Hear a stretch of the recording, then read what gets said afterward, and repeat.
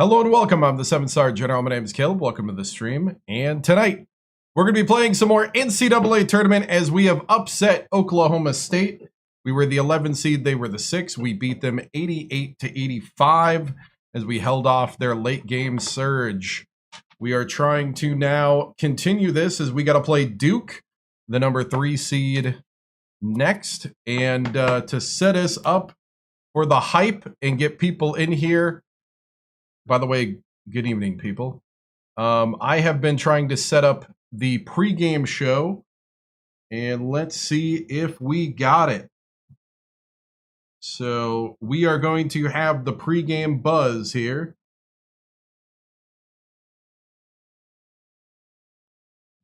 Let's see. I need to line everything up. Here we go. So we're going to have the pregame buzz, and then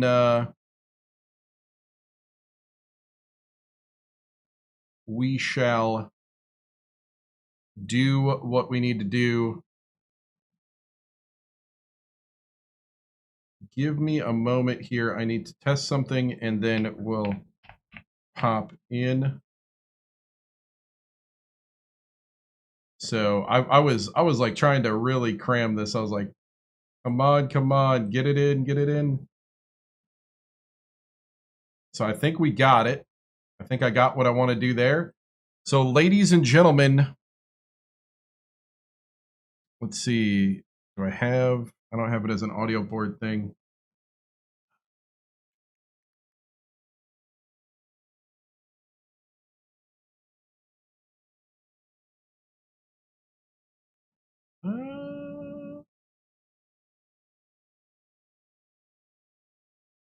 Trying to find my files now. Hold on. Okay.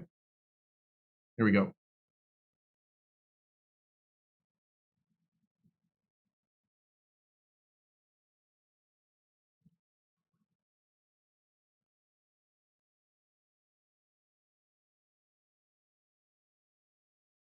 All right. One more thing, and then we'll start. So we're going to do a little hype and let everybody get in here as we get ready for the tournament. As it is Duke versus Sacramento.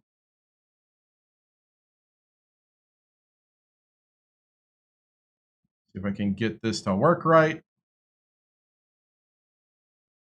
And I think this is it. Here we go. About to find out.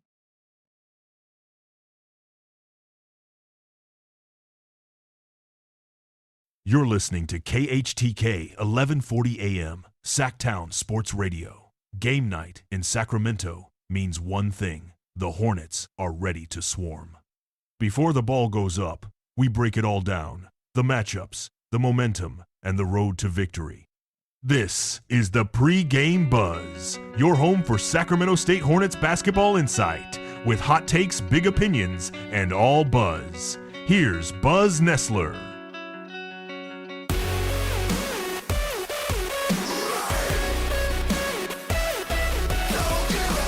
Good evening, Sacramento and Hornet fans, wherever you may be listening tonight. Welcome to a special NCAA tournament edition of the Pre-Game Buzz here on the Hornets Radio Network. I'm Buzz Nessler, and in just a little while, we'll get you ready for the round of 32 matchup between your Sacramento State Hornets and the Duke Blue Devils. But before we turn our attention to Duke, we need to talk about what happened 2 nights ago, because what happened on March 18th was one of the greatest nights in Sacramento State basketball history. The Hornets, an 11 seed out of the Big Sky Conference, walked into the West Regional first round and knocked off 6 seed Oklahoma State 88-85. And it wasn't luck. It wasn't a miracle shot. It was 40 minutes of fearless basketball. Let's start with the numbers from that game. Sacramento State shot an outstanding 60% from the field. 33 made baskets on 55 attempts. The Hornets also hit 8 3-pointers and shared the ball beautifully with 23 assists. Oklahoma State shot well themselves, 53% from the floor, but the Hornets matched them possession for possession all night. And the biggest difference in the game came in the style Sacramento State played. This was fast, aggressive, confident basketball. The Hornets scored 50 points in the paint, constantly attacking the rim and forcing the Cowboys to defend every inch of the floor. And when Oklahoma State tried to speed things up, Sacramento State answered right back with 18 fast break points of their own. It was exactly the kind of fearless approach a Cinderella team needs in March. But the part that really stood out to me watching that game was the composure. This team never looked intimidated. Remember, Oklahoma State came into that game with a 92 overall power offenses in the country. But Sacramento State never blinked. They took the punch and they kept swinging. When Oklahoma State made a run, the Hornets answered. When the Cowboys tried to control the tempo, Sacramento State pushed right back. And by the time we reached the final minutes of that game, it was clear something special was happening. This wasn't a fluke. This was a team that believed it belonged. The Hornets also forced 15 Oklahoma State turnovers and matched them defensively with 14 steals. That defensive pressure created opportunities, and Sacramento State took advantage of them all night. It was relentless basketball. And when the final horn sounded, Sacramento State had done it. 88-85. The Hornets were moving on. Now, here's the thing about March Madness. One upset can be a story. Two upsets becomes a legend, and that's where we are tonight. Because the reward for knocking off Oklahoma State is, well, not exactly an easy one. Waiting for Sacramento State tonight is the third-seeded Duke Blue Devils, a program with 14 Final Four appearances, 3 national championships, and a head coach named Mike Krzyzewski, who has been winning basketball games longer than many Hornet players have been alive. Duke is big, Duke is talented, and Duke is expecting to move on. But if the Hornets showed us anything in that first round game, it's this. They are not here to admire the moment. They are here to compete. When we come back from the break here on the pregame buzz, we'll take a deep dive into the Duke Blue Devils. We'll break down their lineup, their strengths, their weaknesses, and we'll ask the big question: what does Sacramento State need to do to pull off another March Madness shocker? You're listening to the pregame buzz on the Hornets Radio Network. Don't go anywhere. Oh my goodness!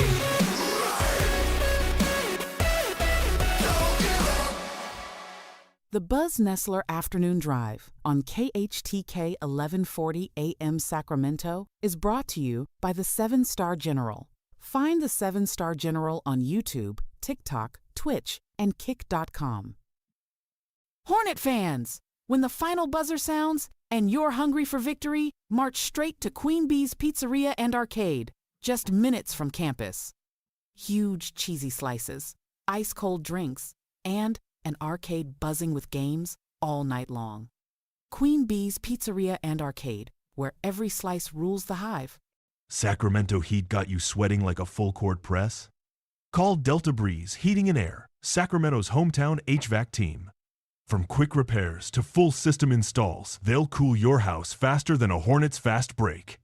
Delta Breeze Heating and Air, proud supporters of Sacramento State basketball.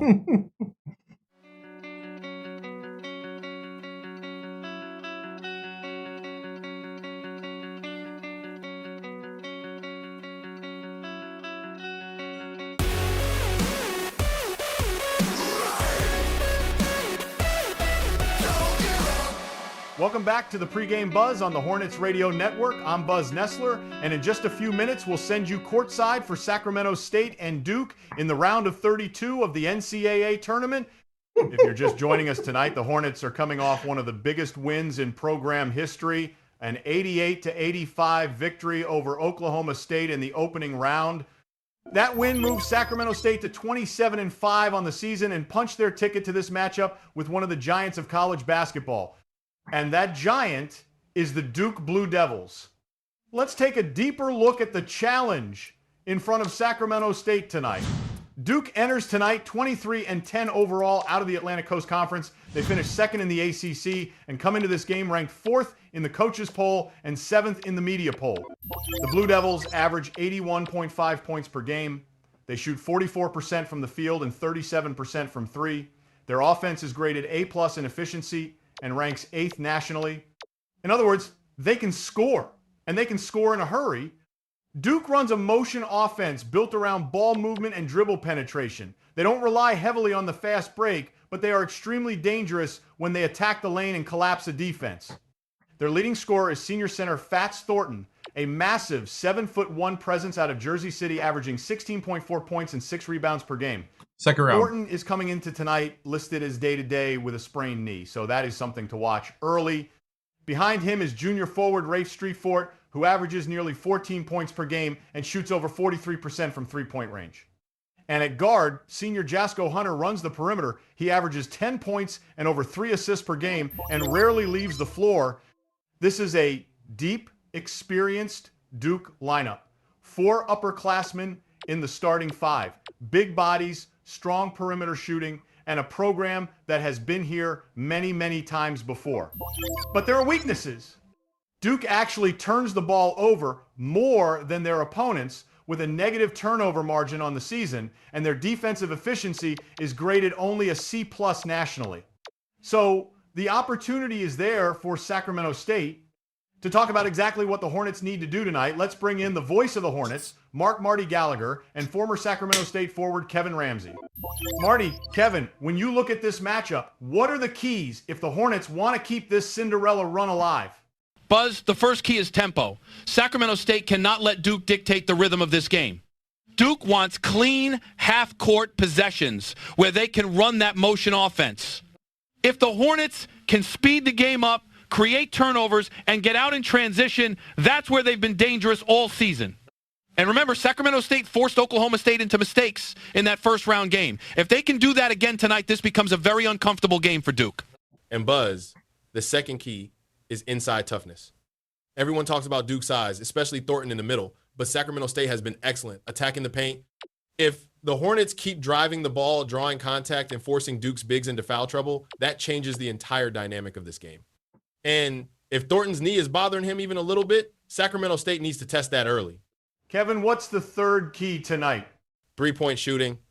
Sacramento State does not need to shoot lights out, but they need timely threes. When Duke collapses on penetration, those kickouts have to fall. Hit a few of those, and suddenly the pressure flips to Duke. Good stuff as always, gentlemen. So let's put it all together. The Hornets need to control tempo, attack the paint, force turnovers, and knock down the open three when it's there. Now it's time for one of our favorite segments here on the pregame buzz. The Buzz Meter. On the Buzz Meter tonight, we measure the likelihood of a Hornets victory. Now, let's be honest here. Duke is a powerhouse. They're deeper, they're bigger, and they've been in this spotlight many times before. But Sacramento State already shocked one major program this week. So, on the Buzz Meter tonight, I'm giving the Hornets a 35% chance to win this game. And if you're a Sacramento State fan, that's a lot better than anyone expected when the bracket came out. But if the Hornets are going to pull it off, someone has to be the star. And the player I'm watching tonight is Sacramento State's floor general. Oh my The Hornets goodness! need a leader. Someone who can control the pace, break Duke's pressure defense, and make the right decision when the game gets tight.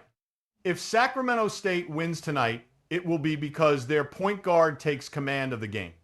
Drive the lane, create for teammates, and hit the big shot when the moment arrives. If that happens, the Hornets might just keep dancing. And with that, we are just moments away from tip-off in the round of 32. Sacramento State, Duke. Cinderella versus college basketball royalty. Up next, we send it courtside to the voice of the Hornets, Marty Gallagher, alongside Kevin Ramsey for all the action. For everyone here at the pregame buzz, I'm Buzz Nessler. Enjoy the game.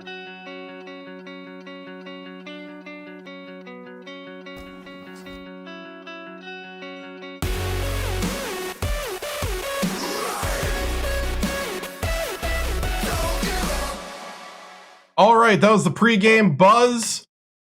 I can't do that all the time. That took a lot of work. So let's get into the game, guys. Here we go. Number 3 Duke. 3rd seeded Duke against 11 seeded Sacramento State Hornets.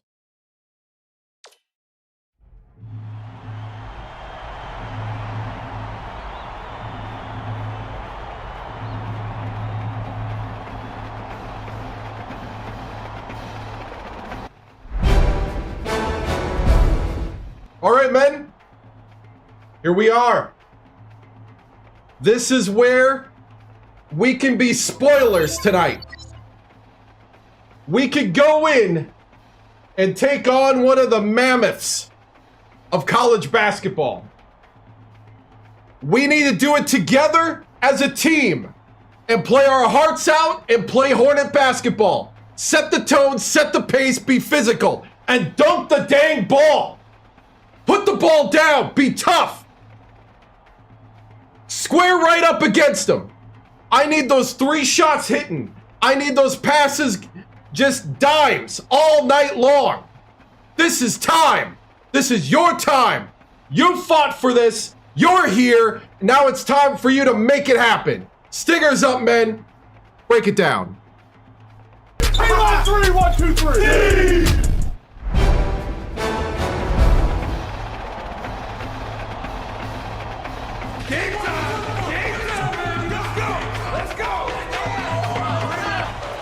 Get ready for College Hoops 2K8. The Duke Blue Devils square up against the Sacramento State Hornets.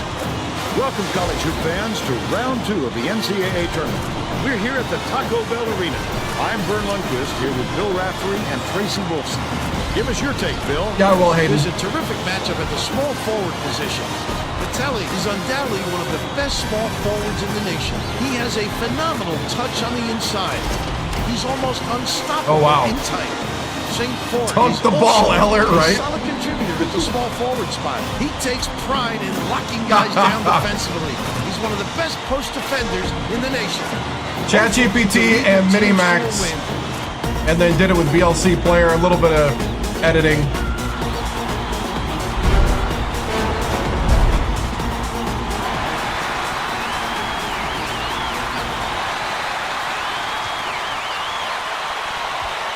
Passes it to the right side. Weber dishes it to the right. Vitelli hands it off. Set it up, set it up. Misha catches it, right wing. Parham backs him down, shoots the turnaround, corrals the miss inside. He worked hard for that shot, but the defender worked just a little bit harder. Passes, right wing. Vitelli hauls in the board. Vitelli went after that rebound hard. Great work. Leads him with the pass. Param with the dunk! He's got 2. Oh, my bad. St. Fort inbounds the ball. Run. Slow him down, slow him down. From deep, corralled by Parham. Let's go to our sideline reporter, Tracy Wolfson, for an update. What do you have for us, Tracy? What? Earlier today, I talked with the Hornets coach. He told me that nobody expects them to go far in the tournament, so they've got a little bit of a chip on their shoulder. He said, we're going to get a big kick out of proving people wrong and getting to the Sweet 16. All we have to do is play up to our capabilities. Get out there! Well, guys, he's either using the oldest motivational trick in the book, or he really believes it. Thank you, Tracy. I used the whole shot clock and only need a few seconds, right? McGee fouled hard, and he'll take a trip to the line.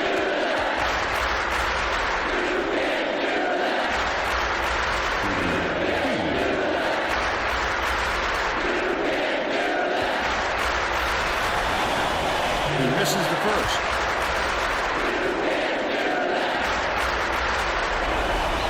He's off on the second. Come on!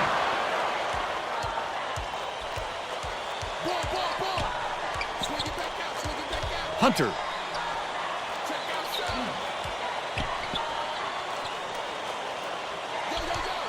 Hunter shoots it.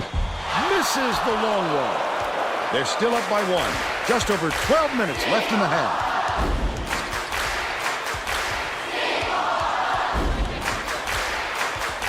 To the elbow. Dumps it to the paint. McGee swings it to the left wing.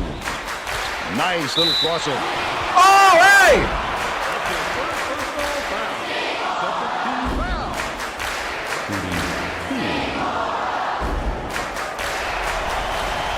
Knocks down the first one.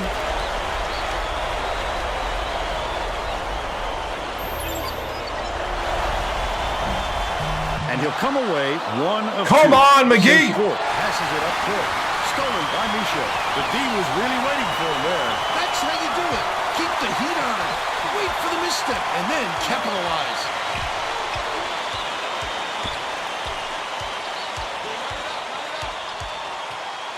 Parham catches it out left. Feeds right wing. Oh! Steal by Thornton. The break is on. Takes it up. The intercept. What great reflexes. He pounced in and picked that one off easily.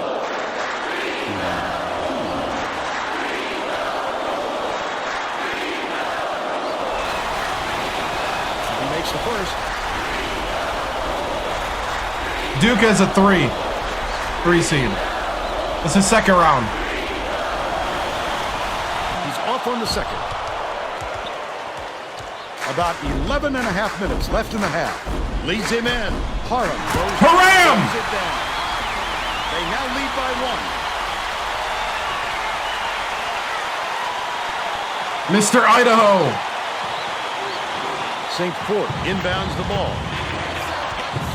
Slater. Buries the two-off layup. And they're now out in front by one. McGee brings it up the floor. They're going to try to disrupt the flow of the offense with this head What? track. What?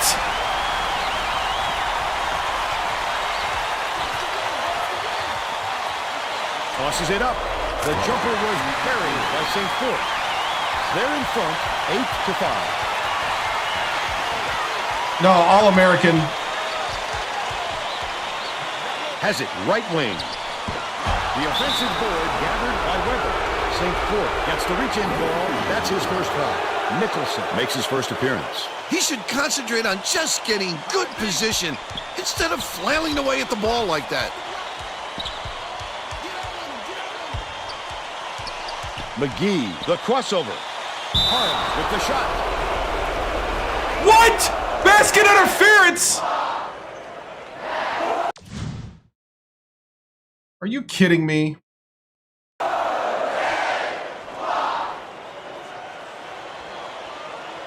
St. Fort inbounds the ball. Nicholson feeds it to the wing. Post three, and it's picked up by Sacramento State. Just over 10 minutes left in the half. I'd love to see that. He was lurking around, then pounced. Such a thief burn. Left wing, throws it up. No luck on the three-pointer by St. Fort, but they're still up by 3. Crosses it over. McGee scores after the quick crossover. Second round. Now down by 1. It's ChatGPT and Minimax.io for the Buzz Nessler thing. Deflects And a little bit of editing. And it's scooped up by the killer. The D was really waiting for him there. That's how you do it. Keep the heat on. There you go, Weber. And then capitalize. Get it, get it, get it. Trap, trap, trap, trap. Wofford lets it go. No good. Good rebound. Wow. His mid-range game is generally solid. He can't believe it, and I can't believe it. Misfired on the last 3 by Weber. Takes it up. Good defense. They're still down 7. Right around 9 minutes left in the half. Dishes it to the left. Leads him in. Parham goes. Haram! Slams it through. They're up by 3.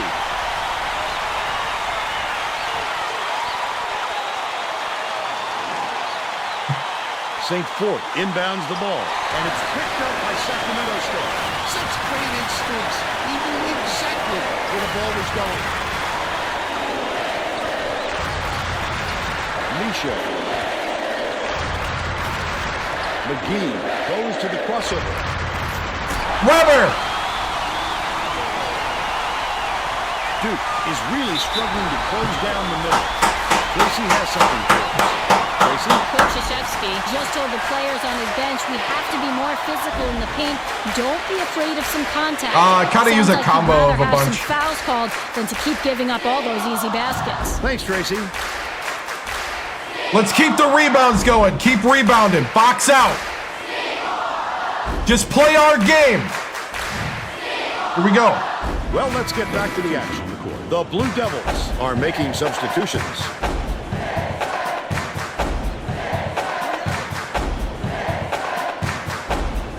Stockman inbounds the ball. Takes the shot. The run cannot be stopped by Slater. That was a much quicker shot than they might have liked. It was a pretty open look, so it's tough to fault him. Woo! Uses the crossover. St. Fort dumps it off. Slater dumps it to the middle. No good on the last layup by Singleton.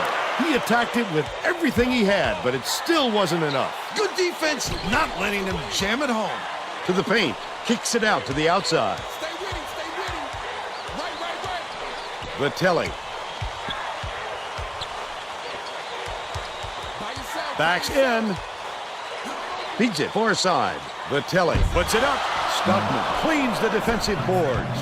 They did just enough to force him to alter his shot. What solid D. 14 feet out.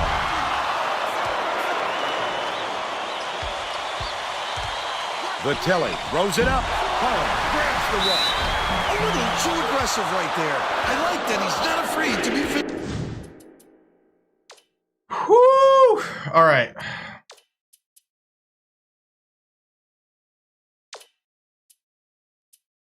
All right, substitutions. That's what I'm looking for. B team. But that was too much.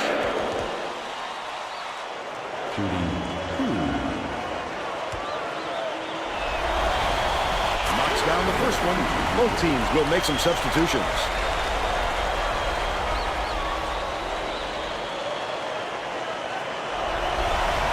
He gets them both. Keeper to make his first stint off the bench. St. Fort inbounds the ball. Stockman passes it up court. Coach Krzyzewski is going to let his team have it.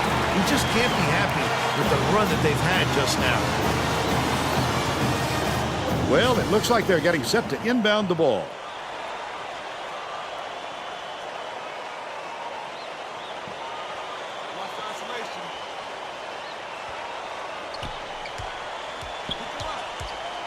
Stockman gets it on the elbow. That last shot good by St. Fort.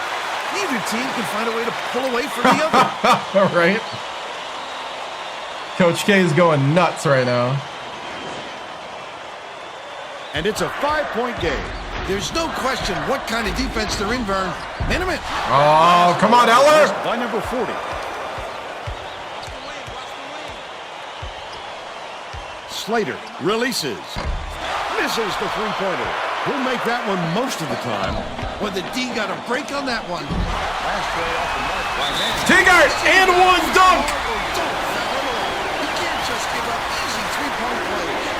Walker got a quick breather, but they need him back on the floor.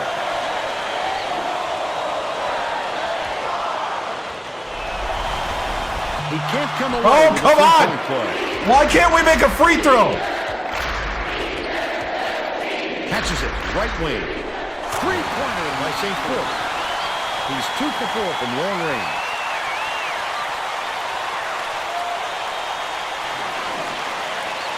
Keeger inbounds the ball. Just over 6 minutes left in the half.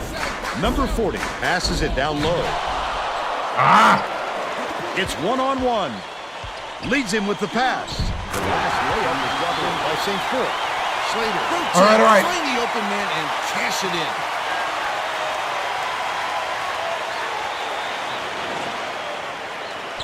Zero brings it up the floor.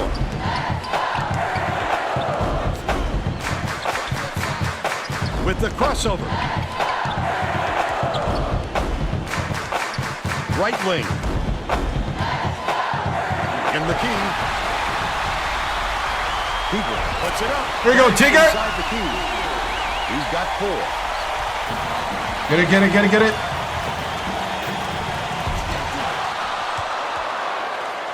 Number 40 brings it up himself. Takes it up. Eller. They take a 6-point lead. Woo! St. Fort inbounds the ball. Swings it to the wing from downtown. No good by Slater. Nice work by the big fella to get that rebound. Man, nice little crossover. Number 4. Eller! On the post. Justin Eller with the On hook. this roll a while ago and just haven't looked back. Man to man. Wofford bounces it to the baseline. Goes up. Got the whistle, and he'll shoot 4 free throws.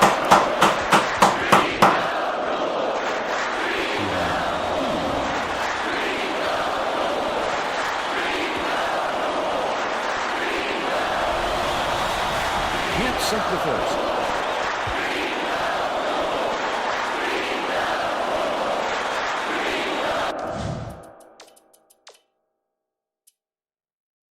Yeah, you're right. Starting lineup needs to come back in. He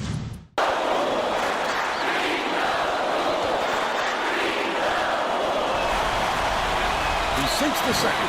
The Hornets will bring all of their starters back to the floor.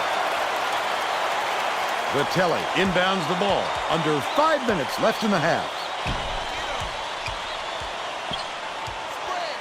Passes left wing. Poked away. The Hornets will get this one back. The Blue Devils are going to make some substitutions.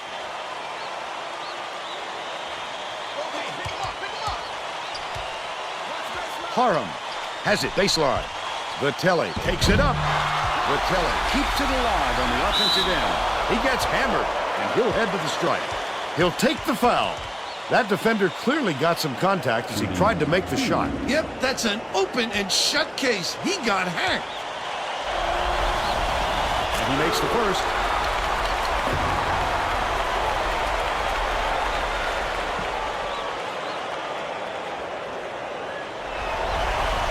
He gets the second to fall as well.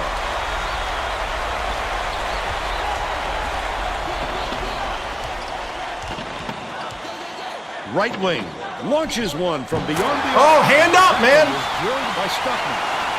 But they're still behind by 6. Parham inbounds the ball. Just over 4 minutes left in the half.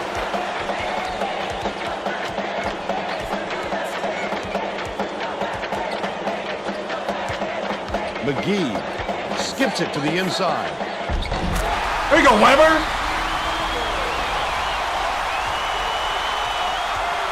Nicholson goes up.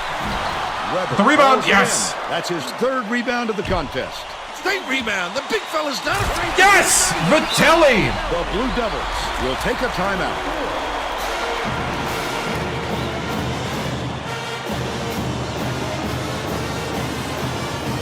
Ooh! Keep going, keep going. It's our rebounding that's getting us here. Team defense and rebounding. Let's force them to shoot over the top because they are not comfortable shooting the 3, all right? Keep going. Getting set to inbound the ball.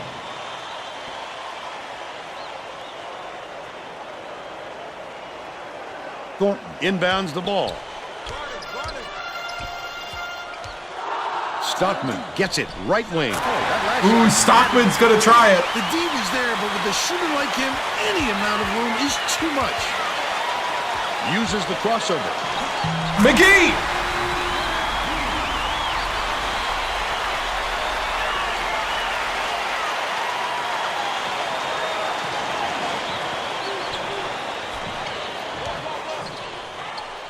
Bounce pass, down low. Get it out of there, big fella.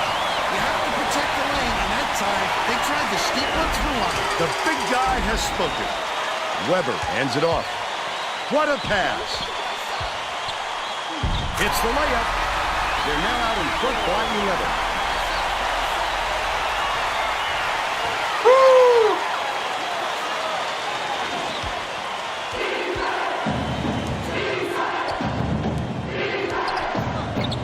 Stockman crosses it over. That's another rebound for a team that's doing a great job on the boards. They've got a big edge there today. Weber lost track of his position and stepped on the out-of-bounds line. That is a turnover. The Blue Devils are putting the rest of their starting lineup back on the floor.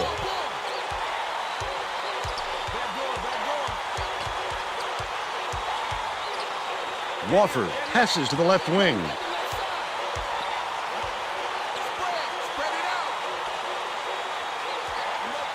Thornton shoots. The three ball was good by Slater. They cut the lead to 8. All right, they're starting to shoot over the top. We're gonna keep an eye on it. Inbounds the ball. 2:17 left in the first half. It's Dang it! Oh, the quick hands before they even knew what hit them. He made off with that one. St. Fort has it baseline. 2 minutos. From long range. Dang it! 60% from downtown. McGee brings it up court. There's no question what kind of defense they're in, Vern. Minute. The crossover takes it up. What? What? Hunter goes up. Parham pulls it in. Don't put anything weak up like that. I'm sure his coach will be telling him that. Leads him with the pass. Stolen. Oh! Not a good entry pass, Vern. You just can't force it in there. Buried from beyond the arc by St. Fort. They're now down.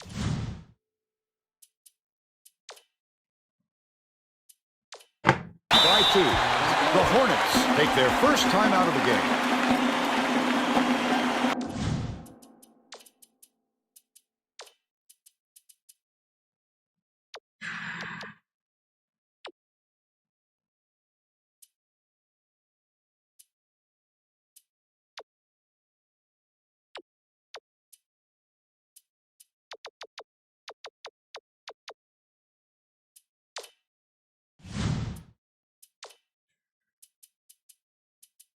Who's right now? The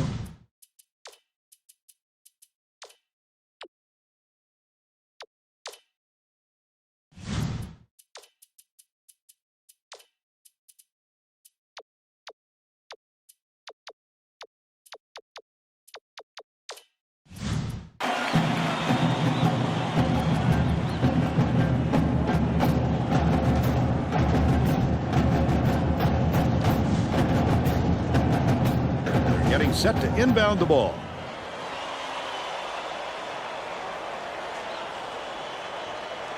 Parham inbounds the ball. The Hornets will try to put a stop to this run.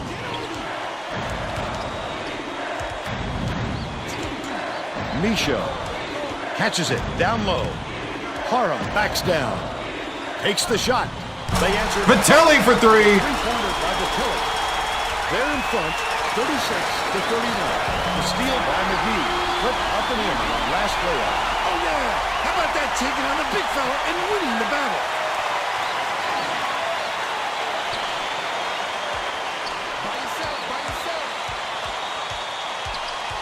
Got Slater lead pass inside. good rebound. Duke is not doing a very good job on the boards today. And Tracy has a report from their bench. Krzyzewski just told his assistants if we have to defend with 5 guys in the paint, then let's do it. But I'm getting very tired of seeing us getting killed on the boards. That sent them scrambling to the chalkboard, Vern. Thanks, Tracy.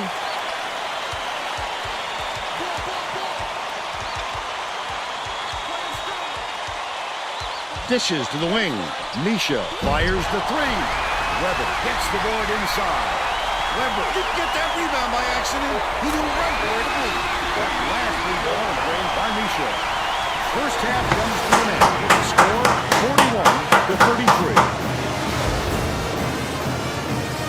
41-33. Give us your opinion on the first half, Bill. I can't think of too much good to say about this game so far. Maybe you can do play-by-play and color.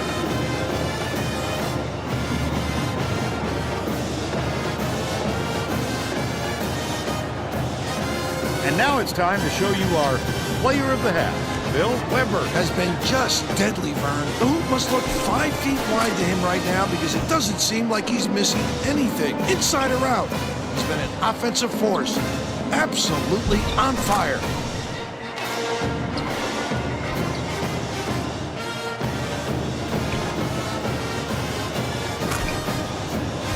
Tremendous effort from our player of the half.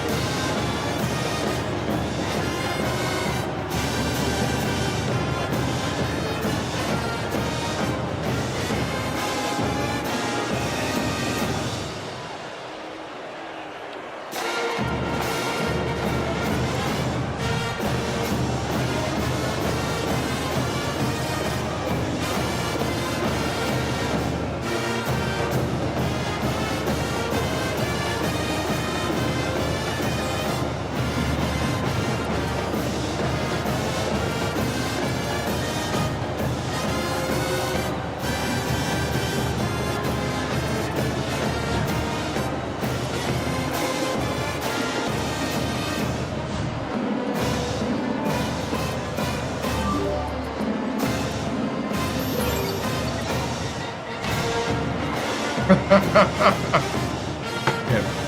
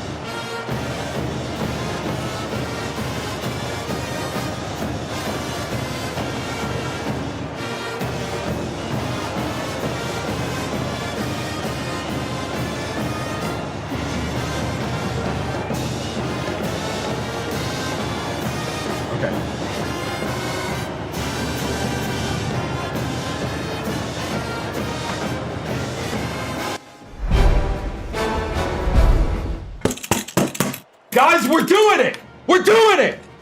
This is amazing! I love it! I love the passion, I love the energy! We're actually getting rebounds! We're actually going hard to the hoop, I love it! Here's the thing, they're starting to catch on. Coach K's not an idiot. Alright? They started putting out their three-point shooters and setting them up. So that means when we're gonna play a 1-3-1 matchup. You're going to be matching on a man. Matching on a man in this area. Matching on a man in this area. All right, you got areas and you're matching up on a man. Our weaknesses are going to be the corners. You got to watch that. We need to get out there. We need lateral movement. All right? That's what we need. Now, we're going to try out as a secondary a little box and one, because they keep trying to drive. They would rather come to the hoop. If this doesn't work, if our box and one doesn't work, then we're going to go into a 3-1-1. Or a 1-1-3, that's what I meant. A 1-1-3. If we do that, I want this man running at the three-point shooters. You are running. You are distracting. All right? Offensively, let's keep the flow. Test the drive. What we're doing is we're getting behind them. And I love the fact that their big man, Fat Thornton, is coming off the hoop and we're driving right behind him. Or we're hitting a backdoor pass. That's what we need. We need to get behind Thornton and start executing. All right? And if we get the three going, that's icing on the cake. Men, you are 20 minutes away from doing what no Hornet has ever done. win a second round game. Men, go out there and make yourself legends. Make yourself the first to don Sacramento State in the Sweet 16. Here we go, men. Stingers up. Break it down. Break it down. Win on three, 1, 2, 3. Oh, wrong one.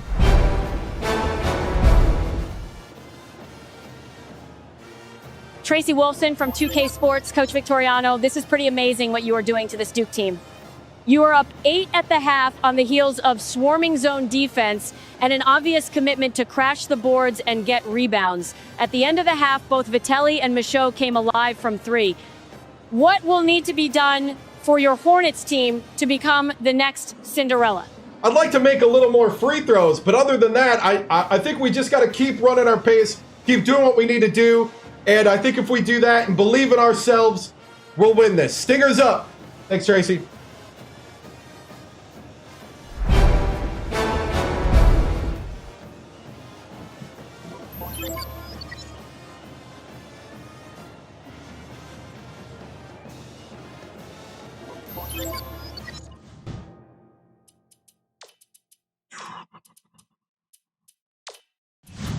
We're ready to We begin ride. the second half.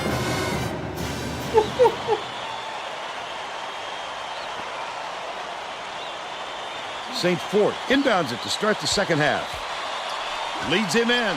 Walker takes it up. Misses it. Harlem has picked up his first foul of the game.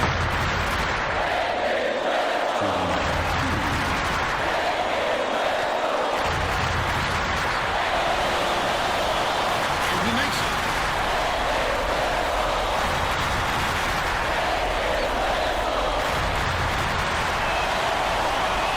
He gets them both. Tracy Wolfson has some extra info for us. Thanks, Vern. During halftime, I spoke with the Weber. Hornets coach, who felt that his game plan is working and said he won't be changing things up in the second half. He went on to say that he wasn't going to mix up his rotation, even though he knows he has talent on the end of his bench. He felt that the players he used in the first half give him the best chance of winning this game, and he won't stray from that game plan. Second round. Guys? Well done, Tracy. Thank you. And he makes it.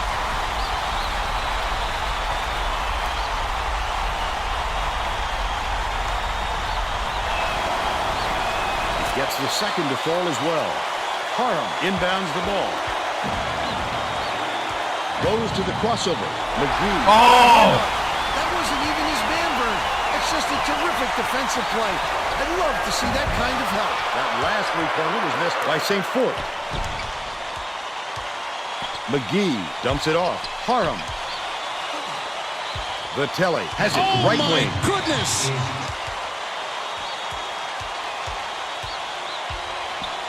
Parham.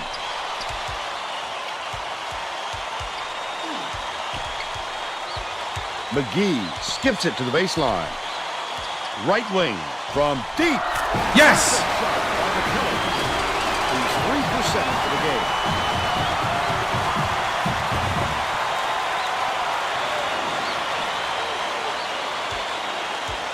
Oh, my goodness!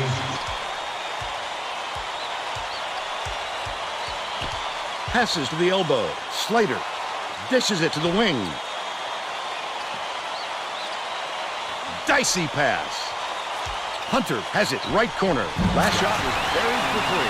At this level, you have to be able to match your opponent. Well, we've seen them trade threes.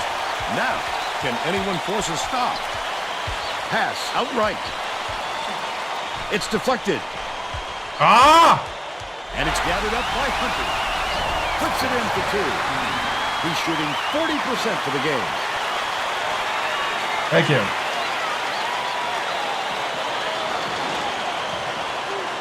Weber inbounds the ball. They're playing man-to-man here, Vern. Parham gets it left corner. Michaud beyond the arc. St. Fort grabs the rock. They've still got a 4-point lead. Under 12 minutes left in the second half. Slater feeds it to the high post.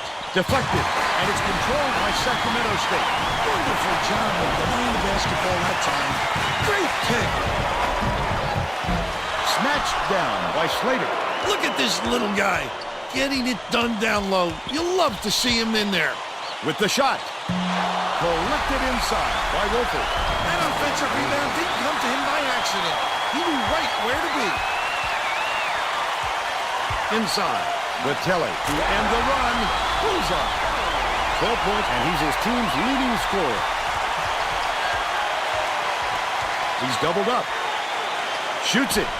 Nailed for three-point range by Hunter. He's 2 for 3 from three-point range.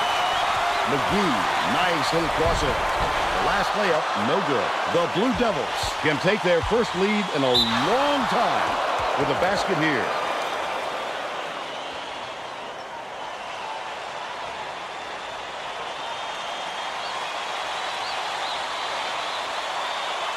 Wofford inbounds the ball.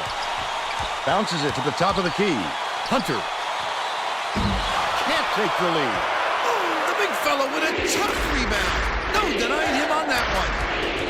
Knocked loose, but it's tracked down by Sacramento State. With the crossover, deflected. Get it out of there, big fella. You have to protect the lane, and that time they tried to sneak one through on it. The big guy has spoken. Here's the spin move. Hunter catches it, left wing. That last triple off the mark. He did a real good job to stay that close on a shooter. Just getting a hand up will bother most players enough to make them miss. Come on! Target on the last shot by Parham. And it's a one-point game. St. Ford, nice board work. He makes rebounding look easy. And believe me, it's not, Vern.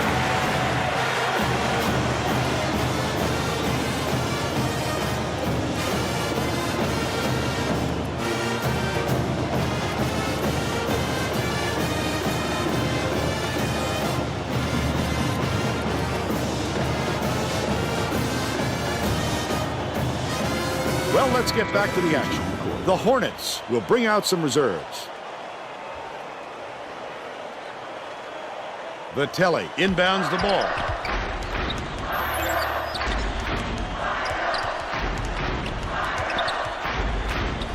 Feeds right wing.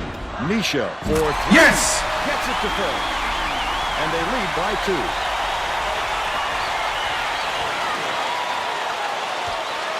Slater brings it up with another assist.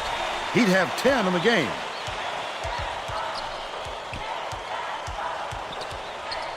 Hunter catches it right side from 18 feet away. Sinks it. We're now all tied up 51.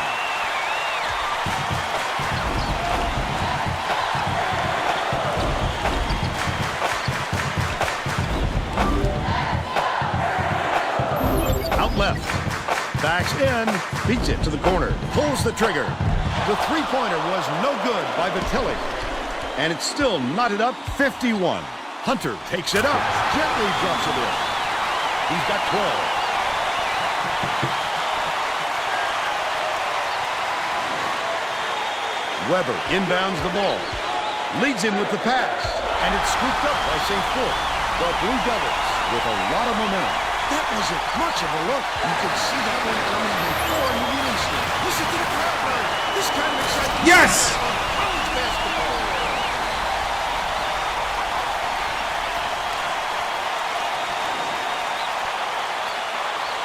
About 8.5 minutes left in the second half. Goes up, blocked. Get it out of there, big fella. You have to protect the lane, and that time they tried to sneak one through on it. The big guy has spoken. This crowd couldn't be any happier. Just listen to the people in this building. They take a 2-point lead. Hunter dumps it inside. St. Fort has it right wing. That last play, no good. The shot down low. Doesn't get it. Misha has become his first foul of the game. He'll take the foul. That defender clearly got some contact as he tried to make the shot. Oh, the starters are in. Oh, not all of them, but yeah. Actually, you're right. We gotta. Well, we're fired up right now.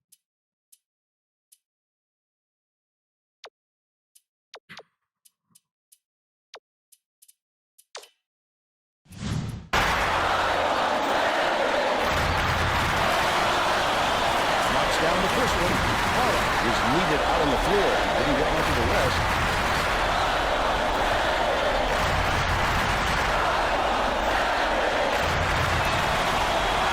Gets the second to fall as well. Giles inbounds the ball. You know what kind of defense they're in, don't you, Vern?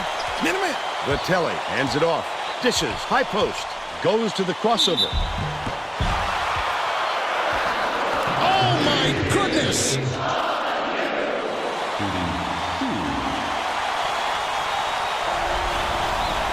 He makes the first.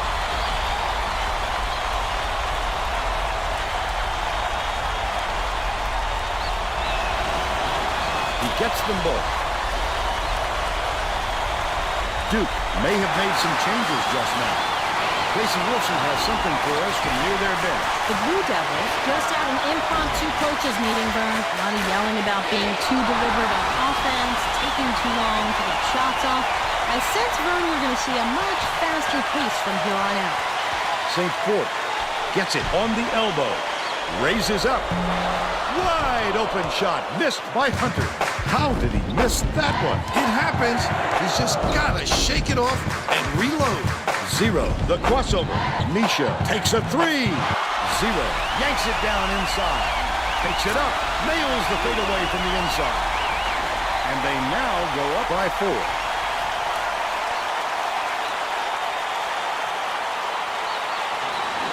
St. Fort inbounds the ball. Slater brings it up the floor. With another assist, he'd have 10 in the game. Yanked down inside by Giles. Great rebound. The big fella's not afraid to do the dirty work, Vern. What? What? Just dunk it! Left in the second half. Fires. The three was drained by Hunter. But they're still down by 1. Oh, my goodness! Zero. Lead pass to the inside. That last basket was buried by Giles. He has a great feel for the game and its timing. He is such an outstanding passer. Right wing. Double him! Passes to the stripe. Slater. Right in the bottom of the bucket. They cut it to 1. We're not slowing down. No. Giles inbounds the ball.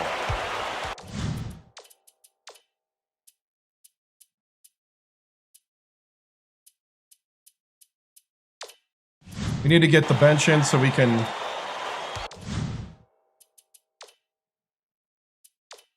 Sacramento State calls timeout.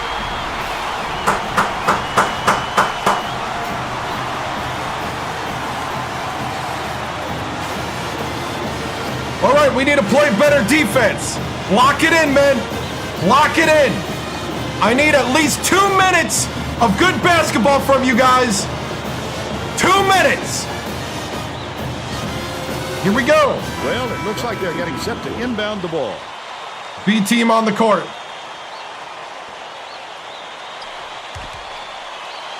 With the crossover. Cooper corrals the miss.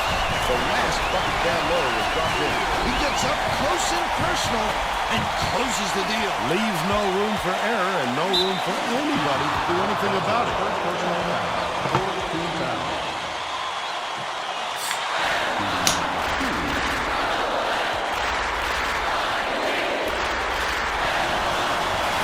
He makes the first.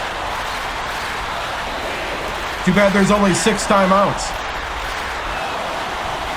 He gets them both. Cooper inbounds the ball. Sacramento State maybe switching things up a little bit. Tracy Wilson has a report. Woo! Kasongo! Hornets just had a little meeting of the minds among the coaching staff, Vern. One of the players yelled, "Why are we rushing our shots so much, guys?" A point coach reiterated. He told them slow things down and chew up the shot clock on every possession. Pass, cross court. St. Fort to tie. He rips down the rebound. Foul. Just too much contact there, Vern. You're not going to get away with it if you affect the shot that much.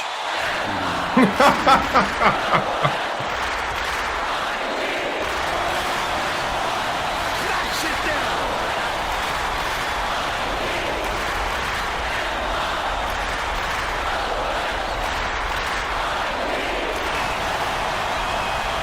the second to fall as well. Giles backs him down. Has it cross court. Man, unload. He rips down the rebound. Teager knocked loose, but it's cracked down by Teager. Woo, Teager battling today. St. Fort inbounds the ball. Right around 5 minutes left in the second half.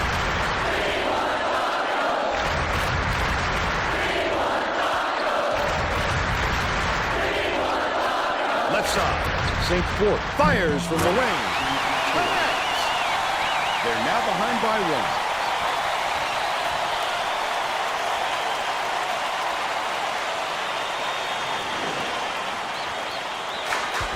Zero tosses it up court.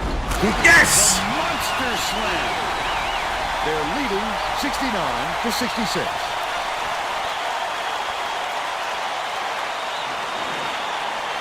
Duke is shooting itself in the foot with all the turnovers. Tracy has something for us. Coach Krzyzewski looked downright disgusted after that last Come on! to yet another opposition bucket. He yelled 3 simple words at his guys on the floor. Protect the ball. All right. Oh, come on, Teager. Missed by Teager. I think they threw him off just enough to affect that shot. Dumps it to the middle. St. Fort. Hang on! Banks it in. He's 10 for 18 for the game. Leads him in. Knocked free. And it's right around 4 minutes left in the second half. Fouls it. Good job, Eller. Good foul. Good foul from the senior. Let's get the starters back in. Holy cow. And he will go to the line. There's no arguing that call. He definitely got hacked. Eller, the senior.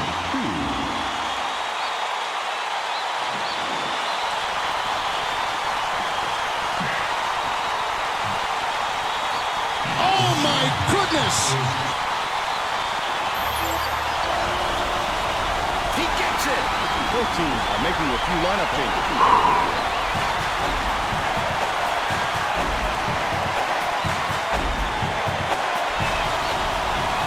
Gets the second to fall as well. Weber inbounds the ball.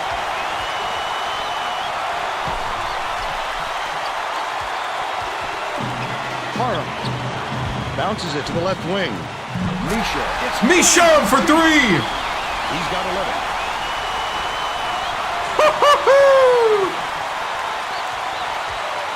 Get it, get it, get it! And it's scooped up by Misha. Parham gets it inside. Mr. Idaho! Roughly in. Look at that pass. Led him straight to the hoop. Oh, my goodness. Yes! Yes! Yes! Yes! Yes! I'm not sure who that was going to burn. Oh, my goodness. Sent the ball sailing. Feeds out left. Vitelli from deep. He grabs Michaud with the rebound and the putback. Oh, and the stare! He gave him a stare! a while ago and just haven't looked back.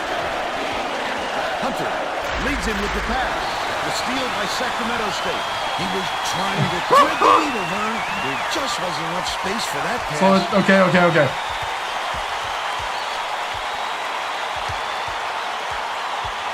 The crossover has it outright. Left wing. Beats it to the right side. Goodness. With the leaner.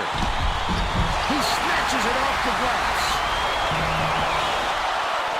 St. Fort brings it up court. Another basket would give him 30 points. Hunter takes it up. Can't put an end to the run. This crowd is going insane. I love the energy in this building. Listen to them. Parham. Swing pass. Left wing. Vitelli for 3! He's shooting 42% from beyond the arc. Slater brings it up with another assist. He'd have 10 in the game. The Blue Devils all timeout. Behind by 7. 1:57 left in the game.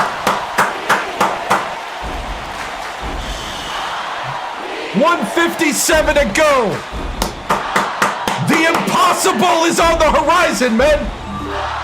It's time to snatch victory. Let's do it right now. Win on 3. Win on 3. 1, 2, 3. They're getting set to inbound the ball.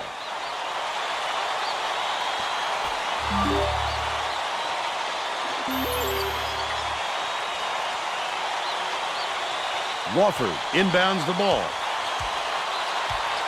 Hunter takes it up, lays it right in. He's shooting 50% for the game.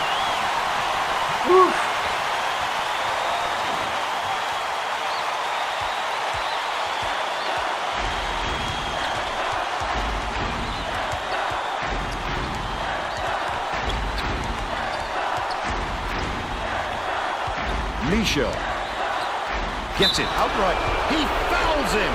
I don't agree with that call at all.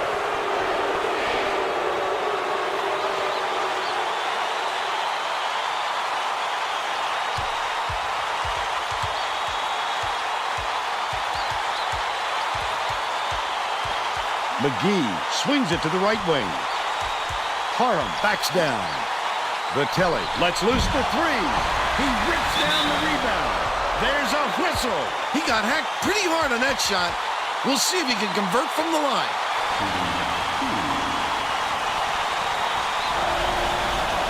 Nails it.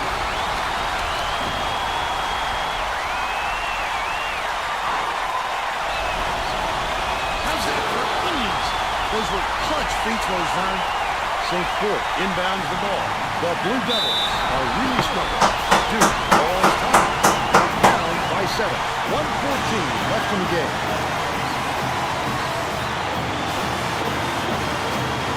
Well, it looks like they're getting set to inbound the ball.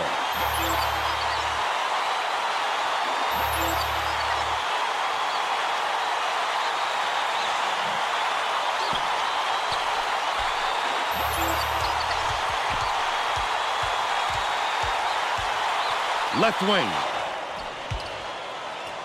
St. Fort. Swish. Dang it! But they still trail by 5. I was on the line, 2 on the line. Poke loose. Oh, come on! Goes up, catches the nice lead pass in stride, and hits the layup. What a great setup on that delivery. What a play.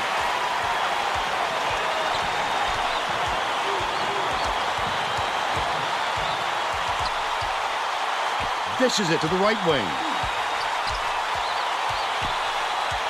Skip pass, out left. Vitelli shoots it up. He snatches it off the glass. Oh, the big fella with a tough rebound. No denying him on that one. Throws it up. Fouls him. So good effort to fight through the foul and put it down. Strong move, Vern.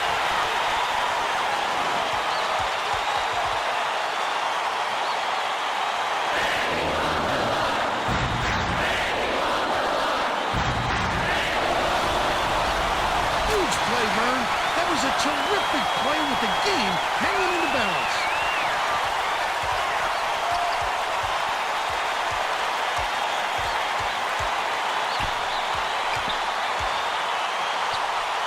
McGee dumps it off. Weber to put an end to the run. Can't capitalize. We are headed to overtime.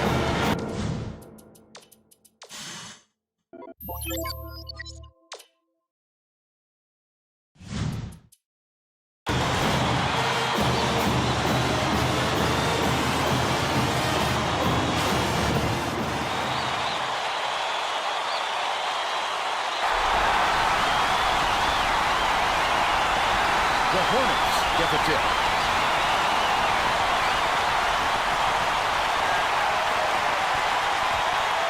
Backs him down.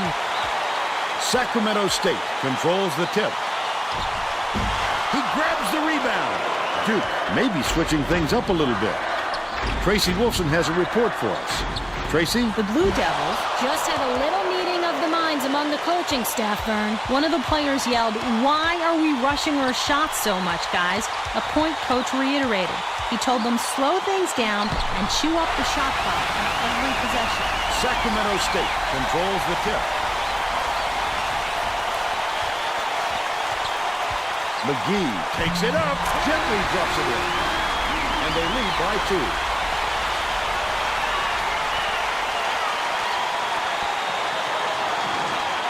St. Fort inbounds the ball, but it's recovered by Slater. St. Fort hands it off.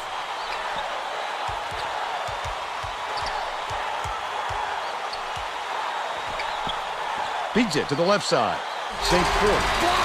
The Hornets control the tip. Get it out of there, big fella. You have to protect the lane, and that time they tried to sneak one through him. The big guy has spoken. Misha. He fouls him. Oh, you can't come across the body like that. It is a textbook reach.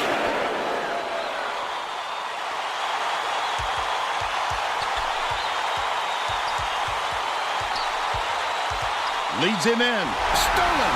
That wasn't much of a look. You could see that one coming before he released it. Errant last shot by Slater. Sacramento State is clinging to a small lead. Dangerous pass. Harlan, it doesn't matter how far you've got to go to get them, Vern. Every rebound is essential. He's got 12. Yes! Yes! Oh, that was not a good look. It wasn't.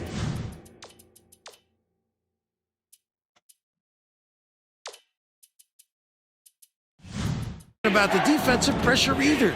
He just fired it off target. Parham inbounds the ball. McGee is one basket away from the double-double. The crossover goes up. He brings down the rebound. Thornton takes it up. Good look by Slater.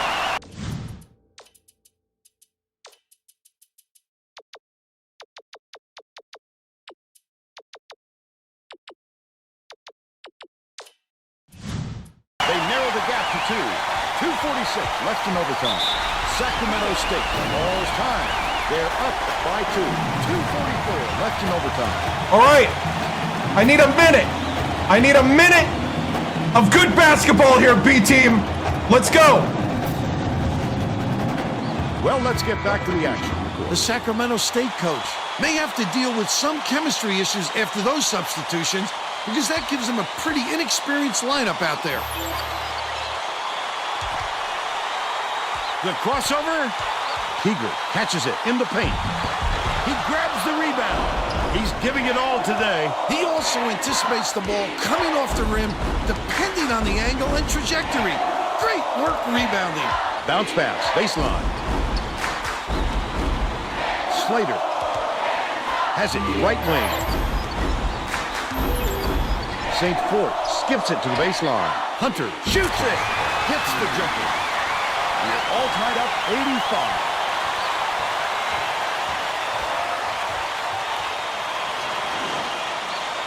Keeger inbounds the ball. 2:09 left in overtime. The crossover. 2 minutes remaining. Oh, dang it! And it's controlled by Duke. A little too much activity down there, and he forgot to squeeze it. Always protect the ball, Vern.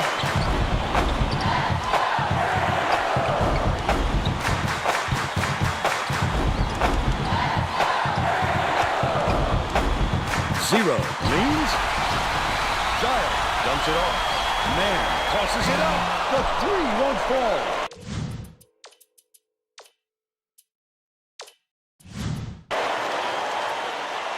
And it's still all knotted up. St. Fort goes up. Gets the go-ahead bucket. They take a 2-point lead.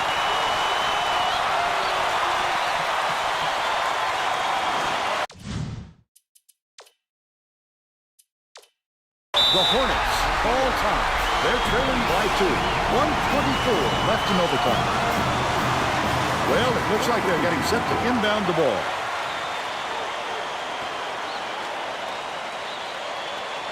Vitelli inbounds the ball. 1:24 left in overtime. Michaud passes back to the high post. From way downtown, he snatches it off the glass. Last shot was in by Curry. Duke calls timeout. The score is knotted out 87. 1:04 left in overtime.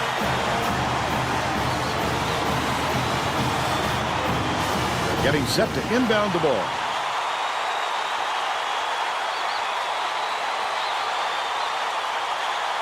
Oh, my goodness!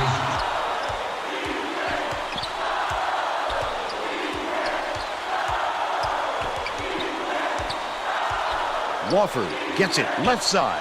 Slater launches it. Cans the shot. They keep knocking them down from outside. They seem to have found their rhythm.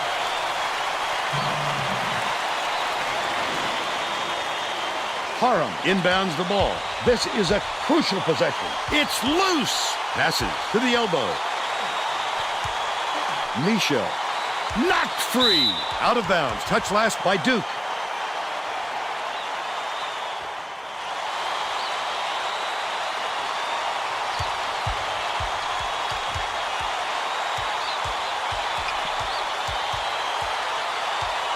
Catches it, right wing.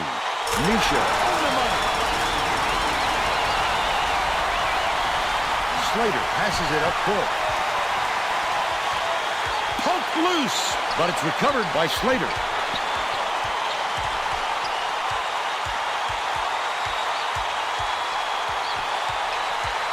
Top of the key. Hunter. Off the mark from the land. Another tie. And we're going to have a second overtime.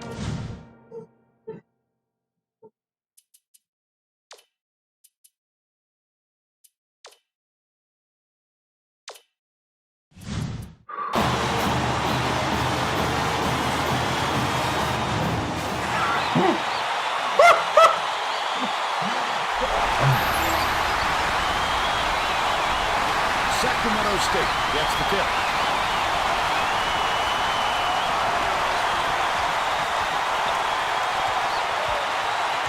Leads him with the pass. Oh, the rejection. Duke is showing us a little bit of a different look, it would seem. And Tracy Wolfson has a report on just that. Tracy? The Blue Devils had a very animated discussion on their bench just a moment ago, Vern, and the track meet is getting shut down after this timeout. Coach harped on one thing with the players. He said, take your time bringing the ball up the floor, set the half court, and use the clock to our advantage. Good D to get that hand in his face. They're staying with him out there. Dishes, left wing. Hunter hands it off. St. Fort lets it go. Makes the long distance connection. He's 5 for 11 from deep.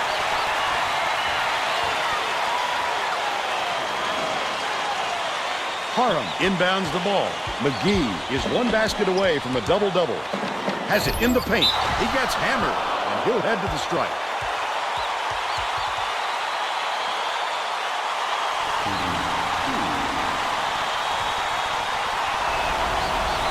Knocks it down.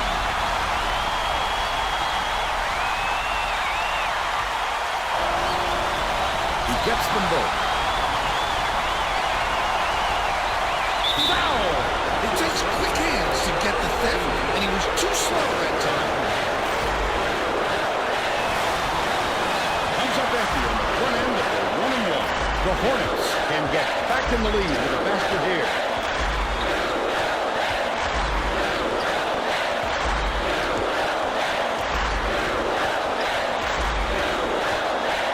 Lead pass to the paint. Stolen by Cook. The break is on. Not a good entry pass, Vern. You just can't force it in there.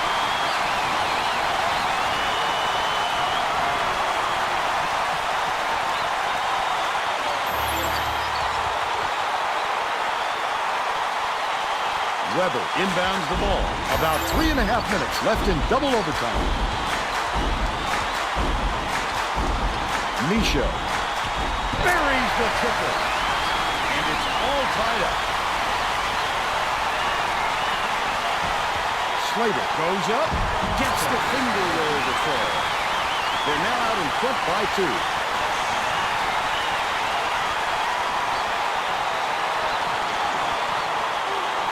McGee brings it up the floor. The crossover, takes it up, flushes it in. It's now all knotted up.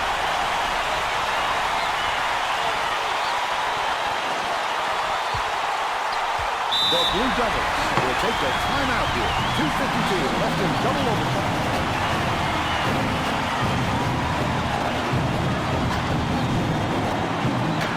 Well, let's get back.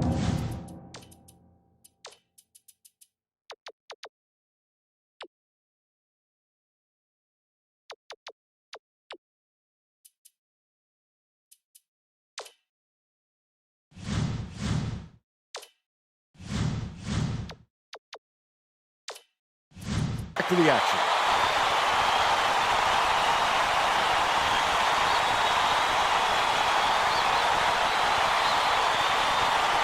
Wofford inbounds the ball.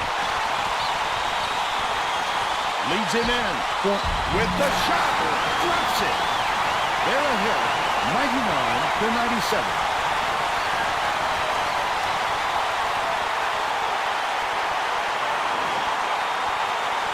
Sacramento State may have made some changes just now. Tracy Wilson has something for us from near their bench. The Hornets just had an impromptu coaches meeting, Vern. I'm yelling about being too deliberate on defense, taking too long to get shots off. I sense, Vern, we're going to see a much faster pace from here on out. Feeds it to the left wing. Wofford patches it baseline.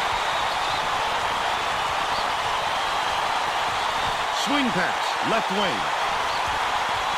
Leads him in. St. Clair flips it in for two. He's 15 for 26 for the game. 1:56 left in double overtime. Misha from way back. He snatches it off the glass.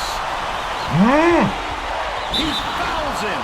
You're never going to get away bumping the ball handler on a steal attempt. Too aggressive.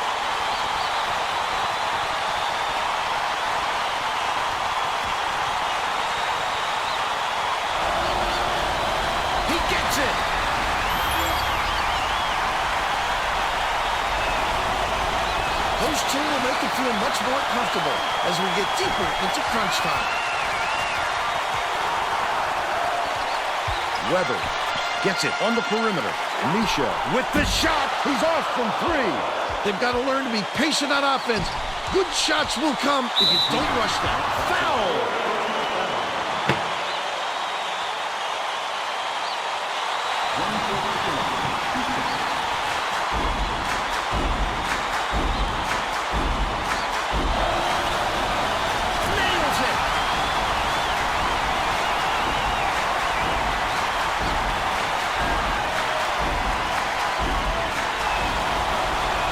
Pressure didn't get to him one bit. Close game or not, he's as cool as could be.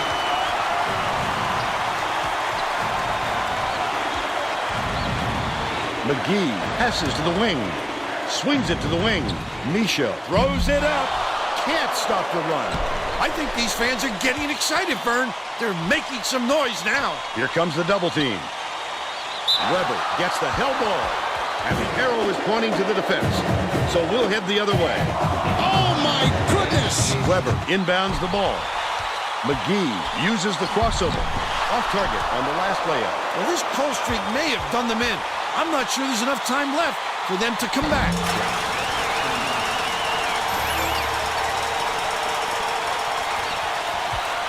Bold pass. Sizing up his man. Snatched inside by Wolford.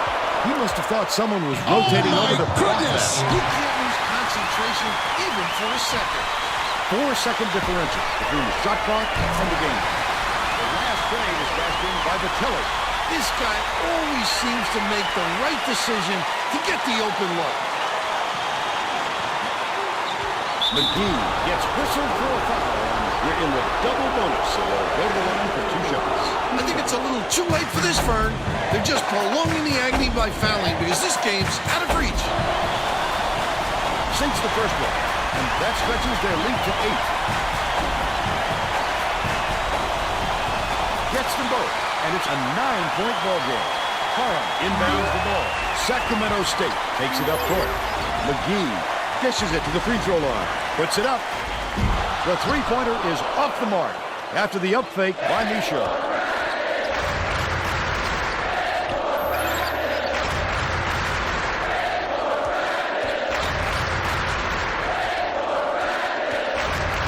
backcourt, patches it right side.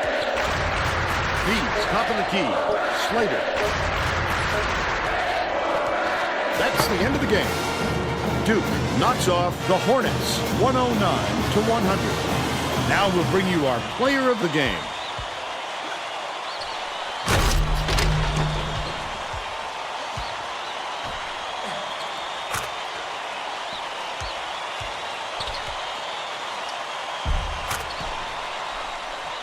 Now let's send it to the studio and Greg Gumbel with the Pontiac game-changing performance. Thanks, Vern. Welcome, everyone, to 2K Sports Studios. I'm Greg Gumbel with today's version of the Pontiac game-changing performance. It's no secret that getting momentum on your side is one of the keys to winning basketball games. The Duke Blue Devils used this shot to take off on a huge run. This game might have had a much different outcome if it wasn't for this sequence. Okay, thanks, Greg.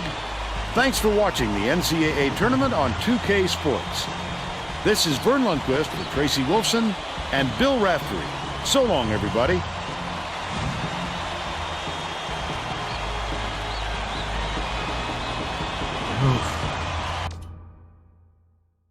Oh.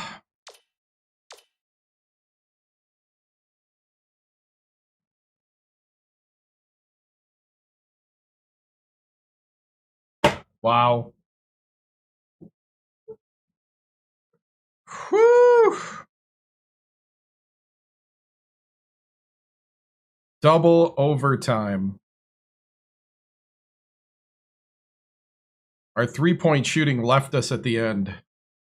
Dang it.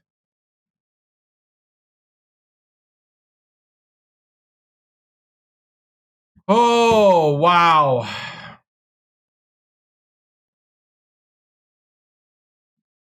We even out-rebounded them 43-32.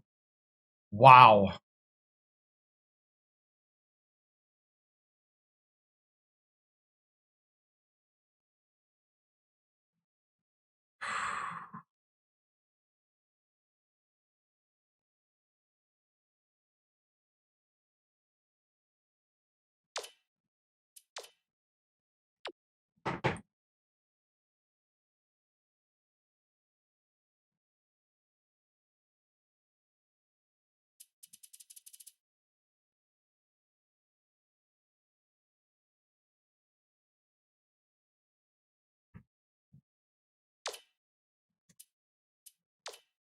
I like the three-point percentage, yeah. Whoever said that, yeah, that killed it.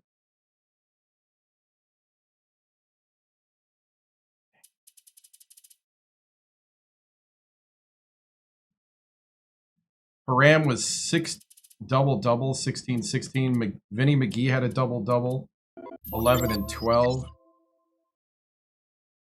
Dude, when we slow down, we get even worse. Like, straight up. Man, there was so much going on that it lost track of. Wow. Like, anybody who's watched this team has seen, like, if we slow down, it gets really bad.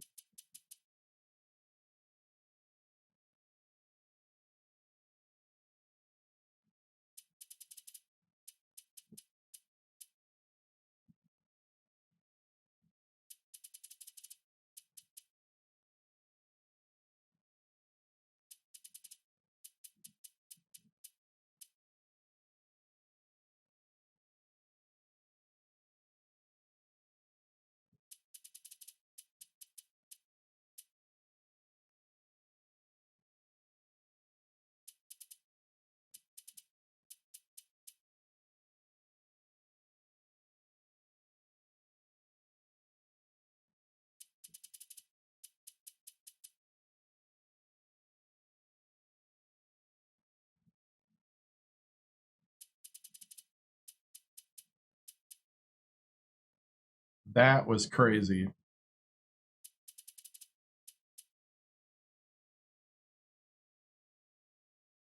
Look at that. We didn't score. We only scored once in the last 2:45.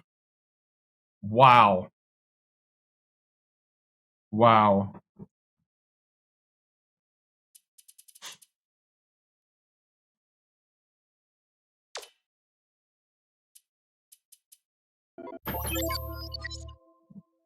Yep.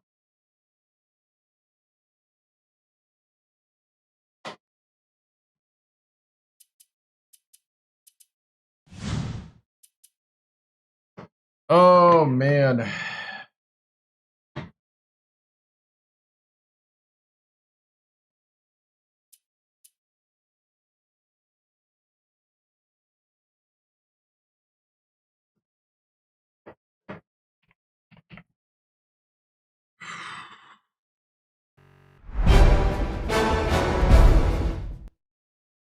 Oh. So close. I'm so proud of these guys, but man, that was so close. Double overtime. Man. You know, I thought we had it in parts. Coach, put things in perspective for us. When you came to Sac State that had never been to the big dance before, and not only have you been there twice in 3 seasons, but you've gotten a win in both games or in both dances. How do you how big do you think this has been for your program? You know, this is huge for the program. It's oof. I mean,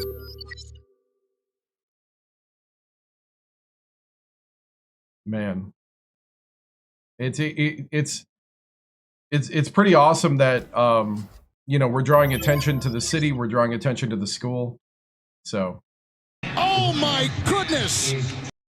yeah, and this was just a hard fought game. Coach, tough loss. Talk about how these guys changed this program in just a couple years.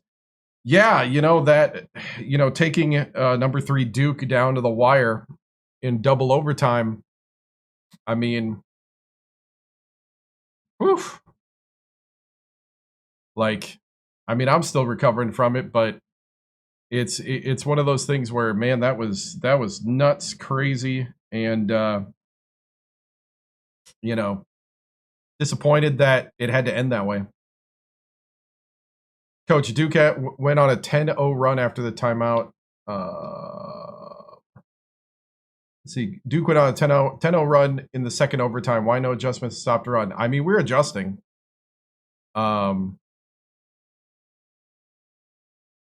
I mean, we're adjusting. It just didn't work.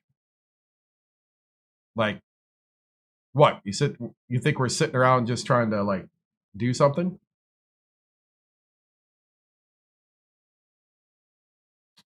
Hey, Coach, tough game. In the first OT, you were up 4, brought in your bench platoon. Duke took a quick 2-point lead in that moment. You wish you had that back? No. If anything, the second overtime, I should have brought in the bench so that the guys didn't wear out. I think that's what let us stay tied down the stretch. I think our guys wore out at the end of the second overtime, and you know, I actually think it's the other way. You know, I think I should have kept the legs fresh in the second overtime and not push the guys too hard.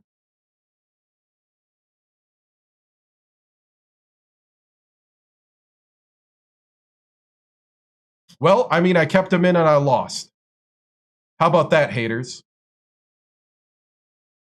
I took them out, brought them back in, and we tied again. Just going to say that. So your plan didn't work either.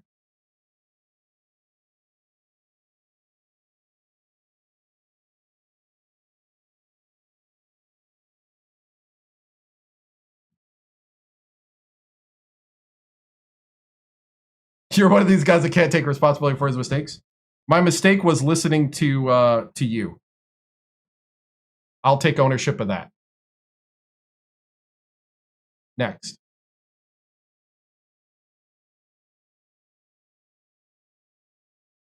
Coach, what do you plan on coming back this season?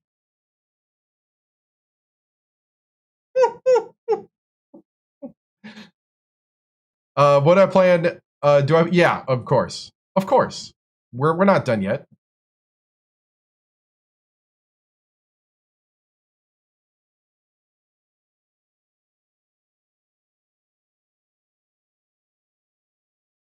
You know what? That reporter can just go. He could just go. He's just deflecting and baiting right now. It's really hard that you're disrespecting such a great season. How many people thought the Big Sky would be double overtime with number 3 Duke, huh? Huh? How many?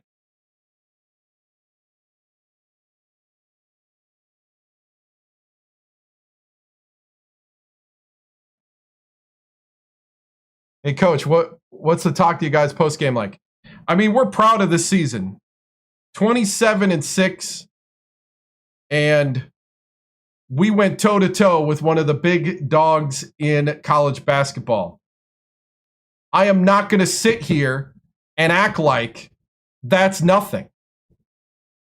I'm not. That's a highly talented team over there with a storied legend coach. And it's an honor to be on the same court in the NCAA tournament with this man and take him to double overtime. Valiant effort.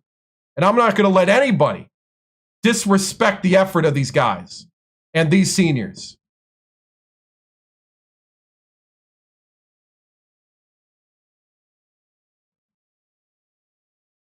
Coach, tough loss the other season. Do you think Sac State can make March? Yeah, I think so. Coach, does this season mean for the future of the university and future? I mean, this should really open up. I think this puts us on the map. And, it's, I think the future is bright. We got a couple decisions coming up here that I hope what just happened will help us along the way. Coach, what was the talk with your guys post-game like? Just told them how proud I am of them. They fought so hard. They've done what a lot of people haven't done this season. Especially, us at Sacramento State, this is the deepest we've ever gone in the tournament as a program, as a university. It's and we were that close to the Sweet 16. And I know that these juniors, sophomores, and freshmen are going to be just hungry for next year and what we can do. And there's a couple bright spots happening next year already. And we're gonna take a couple weeks here to rest, and then we are gonna go all out for next season. All out for next season. Great season, Coach. How would you compare this season to last? This is definitely way better. Last season, we Coach is basically happy with the loss.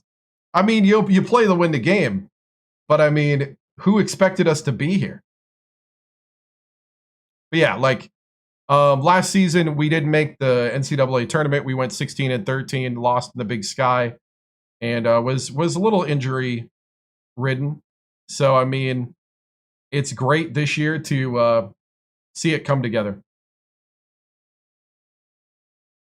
Was it? I don't know. We haven't even done the schedule yet. We just hit the buzzer of a double overtime. Why would we know that? Coach, appreciate you standing on business as usual. Any post-season trip planned before starting next season?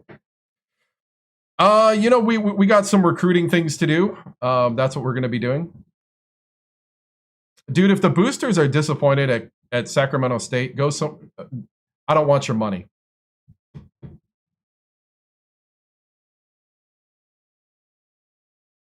Coach, do you hope the momentum of the season will go into the next? Yeah, I think so. Coach, mid-major press here. Do you think this puts the small guys on the map? I do. I think so. This puts us on the map. And, yeah. I think that totally puts us on the map. As head of the Booster Club, we are not disappointed with Coach V. Thank you, Jeffrey. And to be honest, if you're a real Hornet, a real supporter of Sacramento State, you know what I'm talking about. Hornet Nation here. This is one of the most robust fan bases that have been waiting for this for a long time. And the future is bright. I am here to continue the rebuild. I am not bailing on this squad. I am not bailing on this program, and I'm not bailing on this university. We're going to build something special. And just remember, men, Stingers up. Head up. Bright things are in the future. Moving on.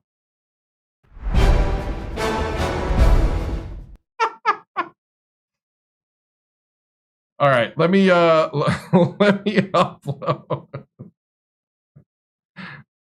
Oh man.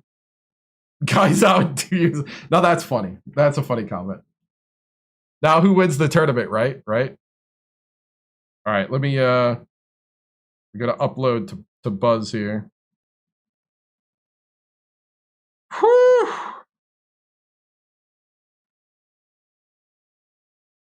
Wow. I mean, I am happy. I don't even care.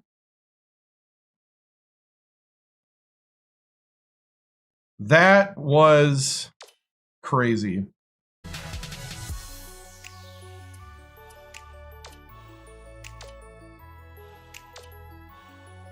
That is a huge improvement.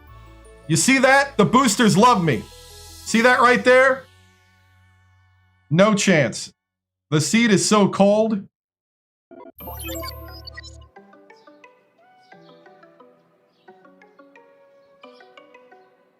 I'm originally from the Green Bay area.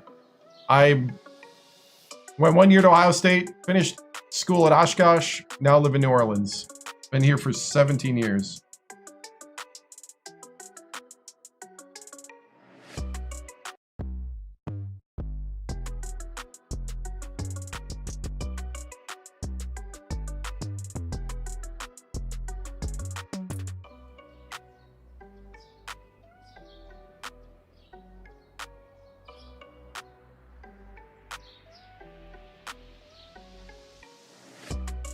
I have not been to the Houston rodeo, but I've heard about it.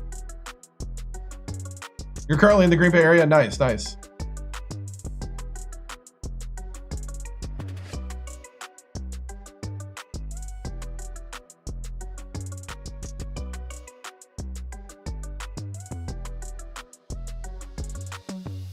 Right, right. They play on freshmen, yeah. Why New Orleans? I came here for a job.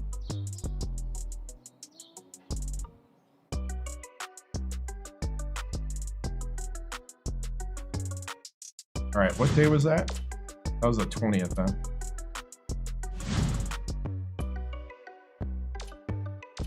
Yeah, that was the 20th.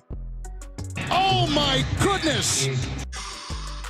All right, we're gonna watch Greg Gumbel and Clark Kellogg.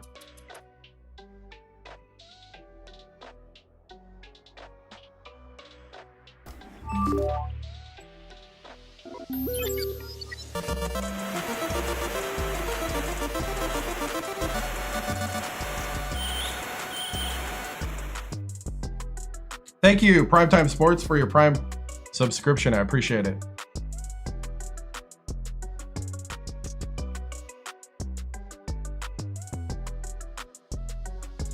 No, lost.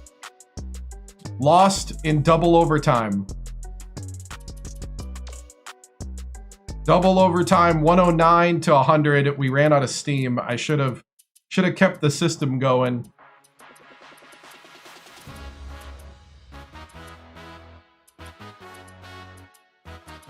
Mountain Dew 0.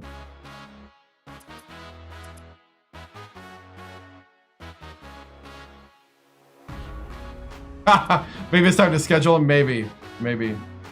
Coach, a better talent coming in the transfer. Oh yeah, what are the goals for next season? I think we got to go to the Sweet 16, but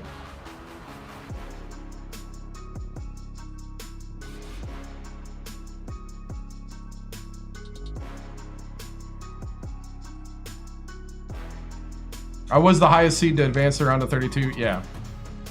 All right. Let's go ahead and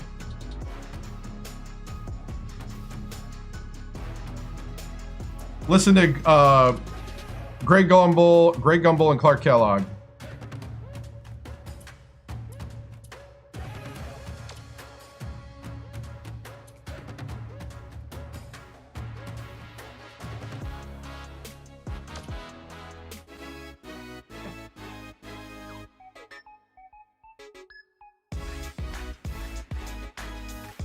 Hi, everyone. I'm Greg Gumbel, joined at the anchor desk by my partner, Clark Kellogg. Next up on the NCAA Tournament edition of College Hoops Tonight, brought to you by State Farm, the #1 auto insurer. We'll recap the greatest games from the first week of March Madness, as well as give you a look at all the great games you can expect in the Sweet 16. But we begin with the player who dominated the first week of the tournament.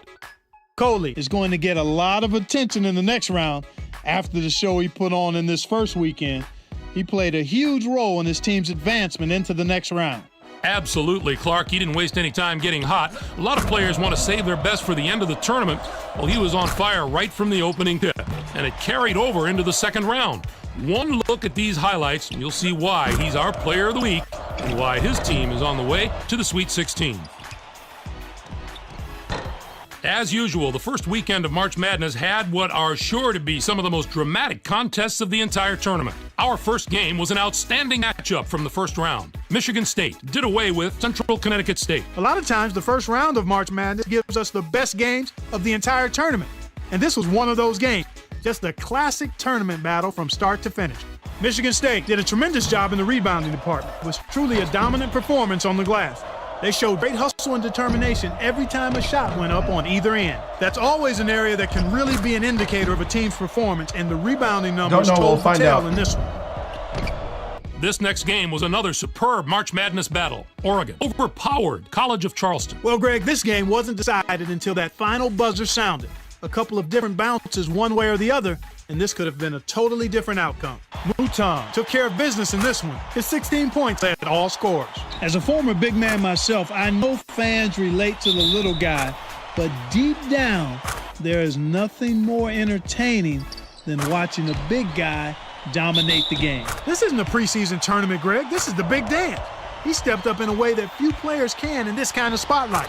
And for that, we should give him a big imaginary high five. Now that we've made it through the first weekend, let's take a look at some of the big matchups that we'll be seeing in the Sweet 16. I'm looking forward to this game just like everybody else. This matchup has the possibility of becoming quite a little rivalry because these teams match up so well against each other, and it's always a heated atmosphere when they're on the court together.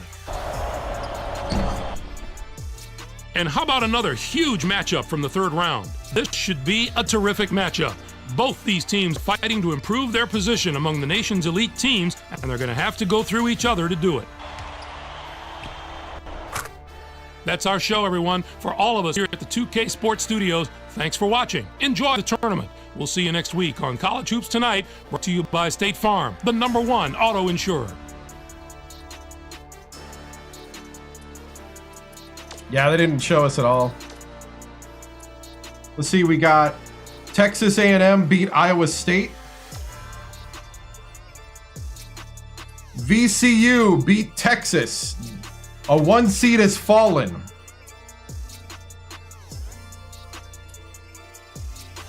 Probably for another 2 hours.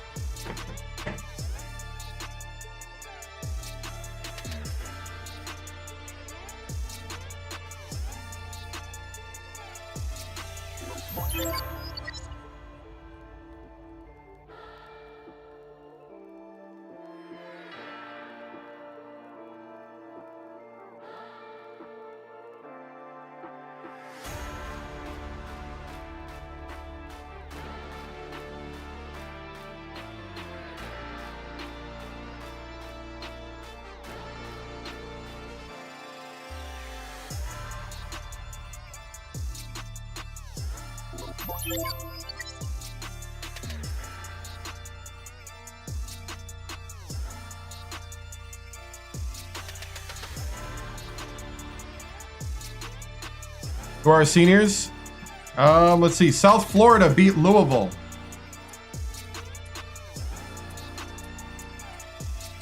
Arkansas lost to Tennessee. North Carolina upset Wisconsin.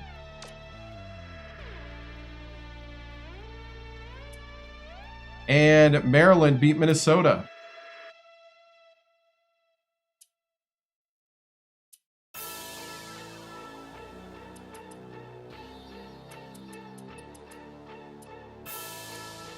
Michigan beat Oklahoma. The Buckeyes beat Indiana, so the Buckeyes face Michigan State. Seton Hall lost to Syracuse. UConn beat Cal. Florida beat Purdue by 1.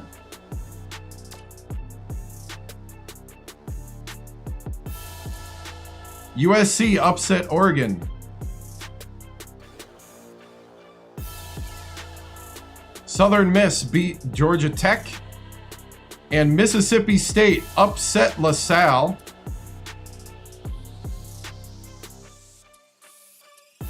I don't know. I don't remember what year he was.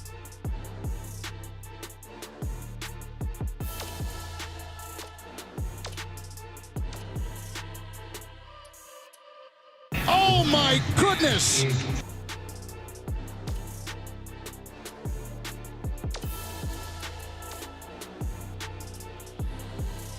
Duke beat Arizona. Texas A&M beat VCU. Oh my goodness!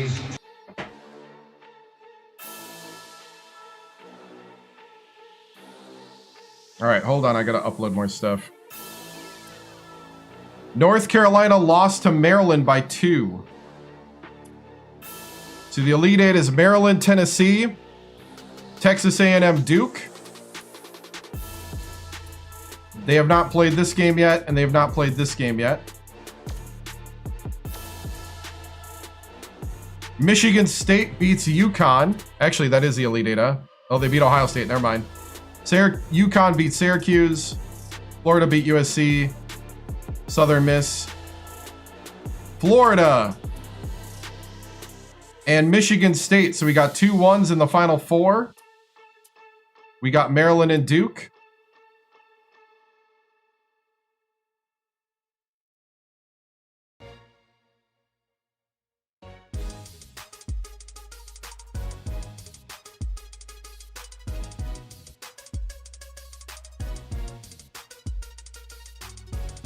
Hold on.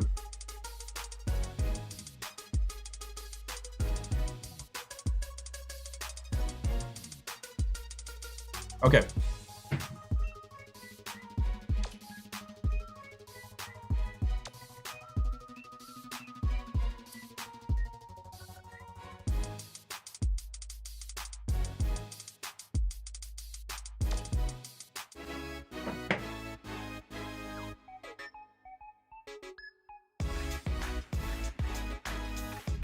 Welcome, everyone. I'm Greg Gumbel here with my partner, Clark Kellogg, just ahead on the special NCAA tournament edition of College Hoops Tonight, brought to you by State Farm, the #1 auto insurer. We'll recap some of the terrific games from the Sweet 16 and Elite 8, as well as give you a preview of the upcoming action from the Final Four. But we begin with the player who gave a virtuoso performance in the second week of the tournament. Coley was a man among boys in the regional finals, partner, and I mean a big man.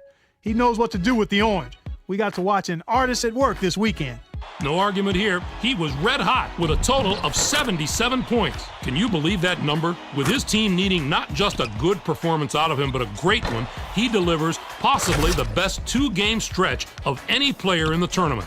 Now he strolls into the Final Four as undoubtedly the hottest player remaining.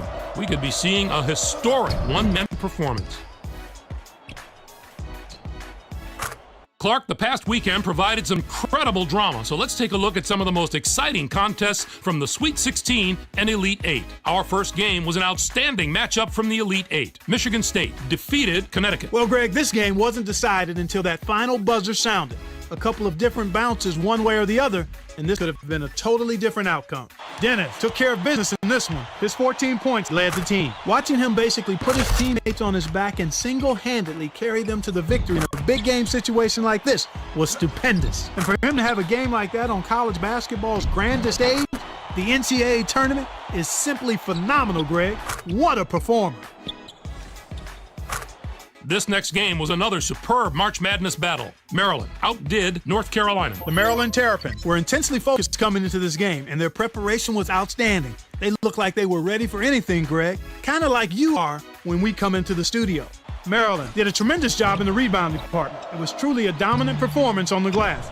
They showed great hustle and determination every time a shot went up on either end. That's always an area that can really be an indicator of a team's performance, and the rebounding numbers told the tale in this one. Let's break down the matchups that'll be coming up on college basketball's biggest stage, the Final Four. With all the talent on display this weekend, we should see quite a show. This is the way this half of the bracket was supposed to shake out, with a pairing of two #1 seeds in the Final Four. Both looked extremely strong coming through their regional, Clark. And the other Final Four contest should be just as riveting. This should be a terrific matchup. Both these teams are fighting to improve their position among the nation's elite teams, and they're going to have to go through each other to do it. That'll do it for us here in the studio. For my partner, Clark Kellogg, I'm Greg Gumbel. Thanks for watching College Hoops Tonight, brought to you by State Farm, the #1 auto insurer. Enjoy the Final Four. Okay. All right, here we go. Let's see who wins it all.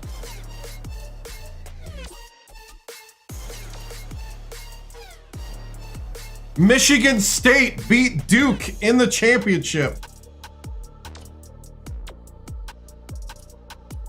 In overtime, 85-81. It took overtime to beat Duke. Wow. Look at that.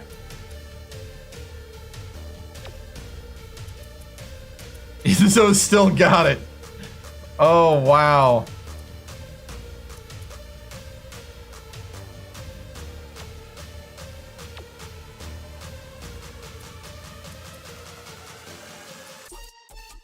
Dude. Hunter played more than a full game. Nobody's little brother. Duke went to the Natty, yep. Yep. All right. Let me set something up here.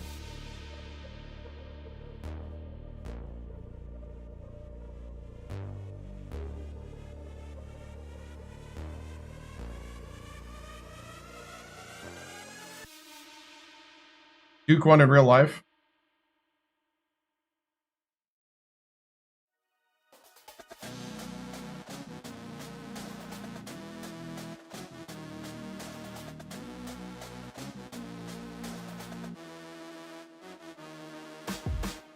Woo, here we go. Let's take a look.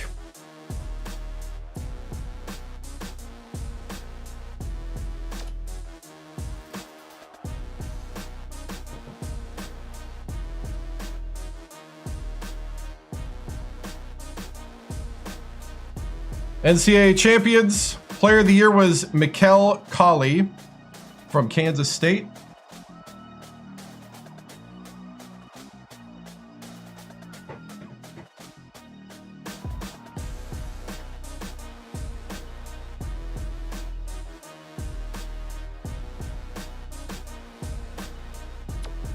Mid-major player of the year was Carlton Lensley.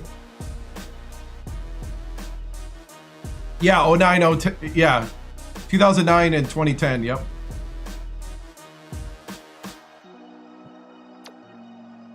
Coach of the year was Tom Izzo.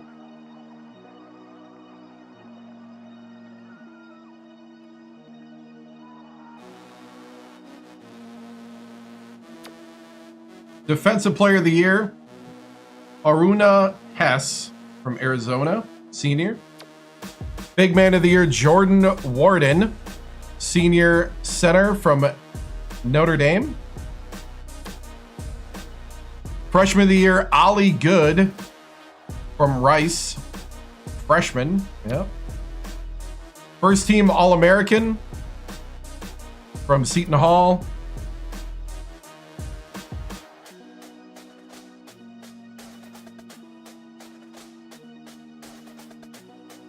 UConn, Colley from Kansas State, Georgia Tech's Grizzard, and Warden. Second team,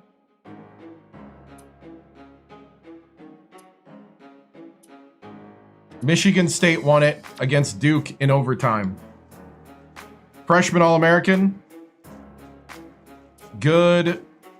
Sokolov, Nash, and Slattery.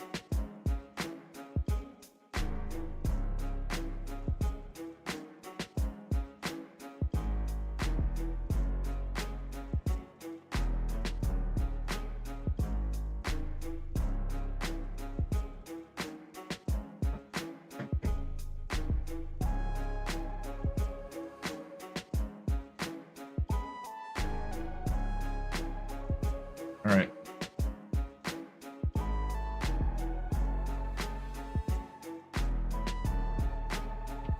Doing some copying here. Conference champions. Big Sky, Sacramento State. Being 85 as a freshman is insane, yeah. Coach of the Year, Hector Victoriano.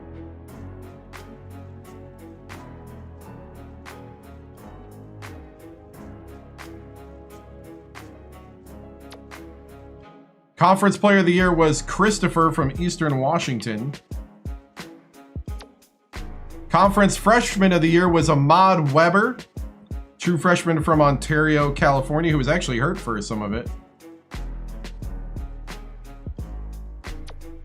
First team All-Conference, Conley from Northern Colorado. Rashid Michaud, who is a senior graduating. Thank you for your service, Rashid.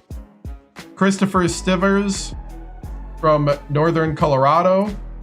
Ahmad Weber, freshman from Sacramento State. And Christopher from Eastern Washington. Second team All-Conference, Agudo from Montana. Ricci from Portland State. Uh-oh, lost sound for a little bit here. Vitelli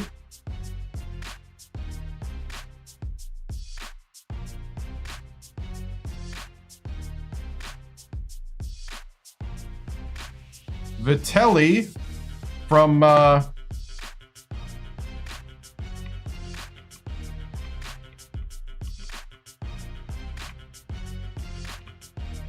right, try to copy and paste here.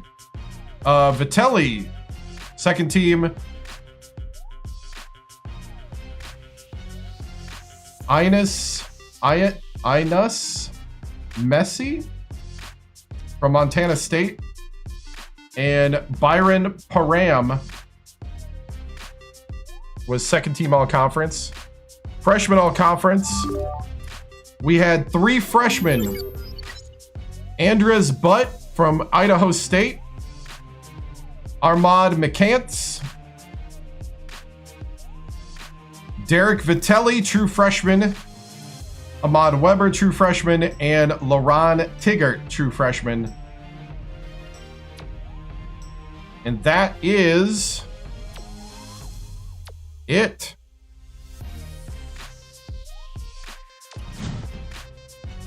Coach Victoriano's contract has been renewed for 5 years.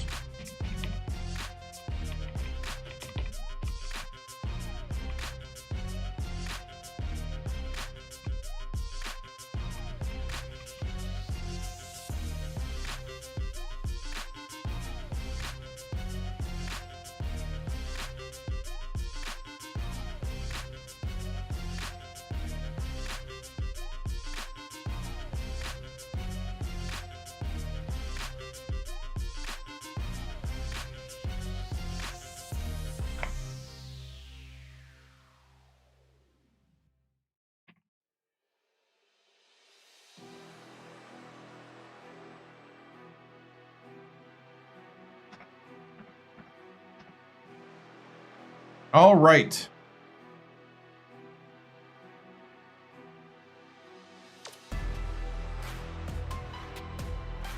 So we got 4 guys that graduated. Rashid Michaud has graduated.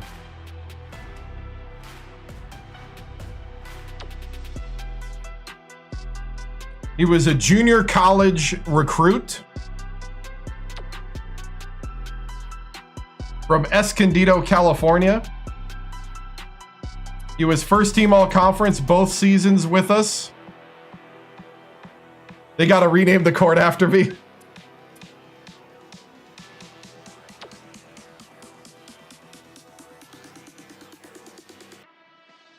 Then we got Justin Eller. Have fun in Germany, Justin. You're going to be a really good German professional basketball player. And that's not a knock. In real life, Justin Eller played 3 years of German professional basketball at least. Surprising his college coach, right?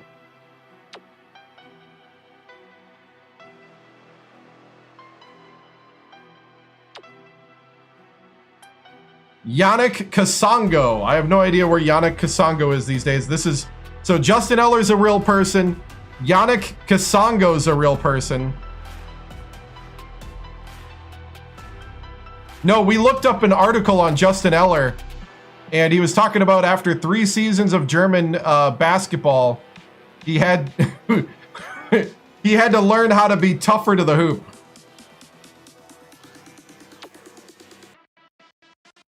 Kasongo was just a good point guard for me, backup point guard.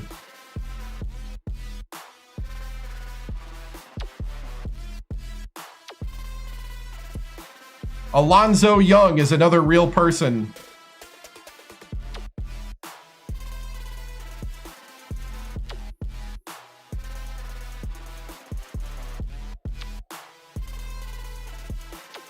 So I don't know I think that's it for all the real people that are still on the team.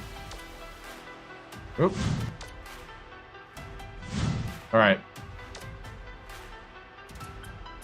So there's the record. There's the job security.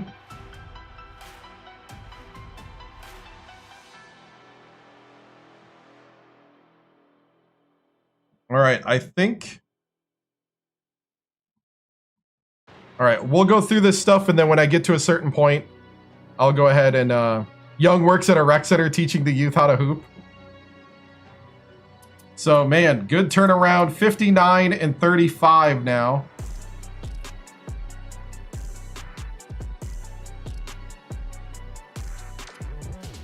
We have 4 attributes.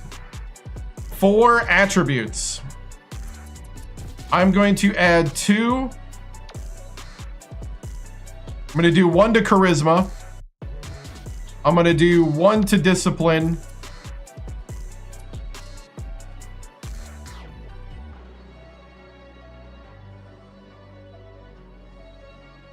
I'm going to do... I got 2 left. So, with the 2 left, we're going to take a poll.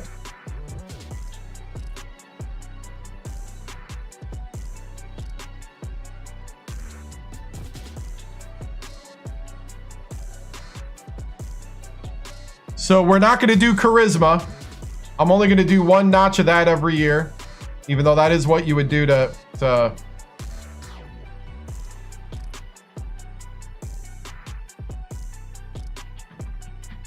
So we'll do the top 2. Actually, we'll do a vote 1 at a time.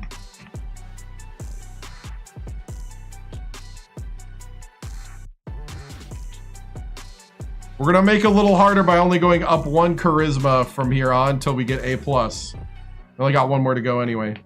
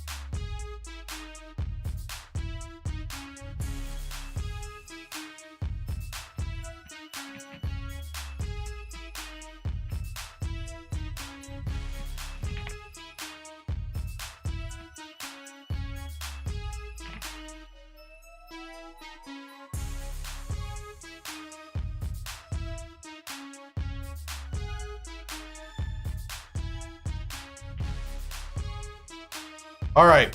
Got to go teaching. I got one teaching over on...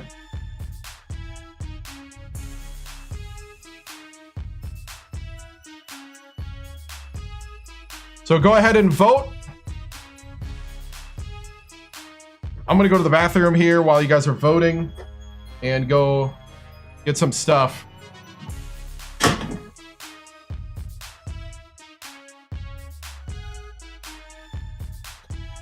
I'll be back.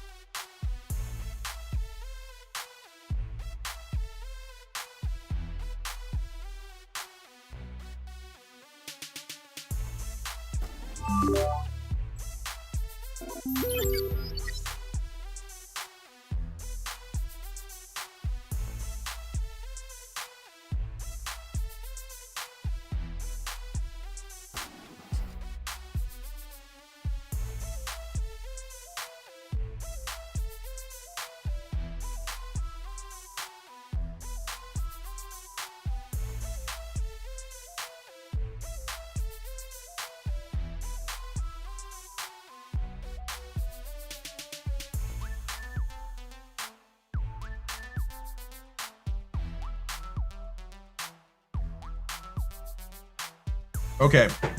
Looks like we have... Ooh, interesting. I have the next one over there. Okay, so we have the top two on TikTok are defense and offense. The top...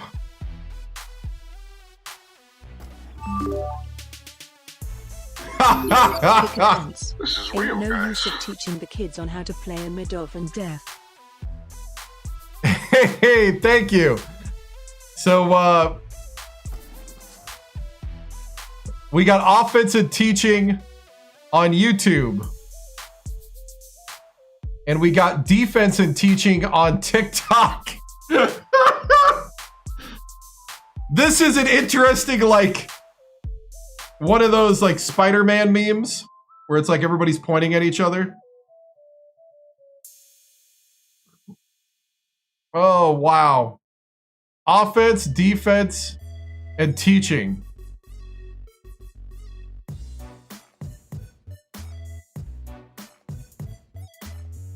We're going to go teaching and offense. Those are the top two vote getters.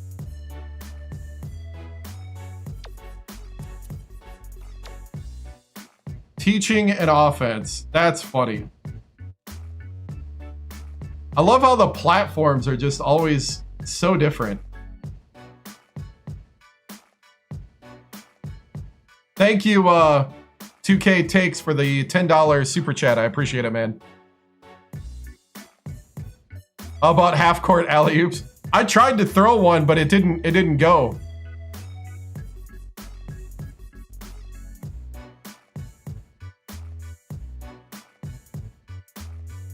All right, thank you guys for voting. Okay, we're moving on now. George Washington of the A-10. I am their 5th choice. I am not offered that job. I'm the 2nd choice for Loyola in the Horizon.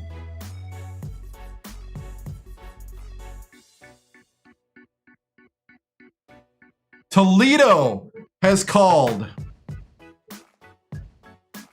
Who's this?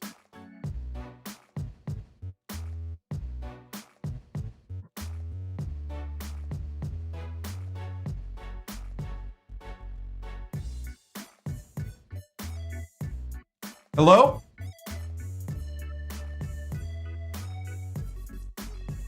Nah.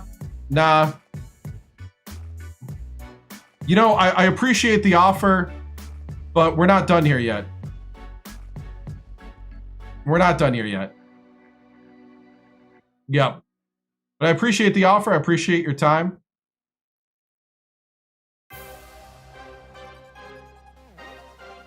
Yeah, it would be fun in the future, but not now.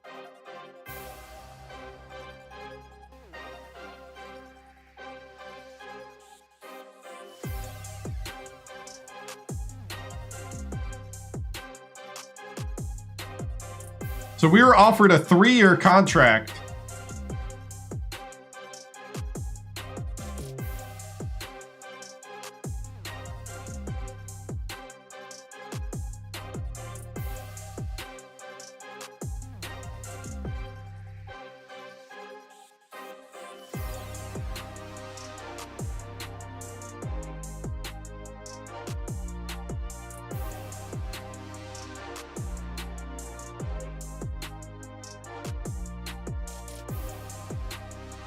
All right.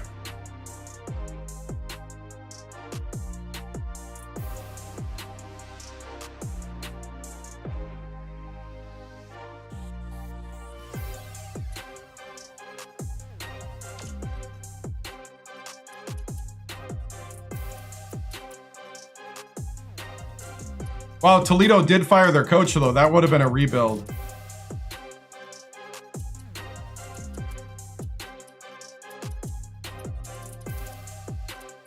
Nope, nobody from the power conferences yet.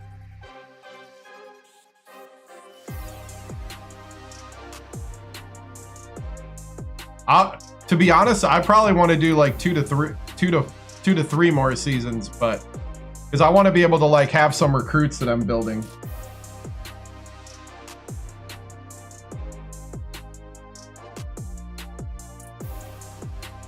I want a little stability.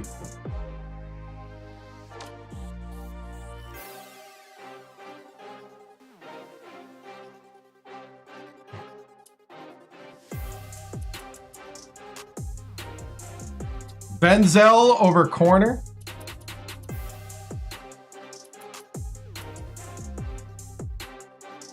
It's kind of by feel, but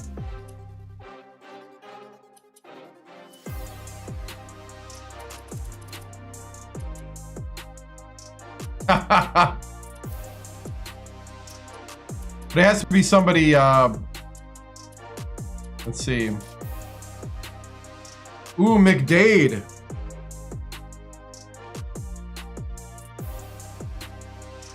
McDade looks nice. Somebody's getting fired.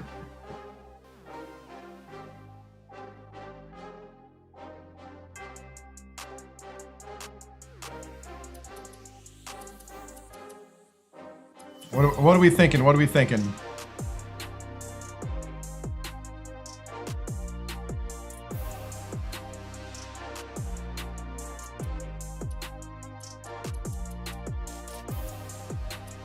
I don't need an A- charisma guy.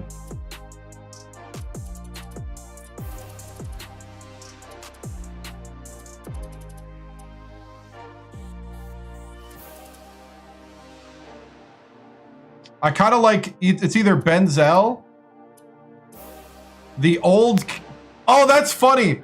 The Loyola coach and the old Sacramento State coach. I could bring back the old Sacramento State coach.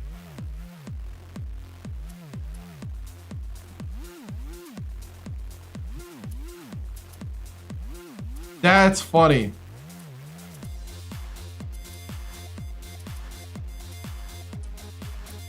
That's just rude. Gotta do it. Ironic.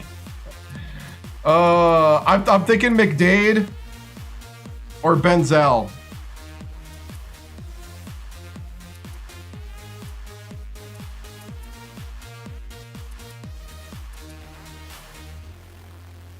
McDade is a downgrade in teaching, an upgrade in charisma, an upgrade on offense, and a downgrade on defense.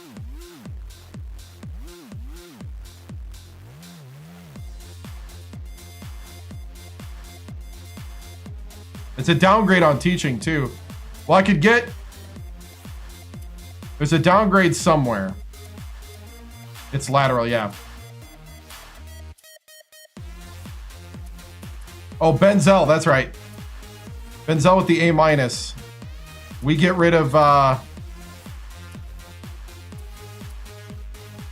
B defense.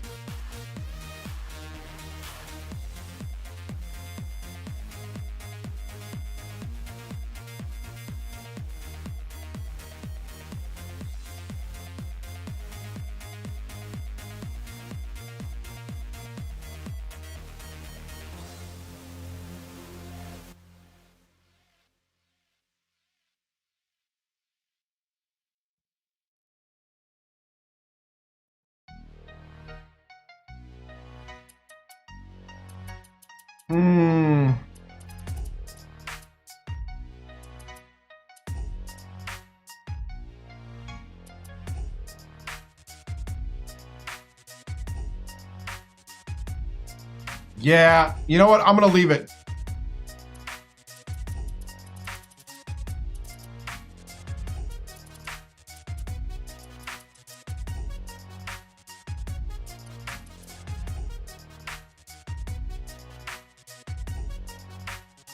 Ooh, Paulus.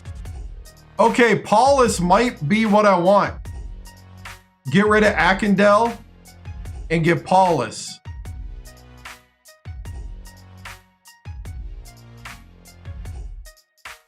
Oh, I see. Somebody said rest. Oh. Akindale for rest Durepo.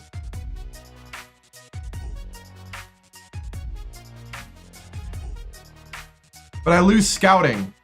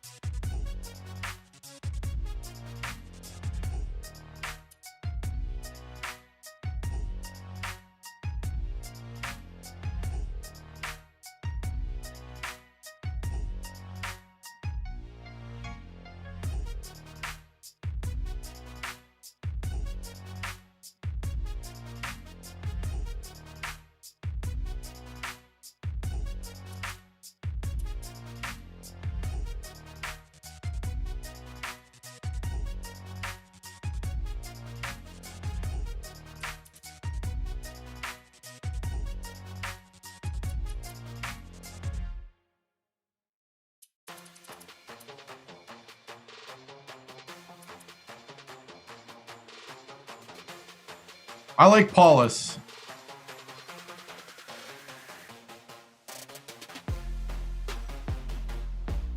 I don't need his charisma, though.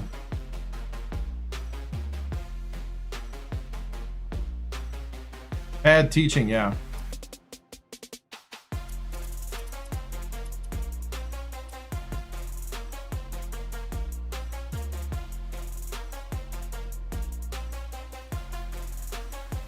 I think it'd be the move would be Benzel for corner. I think that's the move. Yep, I'm doing it.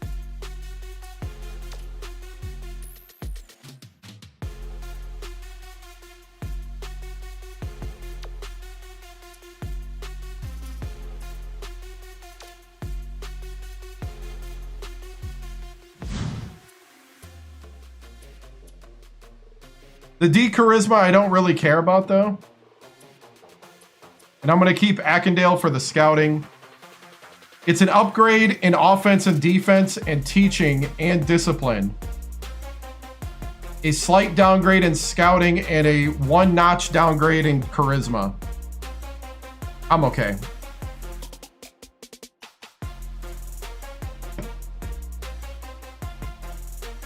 Yeah.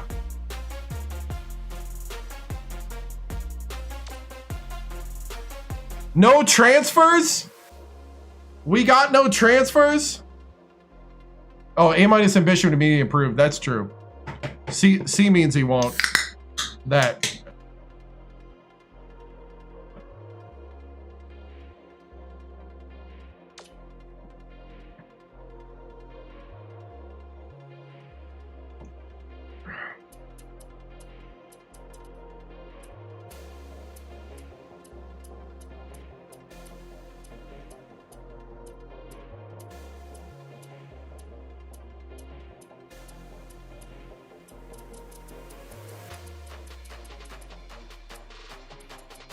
Wow.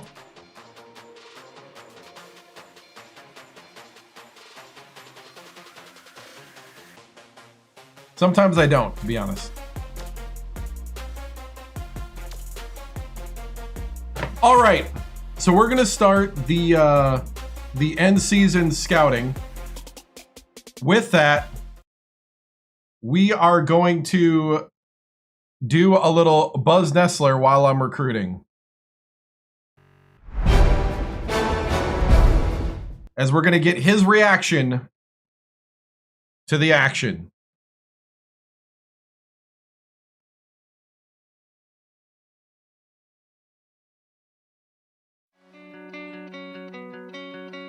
The game is over, but the conversation is just getting started. This is Postgame Buzz on KHTK 1140 AM, Sacktown Sports Radio. Hot takes, big opinions, all buzz. Here's Buzz Nestler.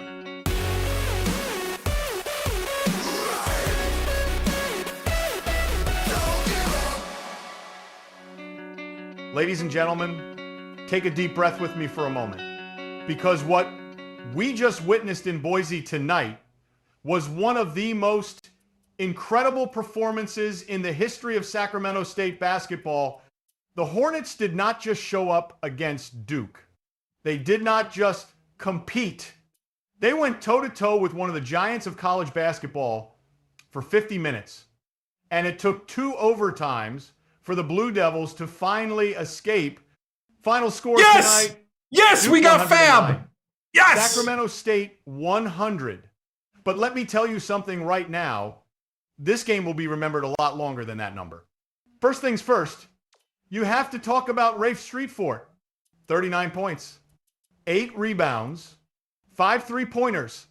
And for long stretches tonight, he looked like the best player on the floor wearing any jersey.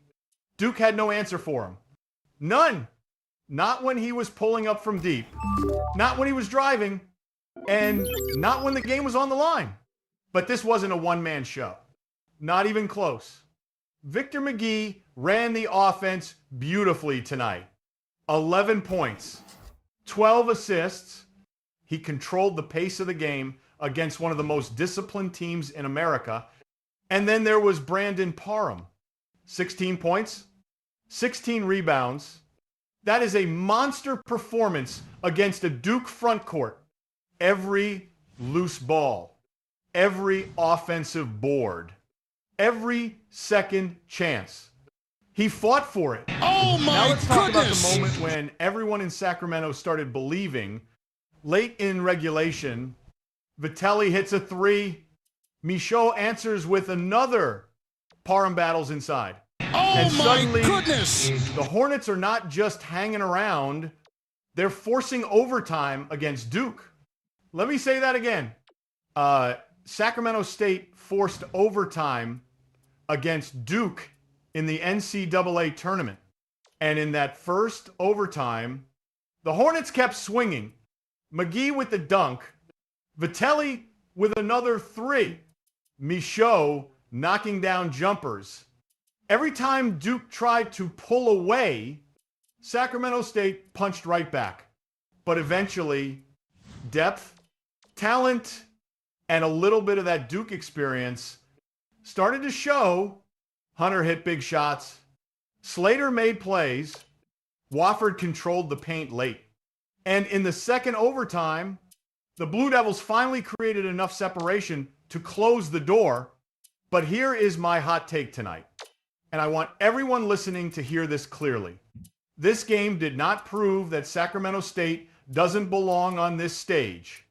It proved the opposite. Tonight proved something very important. The Hornets can play with anybody, anybody. This program just went from a Big Sky champion to a team that nearly knocked off Duke in the NCAA tournament. And if you are a recruit on the West Coast tonight, you saw something interesting.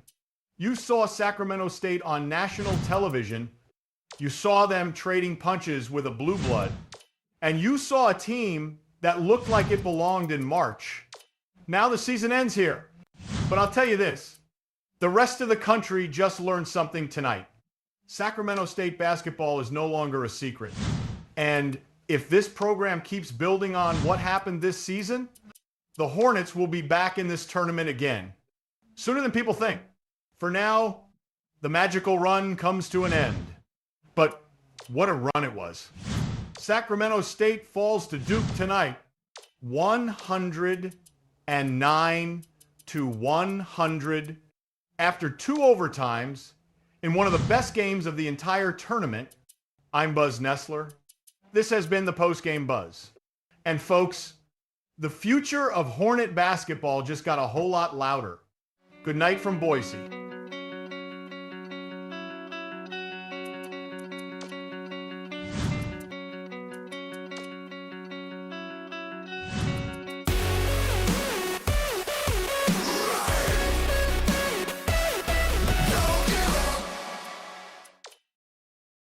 Woo! Yeah. How did I get the radio show to air like that this fast? I was uploading screenshots during that whole end of the season thing. So I'm trying to find a power forward to replace my walk-on and Eller.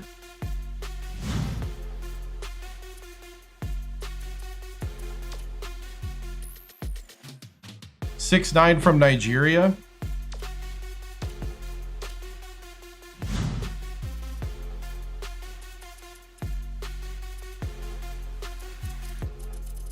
I got one more scholarship.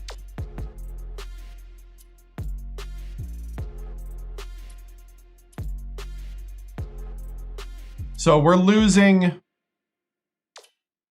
Machoud, we're losing Eller, we're losing Kasongo, and we're losing Young. So that's 2 point guards, a power forward, and a shooting guard. We're gaining a point guard and a small forward right now.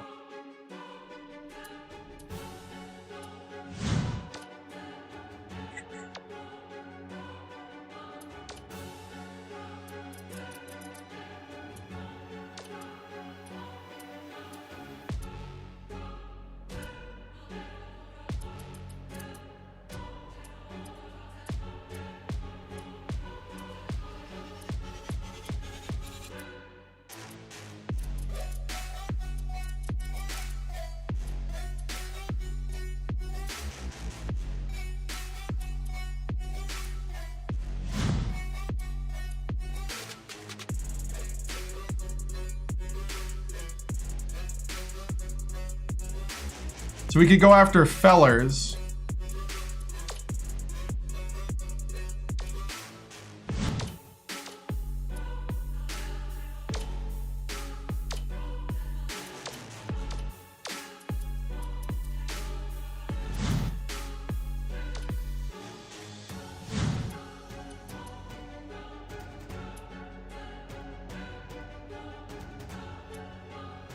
I'm going to try to lock down the shooting guard.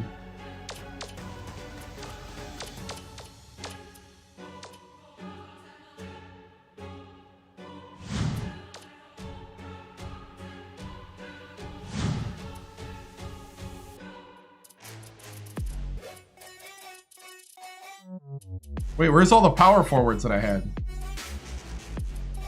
I thought I highlighted power forwards.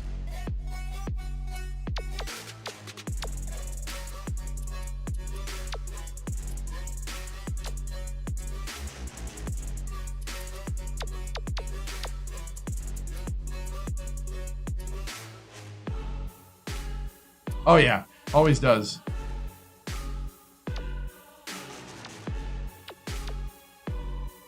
This New Orleans guy is pretty good. I don't know if I can get him. How did...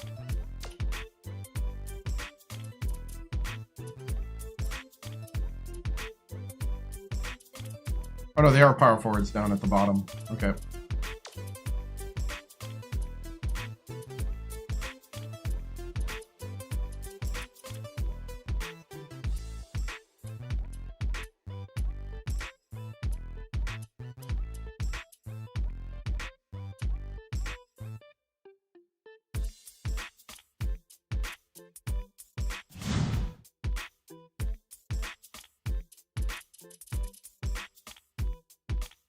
Oh, I am well. What's up?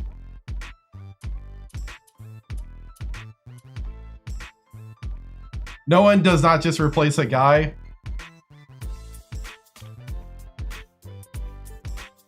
Oh, he's got a problem with the numbers? Yeah. Called him Brandon, isn't it Byron? Anyway.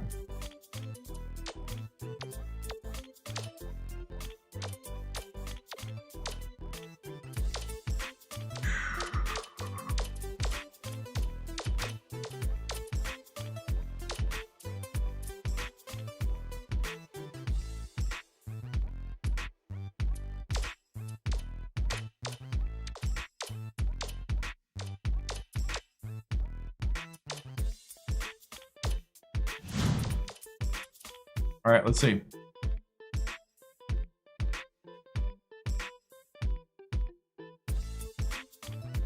Ah, nobody signed. Okay. Ooh, we can probably get 2 signings. Hey, thank you. Might even get all 3. Let's go visit this guy. Let's call him. Call him. Let's call him. If I can get these top 3 recruits, I'll be pretty happy.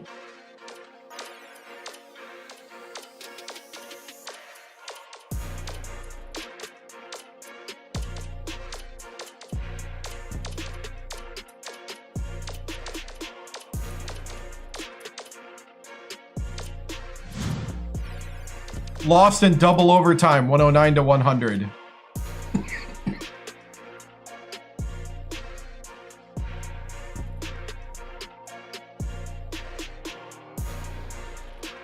He's a sophomore, so he's got 2 more years of high school.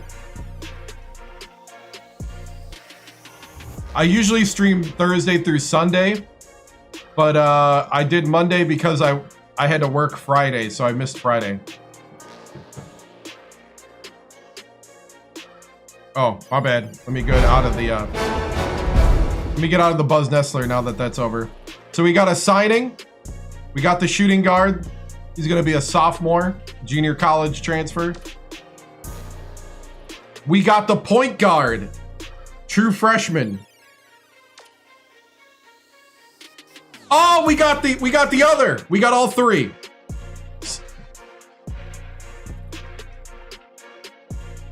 We got the small forward, I think. Yeah, small forward, sophomore, junior college transfer. All right. We got 4 4-stars coming in.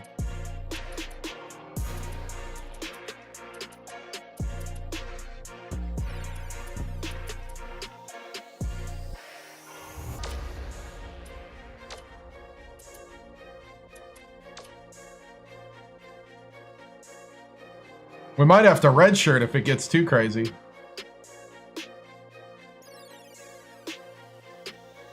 I'm trying to get a power forward.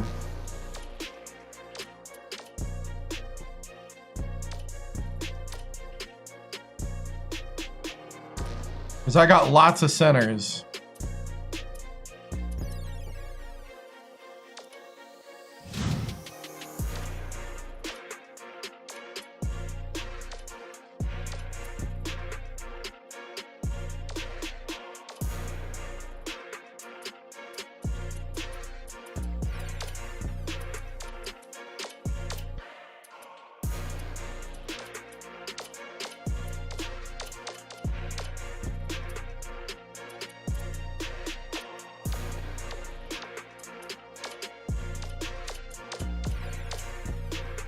I don't know if we'll get him.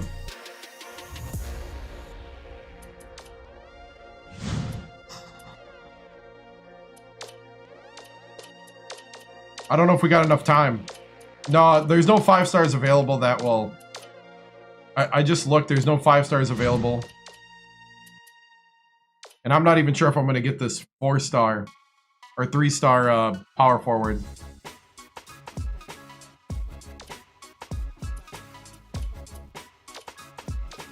Woo, Clemson wants him. No, no, no, no, no. We have to spend almost our whole budget to fly charter to New Orleans to talk to him.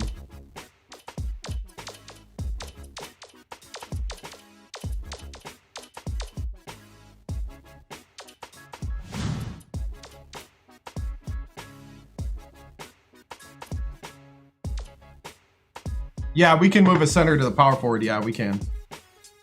We've been playing centers at power forward too.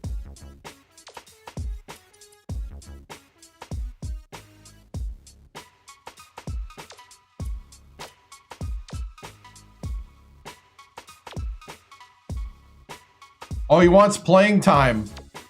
That's why he likes us. Heck yeah, dude.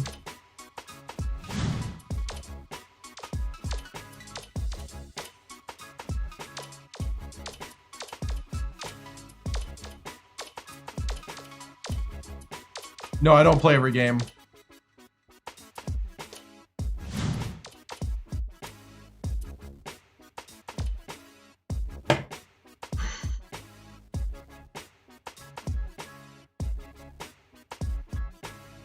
Yes!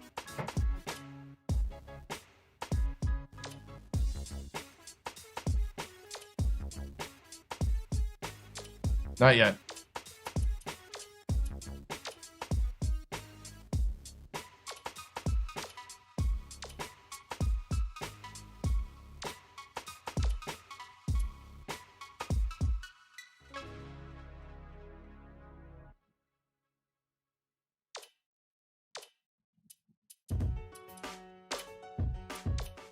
So there are the signings.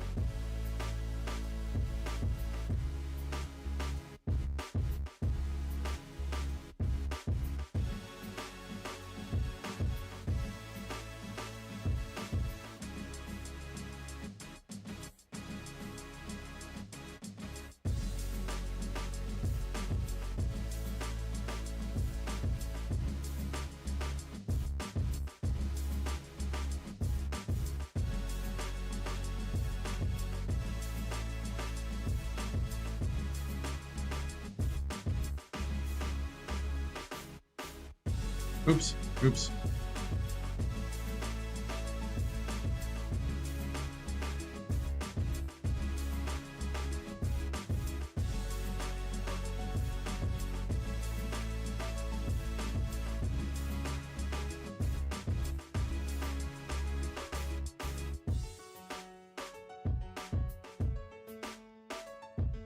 Ah, dang it.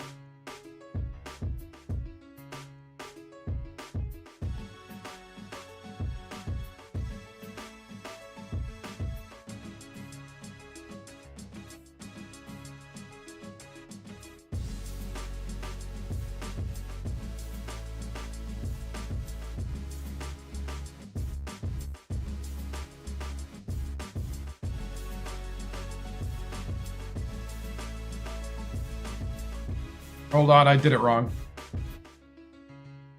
ChatGPT started making up players because I forgot to upload the screenshot.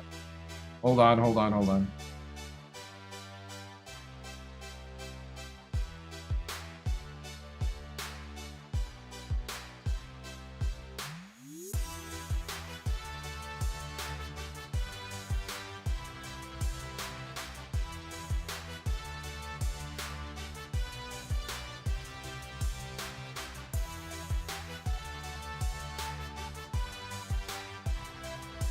There we go.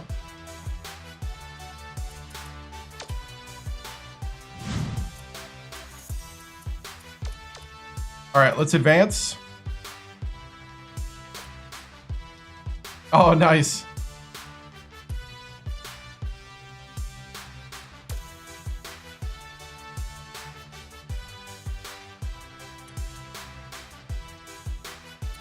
One, 2, 3, 4, 5, 6, 7, 8, 9, 10, 11, 12, 13.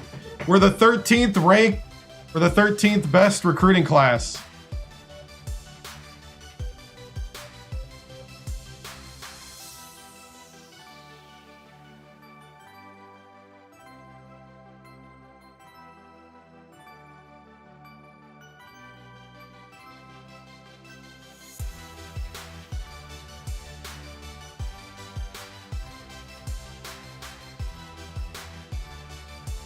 Yeah, top class in the Big Sky, yep.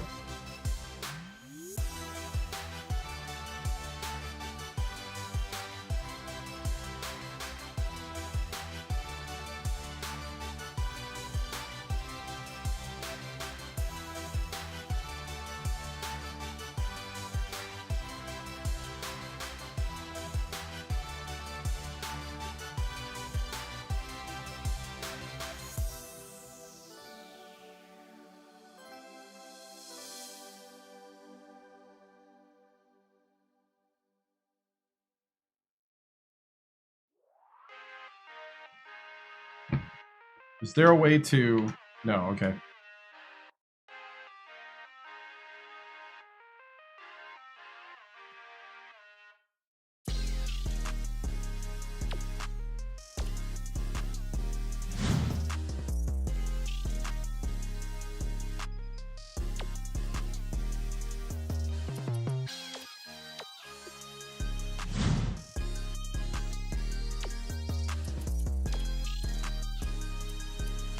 Trying to remember how to look at my team.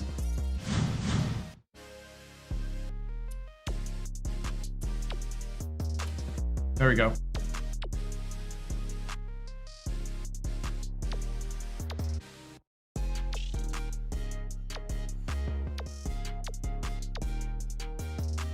Easley is a 74.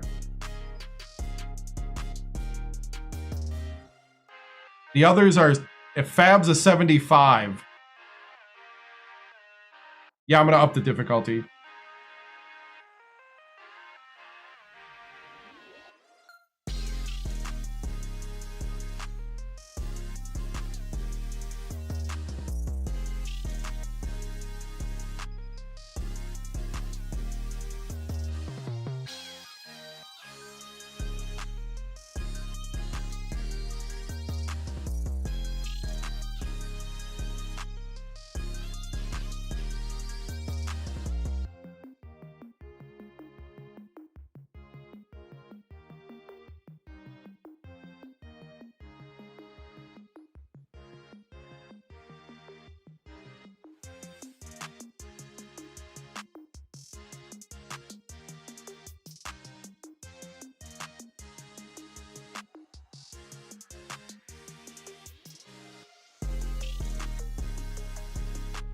And then, oh yeah, and then Corey Stokes is a junior, so we get 2 years. Oh, we get 2 years.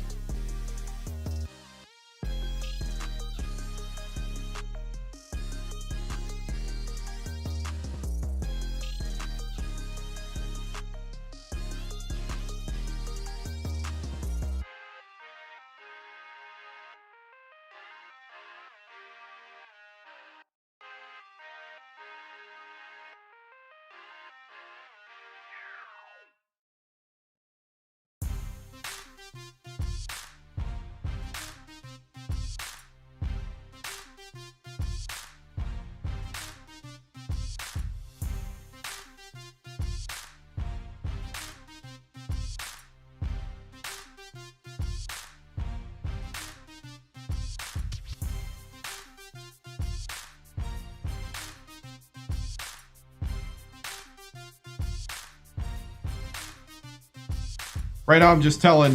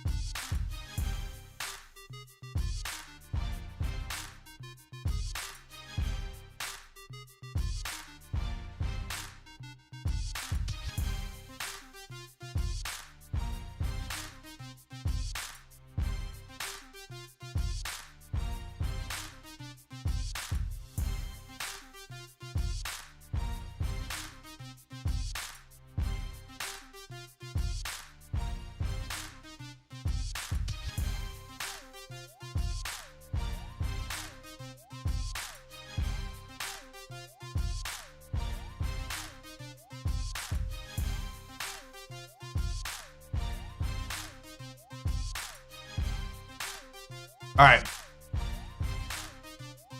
Woo!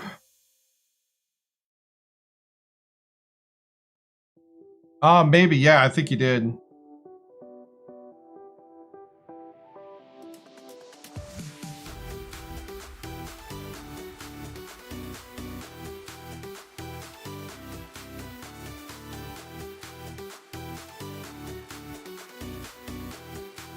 All right.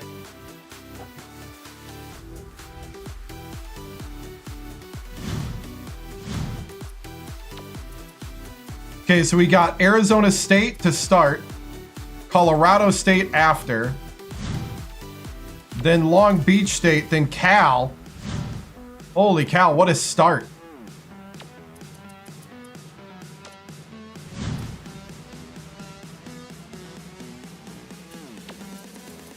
Then Kansas State.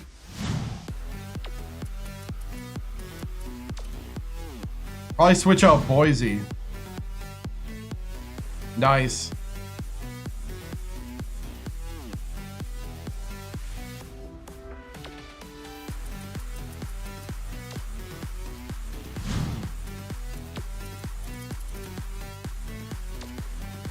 I mean, I want to play... Okay, the one team we got to play is UC Davis. That's a non-negotiable.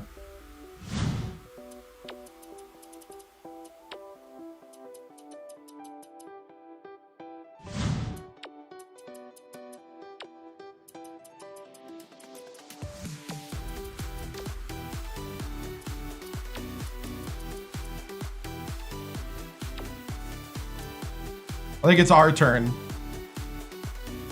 Rematch with Duke? Ooh.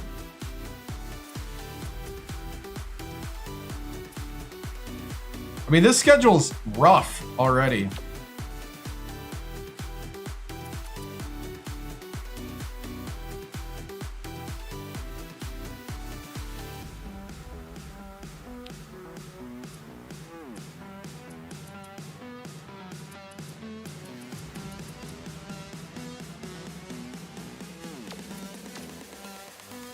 Duke's a 93.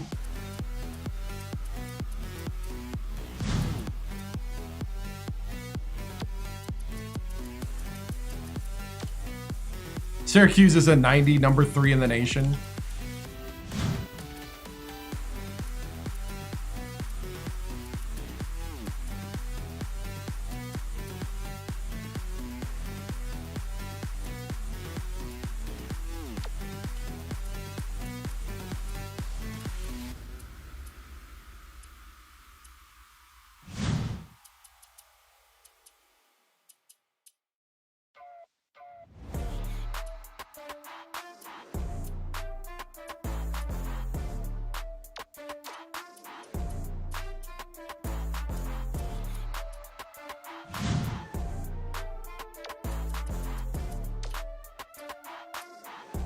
You go Utah, Kentucky. Dude, I'm not making this crazy. I mean, I'm already Arizona State. I guess I could swap out Colorado State, I guess. Arizona State's a crazy start.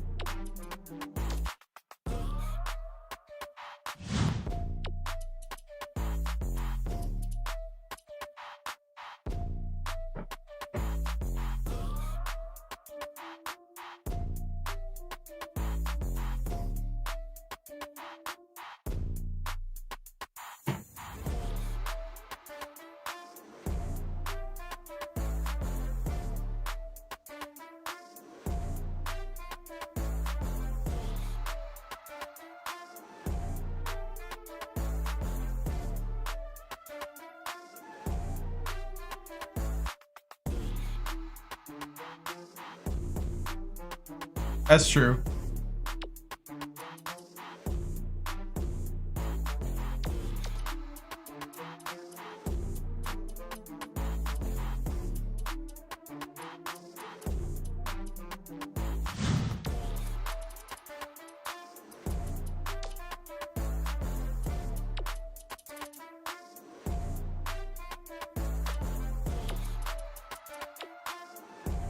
Okay, we can play Colorado State at home.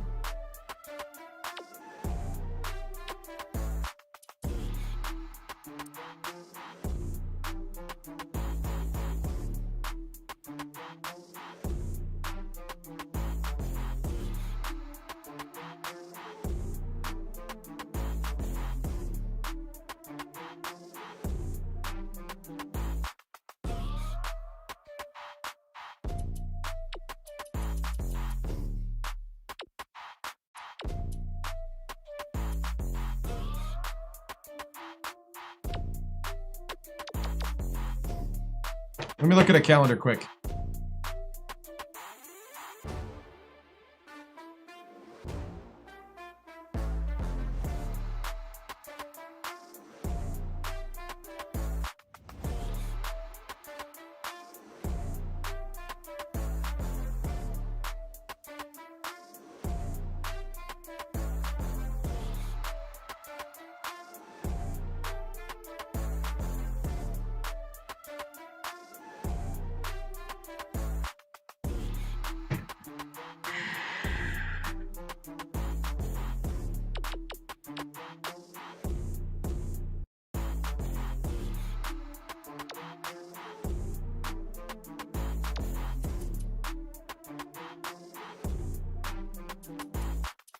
Who did I have here? I had...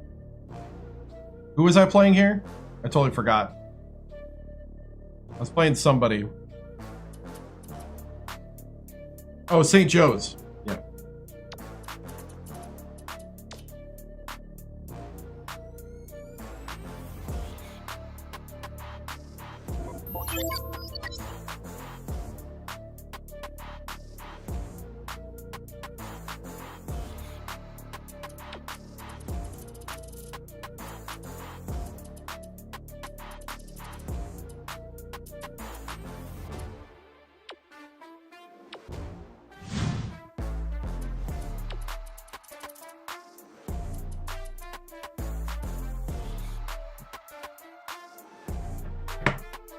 '11 seed lost in double overtime to Duke, who went to the championship and lost.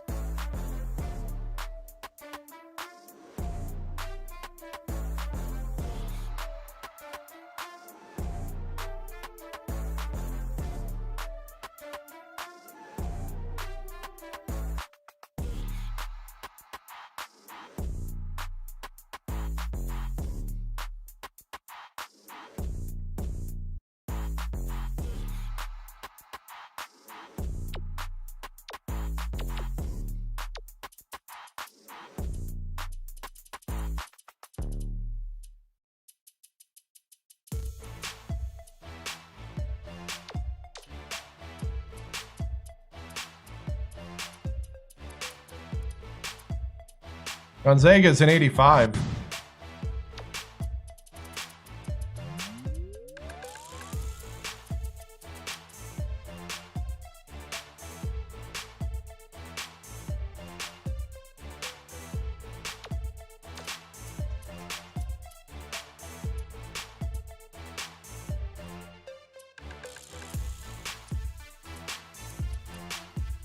Could do Nevada.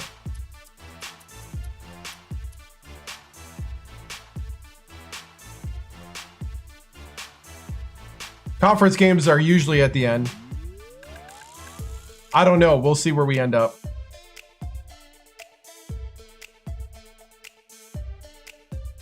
At this point, I don't know.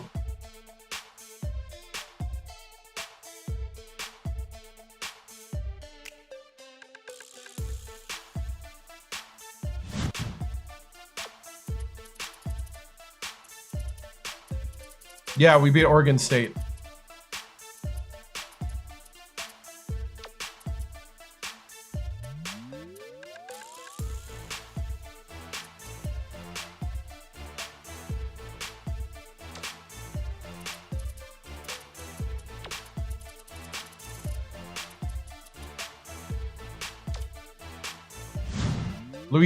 Louisiana Tech at home.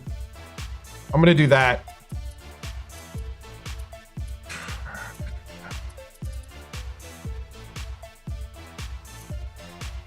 This is a way better schedule than we had last year.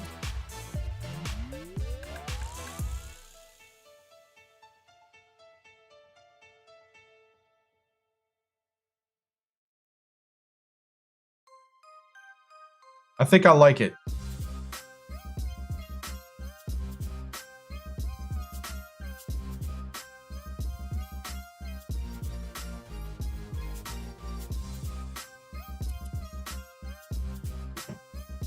I like it. We're moving on.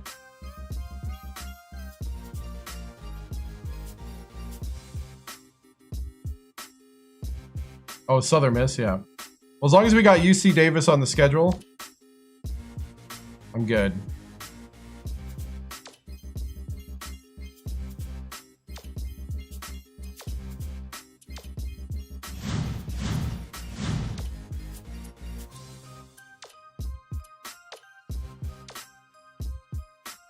So we're only losing a point guard this year. We only got one scholarship to offer.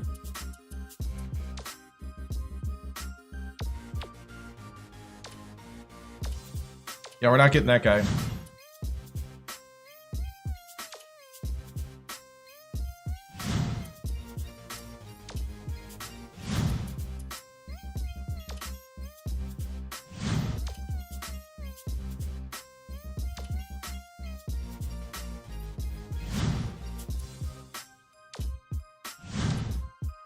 I have too many small forwards.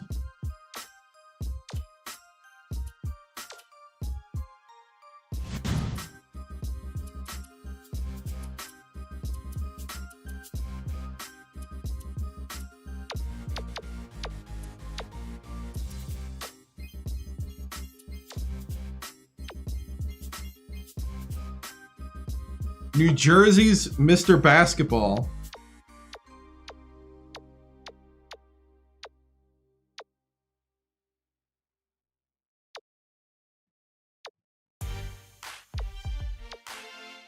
Everybody wants to play for Florida.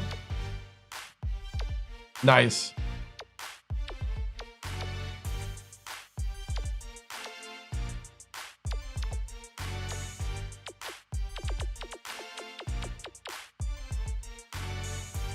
.59, 5-star point guard, Mr. All-American from Glendale, California.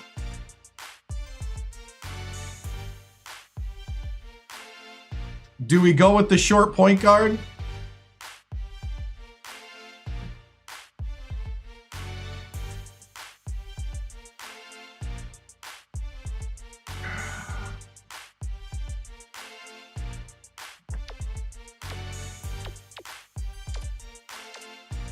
I mean, we gotta at least take a look, right?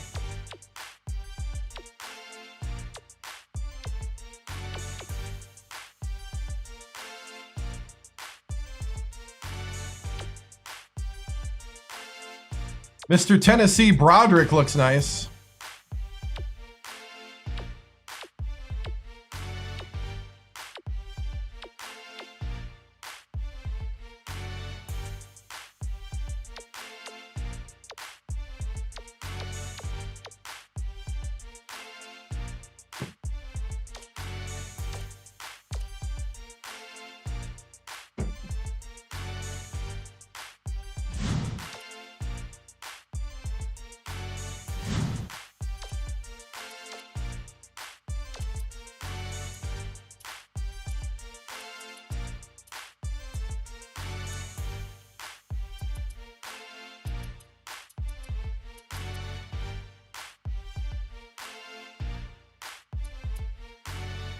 I think we go for Mr. Tennessee. What do we got for juniors? Small forward and 2 centers. So we need lots of centers for the juniors.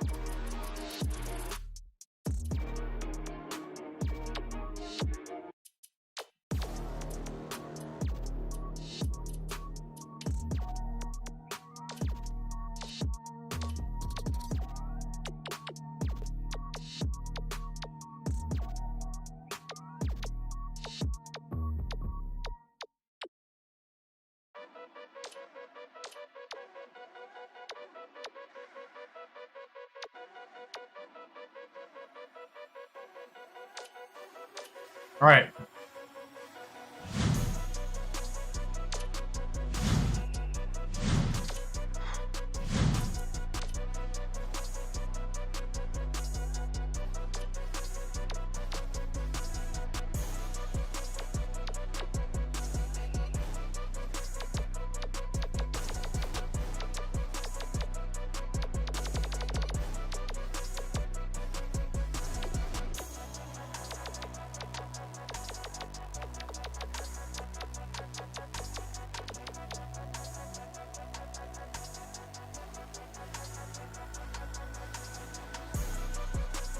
Southwest Lakers. Okay. Northwest Sonics.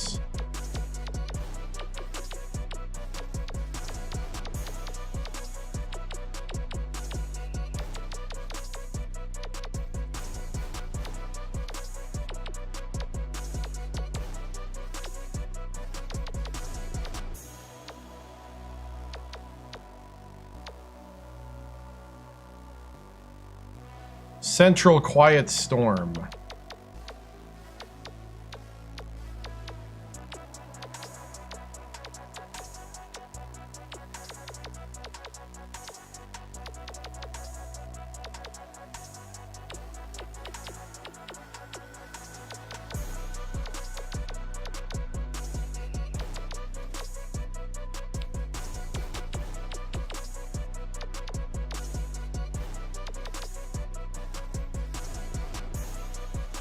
Northwest Sockeyes.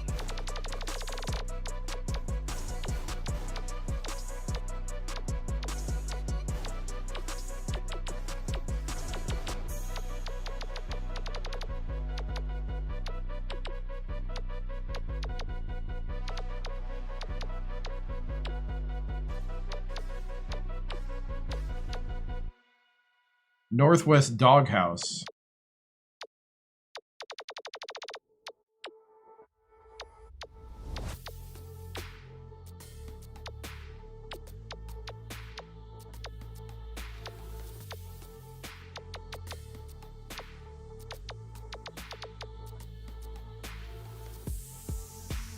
Northwest Sonics. Okay, we're already watching them.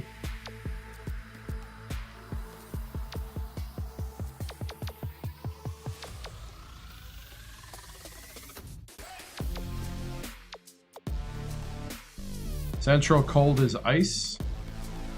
Northwest Storm. Southwest MVPs.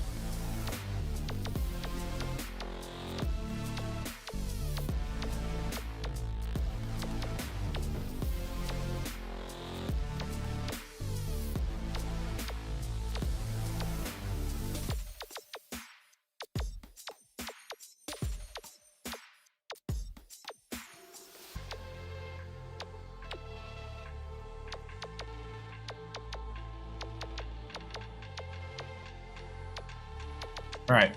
Well, lost in the tournament second round to Duke in double overtime, 109 to 100. They were the 3rd seed. We were the 11.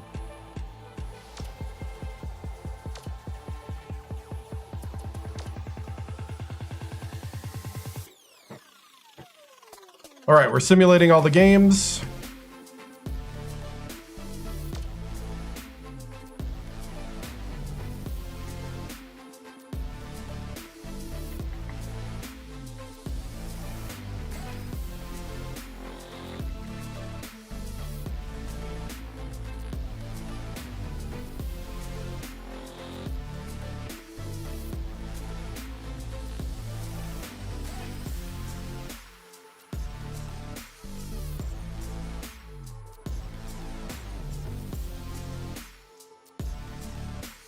All right. Let's go ahead and listen to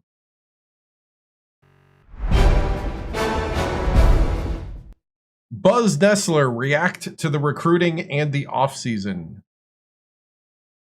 Here we go.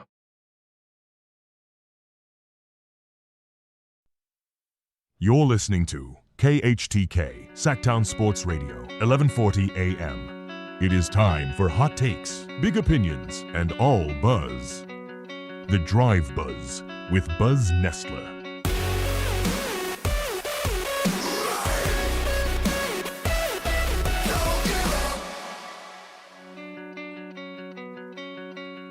All right, Sacramento, welcome back to the Drive Buzz. I'm Buzz Nestler with you on your ride home. And if you're a Hornets fan today, you might want to roll the windows down and let the whole city hear this one. Because the Sacramento State Hornets just landed the 13th best recruiting class in the entire country. Yes, you heard me right. Not in the Big Sky. Not in California. In the nation. And folks, this program might be getting ready to explode. Now let's walk through what Coach Hector Victoriano has built here, because the projected starting lineup for next season is suddenly looking very interesting. First up, the headline name. Fab Wilmot, freshman point guard, 6'3" out of Los Angeles, 75 overall as a freshman, which is already strong for a point guard stepping onto a college floor for the first time. And the coaching staff isn't easing him in slowly. Nope. He's projected to start immediately at point guard. That tells you everything you need to know about the level of talent this kid brings. Wilmot is expected to run the offense from day one. Next to him in the backcourt, Eric Elsey, the junior college transfer shooting guard, 74 overall, also projected to start immediately. Now, JUCO guards tend to come in a little more polished, a little more ready for college basketball. Do we start man? The staff believes Elsey can provide scoring and athleticism Telly on the at the perimeter. 2. Yes. So right away, you've got a brand new backcourt, Wilmot and Elsey, and both of them could be playing huge minutes. Now, here's where things get really interesting. At small forward, you've got Corey Stokes, Jr., 80 overall. Transferred into the program last year, and now he becomes the most experienced and highest rated player in the starting lineup. Stokes is expected to be the go-to scorer on the wing and the veteran leader of this group. 90. And when you surround a veteran like that 89. with talented young guards, good things tend to happen. Now let's move to the front court. At power forward, Adam Weber, 79 overall. Strong inside presence. Vinny McGee's not even good anymore. And someone the staff trusts to anchor the defense in the paint. And finally, at center, the man who already became a fan favorite during the tournament run, Byron Mr. Idaho Parham, 78 overall, the rebounding machine, the paint enforcer, the guy who went toe-to-toe with Duke's front court and didn't blink. Parham returns as the starting center and one of the emotional leaders of this team. So let's put it all together. Projected starting 5 for Sacramento State. Point guard, Fab Wilmot, 75. Shooting guard, Eric Elsey, 74. Small forward, Corey Stokes, 80. Power forward, Adam Weber, 79. Center, Byron Mr. Idaho, Parham, 78. And folks, that lineup has size, scoring, experience, and youth all at the same time. Here's the big takeaway. Last season, Sacramento State pushed Duke to double overtime in the NCAA tournament. That put the Hornets on the national map. Now they follow it up with the 13th ranked recruiting class in America. That is how programs change levels. Not with one good season, but with momentum. So here's my hot take for your drive home tonight. Oof. Sacramento State basketball might not just be chasing another Big Sky title. Do I next redshirt Raul? They might be building something that turns the Hornets into a national mid-major power. And if Fab Wilmot develops the way the coaches believe he will, you might be looking at the beginning of a very special era in Sacramento. I'm Buzz Nestler. This has been the Drive Buzz. And Hornet fans, buckle up. The next season is going to be fun. Oh, I forgot to do the out. Yeah, we're going to redshirt him.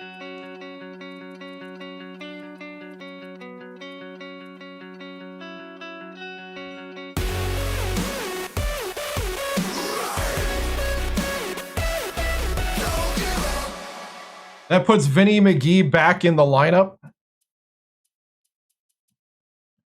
And that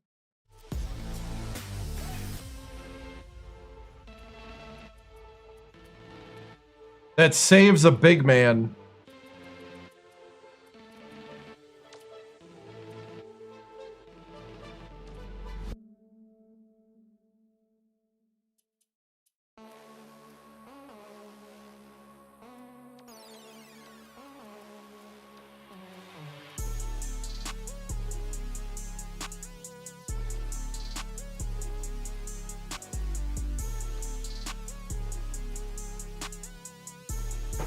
Broderick Mann is 6'8" at shooting guard.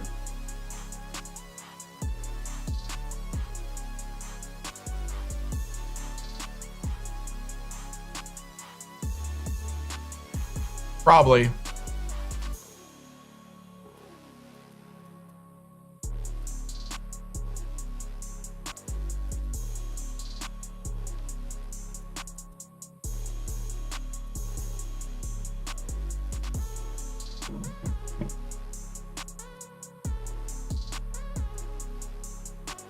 I mean, we might as well just call Giles a power forward at this point.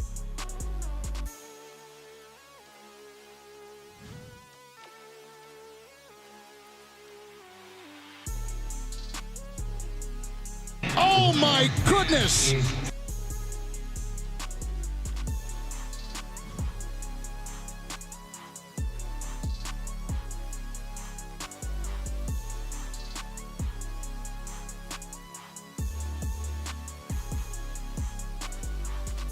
Oh my goodness!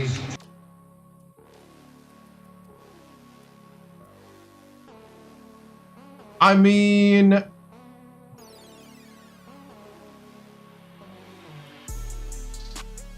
change him to a shooting guard. Change Man to a small forward.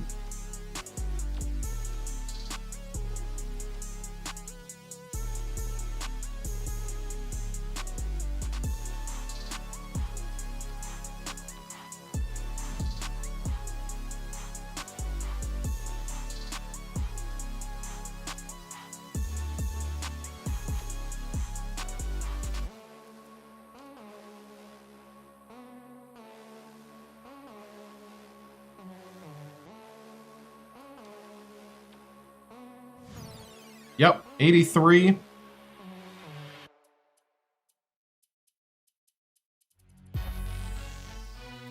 Holy cow, I got somebody that can pass. Oh, both my point guards can pass. Ooh!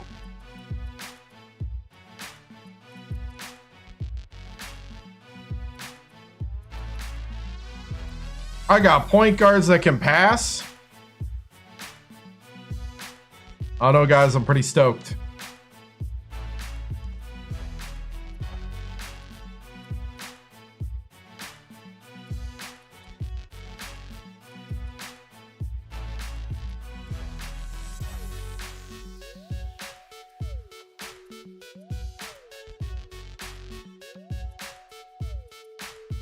There's my three-point lineup.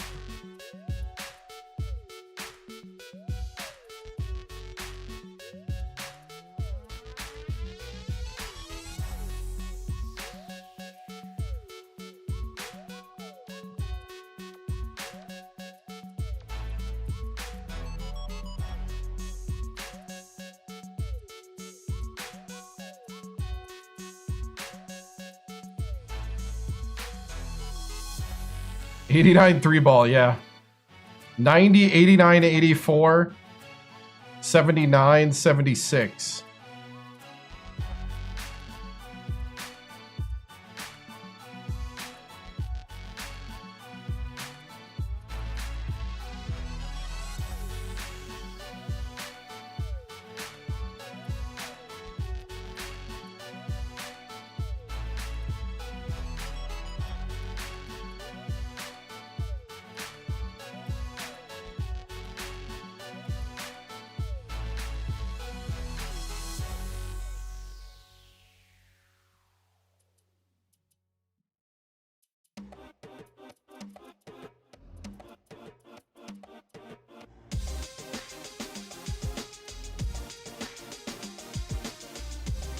Yeah.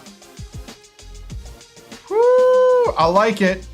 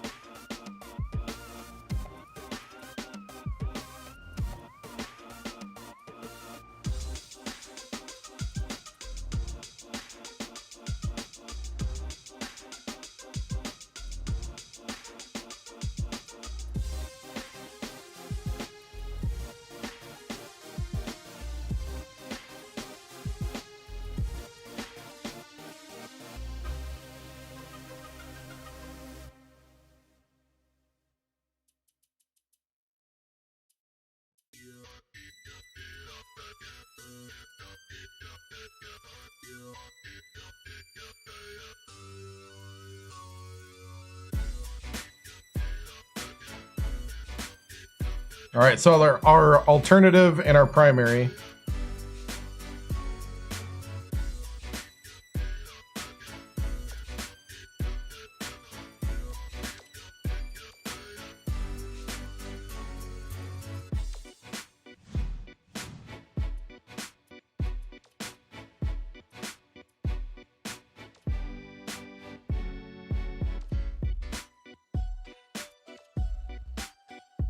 All right, I go to the bathroom quick. We're going to... We lost in the second round of the tournament to number 3 Duke, who went to the championship. Lost to him in double overtime, 109 to 100.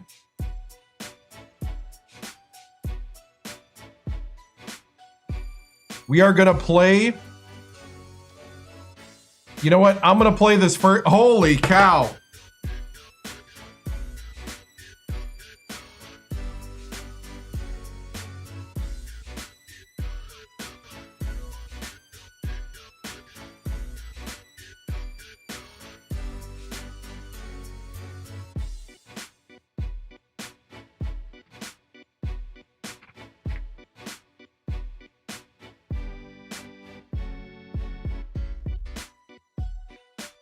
Holy cow.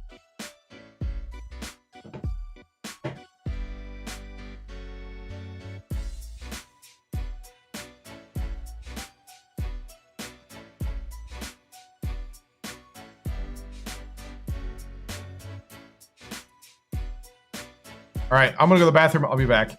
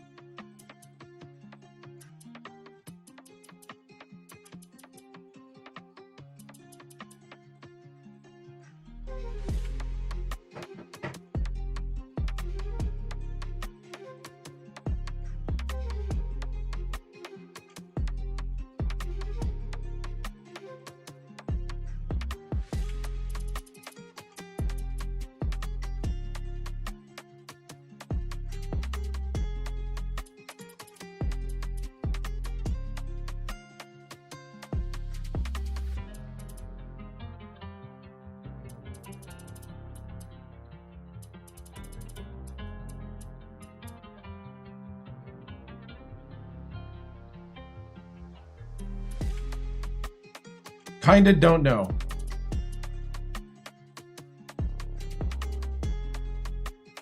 We're right now in the play it by ear mode. Because it's kind of late.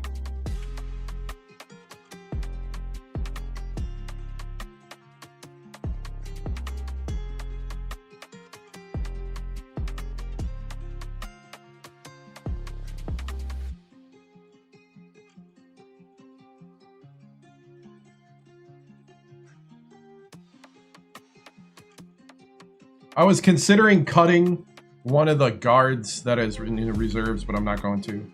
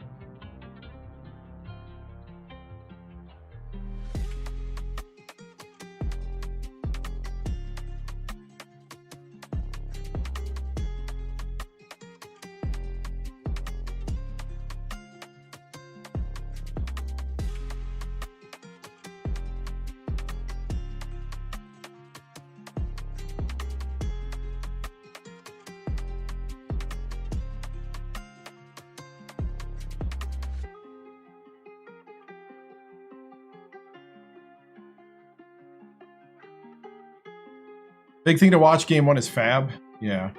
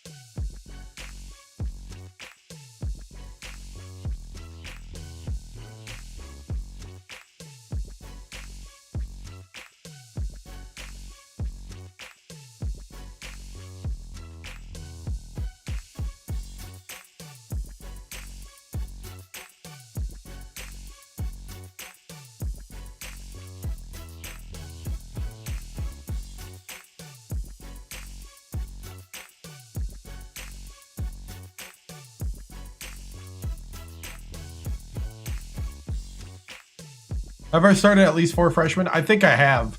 I think I started almost 5 freshmen at one time because I had like an entire lineup in the last Legacy.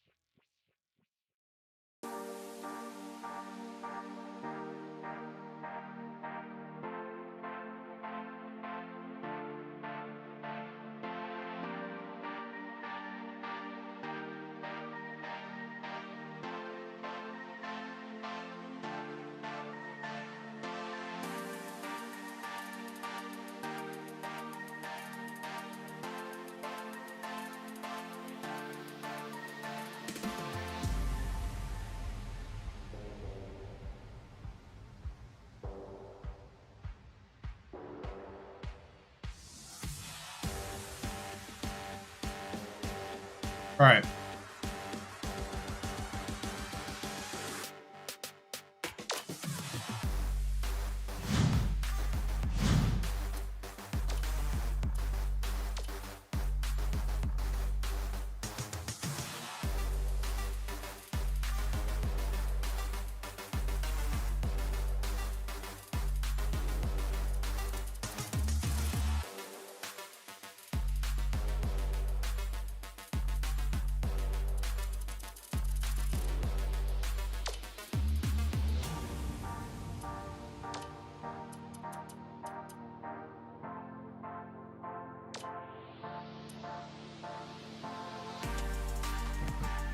This is, what?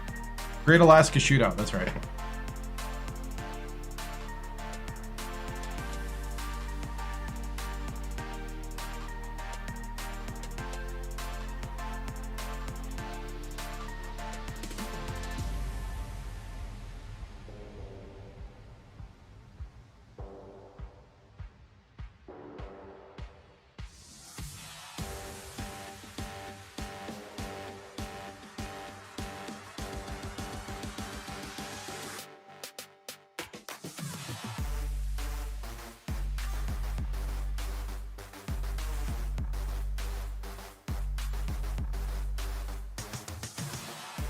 Is there anything else I want to upload to him? Oh, Fat. Yeah, yeah, his first name was Fat. Yeah. Fats.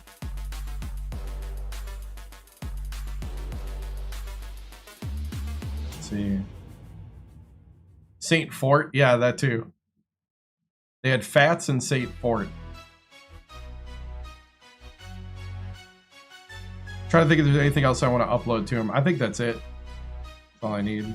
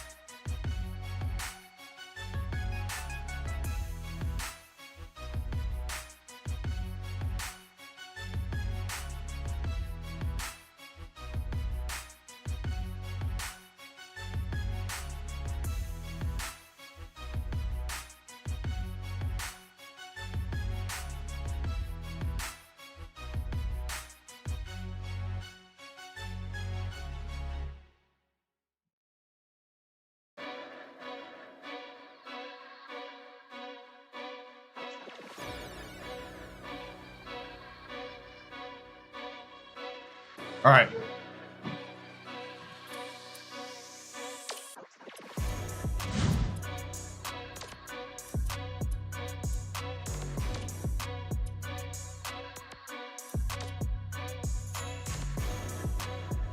I want to try out the 3-point shot of Wilmot and Stokes. Actually, LZ would be nice. We'll do Wilmot because he's a starter.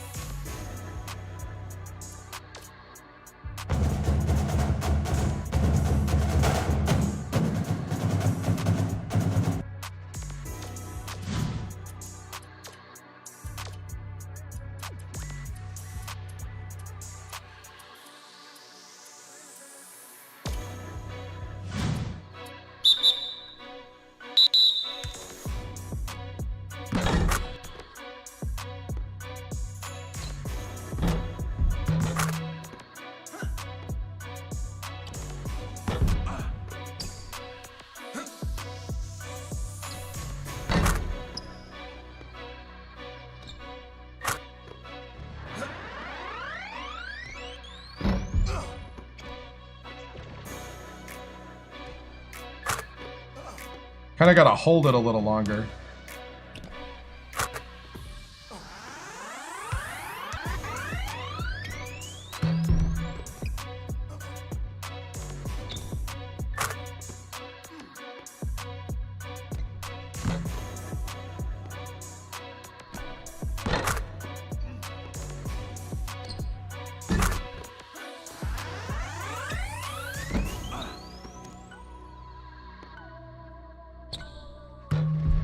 Dang it. Lost it.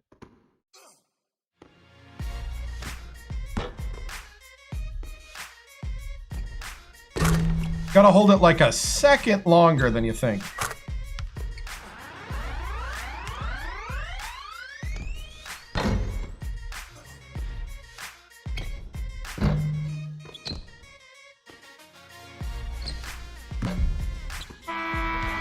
All right.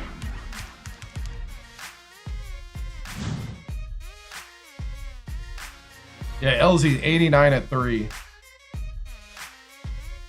You can practice all of them, but it doesn't count to their stats. Let's see, who else do I want to improve? Fernandez has got a 77. My backup point guard. I'm going to try to improve these guys, and then I'm still going to shoot the other ones.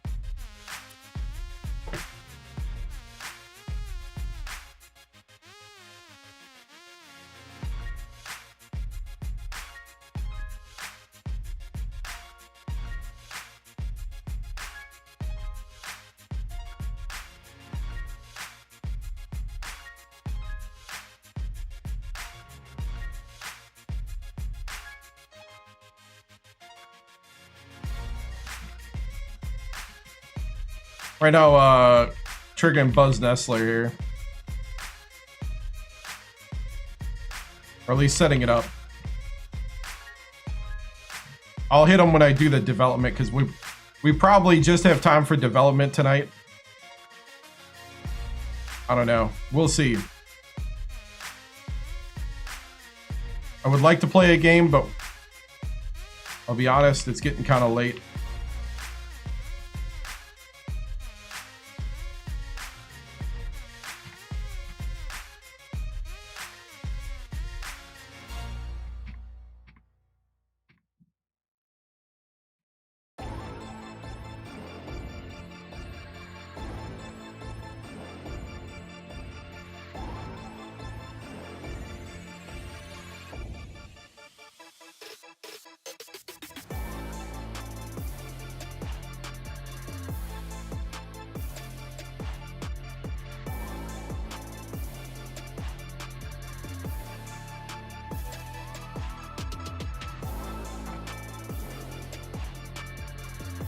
Oh my goodness! All right.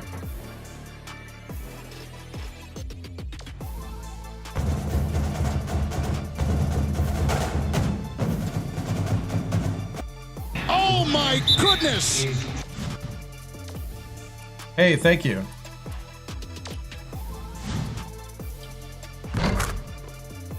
Yeah, Michigan State. In overtime.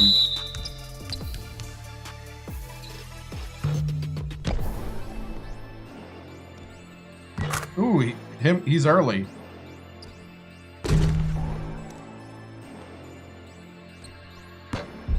Oh, he was early. Lost the touch.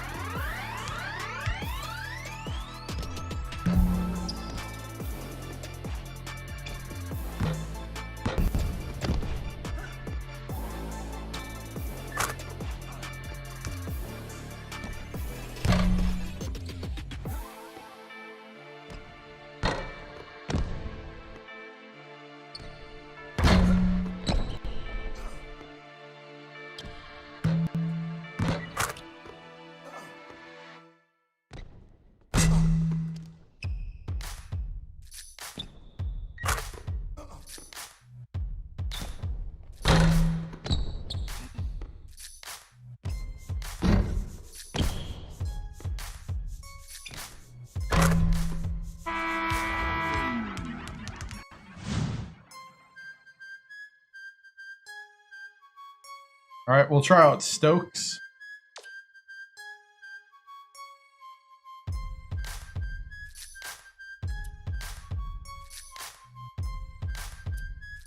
Well, that was what?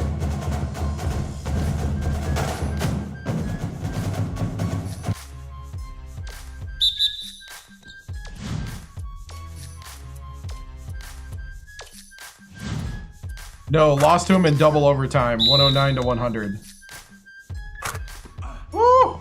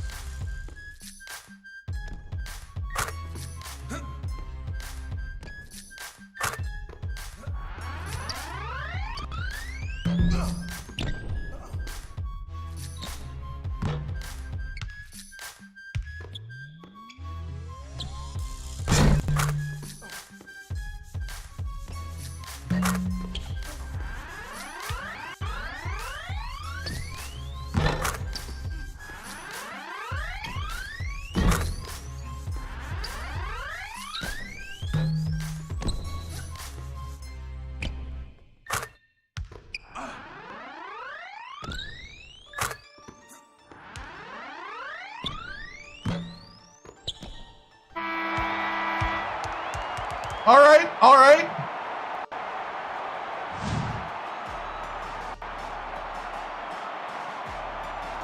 It varies. It really does. I have no clue.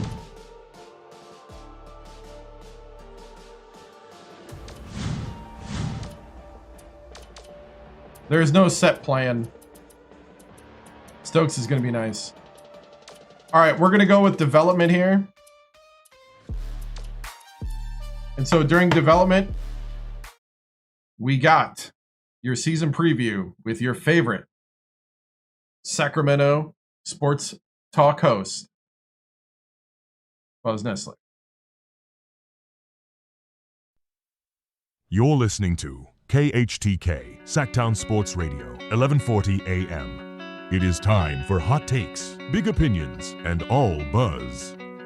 The Drive Buzz with Buzz Nessler.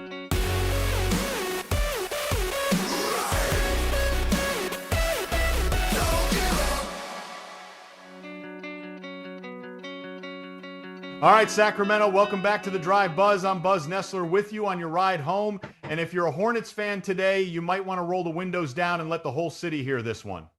Because the Sacramento State Hornets just landed the 13th best recruiting class in the entire country. Yes, you heard me right. Not in the Big Sky, not in California, in the nation. And folks, this program might be getting ready to explode. Did we do this already? Now let's walk through what Coach Hector Victoriano has built here, because the projected Hold on. Did we already do this? I thought I just took...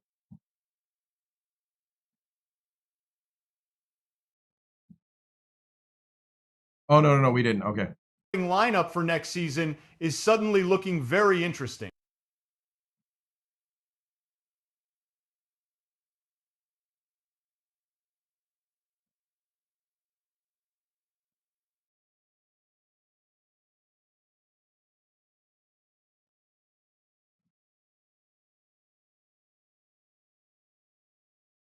No. I think he just started similar. Right?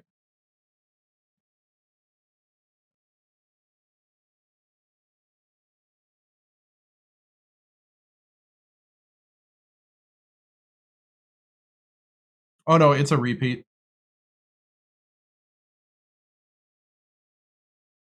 What?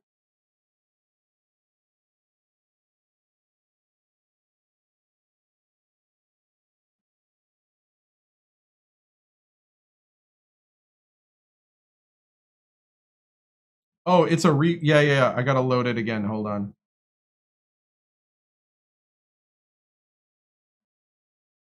Yeah. No, it is a repeat. The computer didn't load it yet. My bad.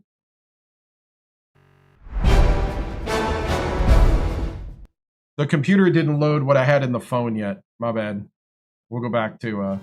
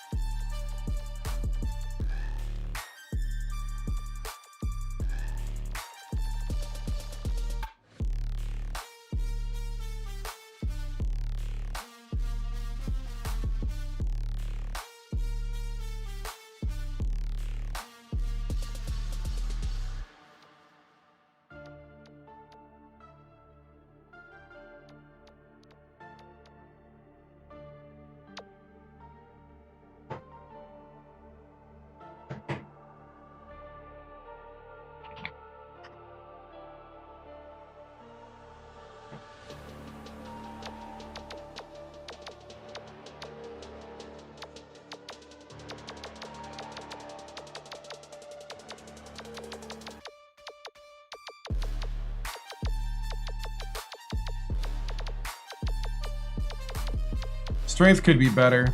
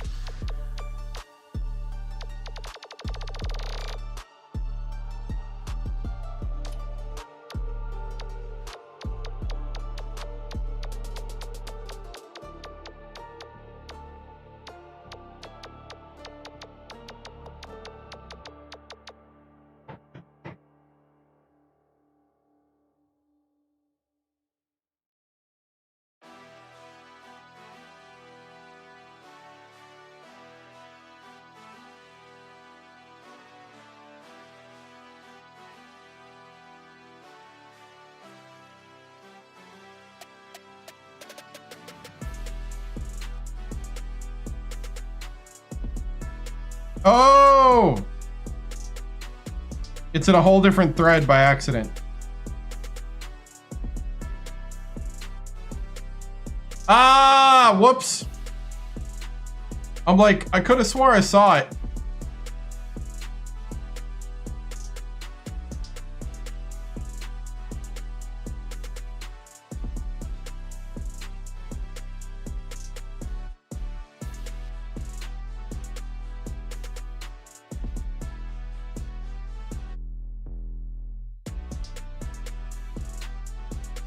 I accidentally made it its own thread.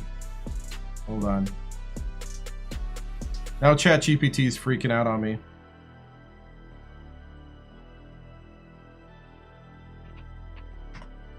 I might actually transfer everything over to Gronk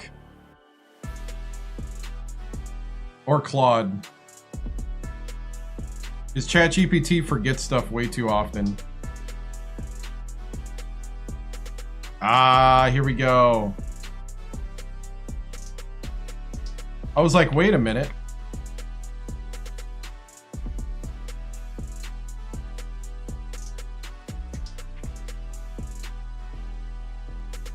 That's more like it.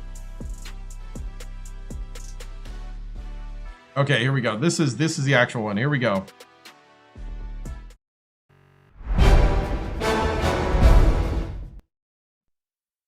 You're listening to KHTK, Sacktown Sports Radio, 1140 AM. It is time for hot takes, big opinions, and all buzz. The Drive Buzz with Buzz Nestler.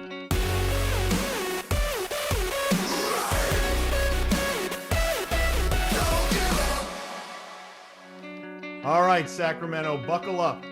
It's time for the Drive Buzz, and today we are talking about your Sacramento State Hornets heading into the 2010-2011 season. Now, let me say this right up front. Last year, that was not a fluke. Coach Hector Victoriano took this program from a quiet Big Sky afterthought to a team that suddenly has people around the West Coast asking one question. Wait, Sacramento State can actually hoop? And this year, the expectations just got louder. Let's start with the man who makes the whole thing go. Corey Stokes, junior shooting guard, 6'6", 211 pounds, 83 overall. And let me translate that for the casual fan listening in their car on I-5 right now. That means this dude is a bucket. 90 from 3, elite mid-range, can get downhill. And he has the stamina to carry an offense for 40 minutes. If Sacramento State is going to scare people again this season, it starts and ends with number 25. But here's the real story of this roster. The youth movement. Freshman point guard Fab Wilmont is expected to take the keys to the offense immediately. Nice. And that is not a small ask. Point guard is the hardest position in college basketball. You're calling the plays. You're reading the defense. Lost in double You're overtime, controlling 109. tempo. And if you screw it up, to everyone in 100. the gym notices. But the coaching staff believes Wilmot has the speed and instincts to run the show. Next to him, sophomore guard E. Elzy. Quick, aggressive, a slasher who can stretch the floor just enough to keep defenses honest. If Wilmot and Elzy grow up fast, this backcourt could become dangerous by February. Now let's talk about the muscle inside. You've got Andrew Weber, a 7-footer who can score around the rim and protect it on the other end. You've got Byron, Mr. Idaho Parham, a junior center who lives for rebounds and contact. And backing them up is Luke Tigert, another 7-footer who gives the Hornets serious size. Let me repeat that for anyone who hasn't watched Sacramento State in the past decade. The Hornets have real size now. That used to be a sentence nobody in Sacramento could say with a straight face. Now here's the sharp truth part of the Drive Buzz. This schedule, it is brutal. Arizona State to open the year. California on the road. NC State in the Great Alaska Shootout. Kansas State after that. That is not a warm-up tour. That is a stress test. But here's the thing. You don't schedule games like that unless you believe your program is ready to level up. And when Big Sky play arrives, that's where things get interesting. Montana, Weber State, Eastern Washington, Northern Colorado, those are the programs Sacramento State is chasing. But after last season, the Hornets are not sneaking up on anyone anymore. They are now the team people are circling on the calendar. So here is my official Buzz Nessler preseason take. If Corey Stokes plays like an all-conference star, if Fab Wilmont grows into the point guard job, and if the big men control the paint, Sacramento State has a real shot to finish near the top of the Big Sky.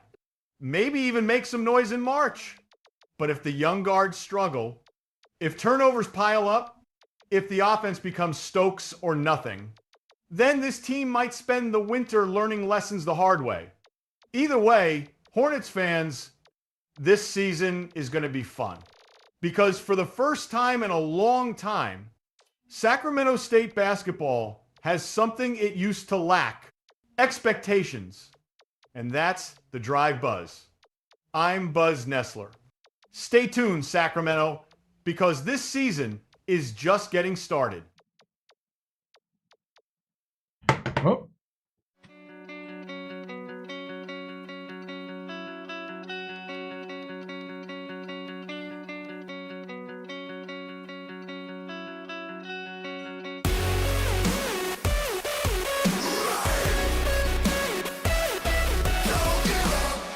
The Drive Buzz with Buzz Nessler, with all the hot takes, big opinions, and all buzz, is boldly brought to you by the 7-Star General.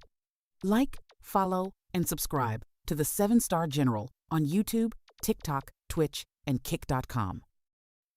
Hornet Nation brings the energy, and Stinger Smoothies is giving it back. For every Sacramento State home win this season, Stinger Smoothies will donate to the Hornet Scholarship Fund. Fresh blends, real fruit, real impact. Stinger Smoothies, proud sponsor of the Hornet Student Section. Hornets basketball is proudly brought to you by Victory Lane Auto Care, right here in Sacramento. Need a quick oil change faster than a Hornets fast break? Pull into Victory Lane. Oh my goodness! Victory Lane Auto Care, keeping Sacramento running and Hornet Nation buzzing. All right.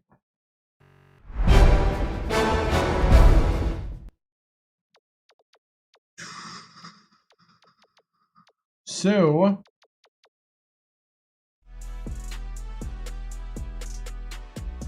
Rams defense is lacking.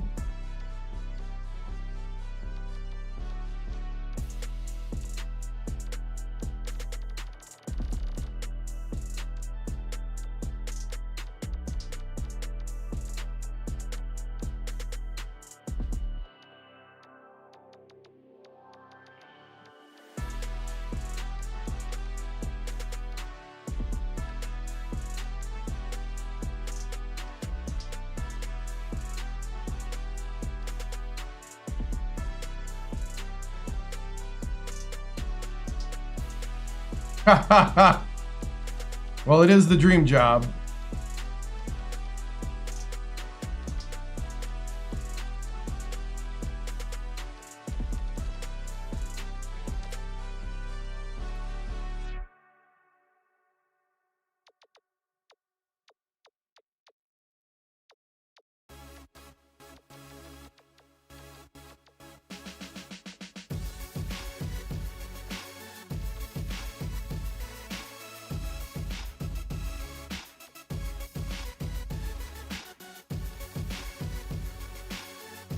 Okay, man.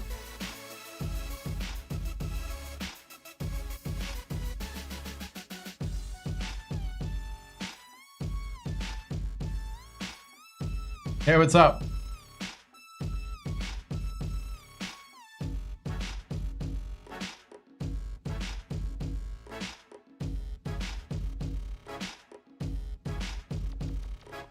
But the job has to open up first. Right now, it doesn't look like it's going to open up. And it's got to open up to be a rebuild.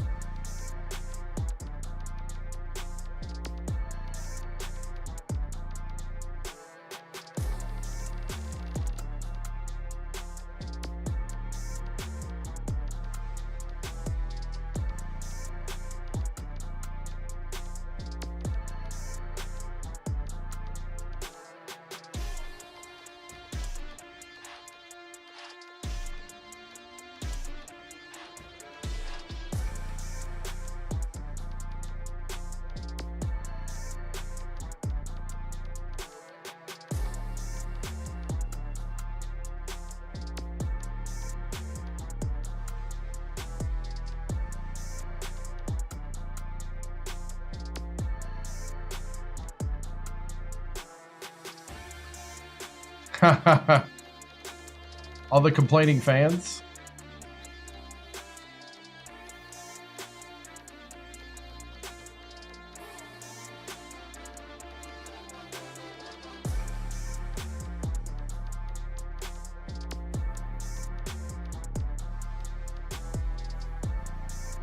Okay, bunch of depressed State fans, yeah, that are called, yeah.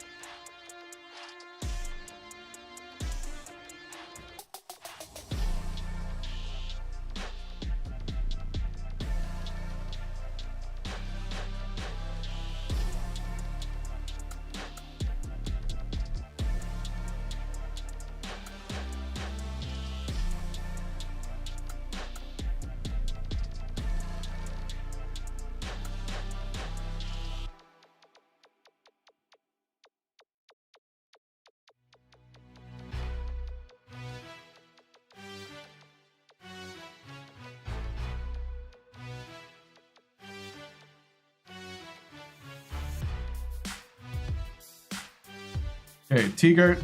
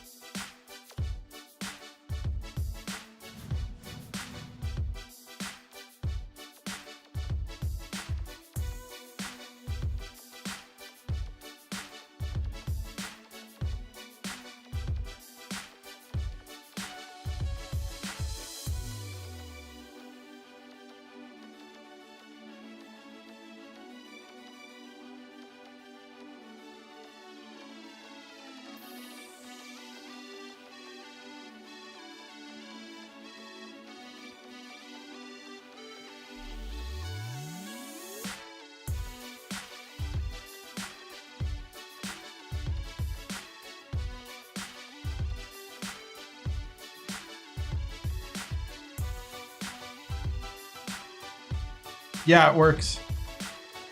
Yep. Especially if you focus on the weaknesses.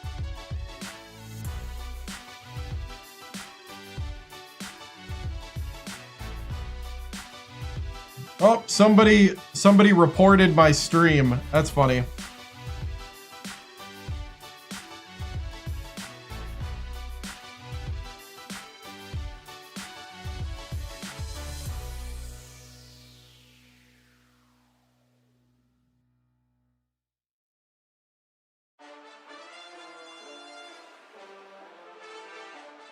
For unoriginal content.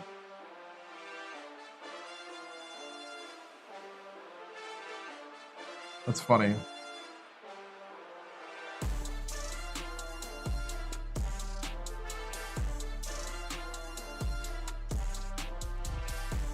Yeah, it happens every so often. Usually it's a troll.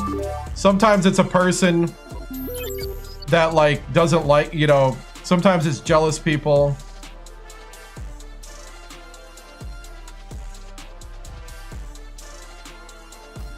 It happens.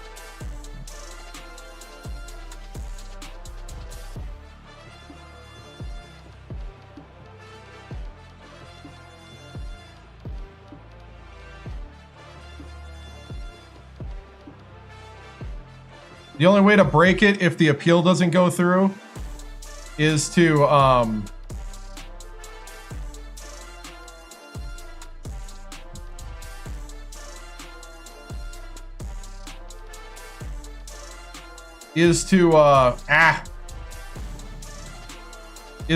go offline and online.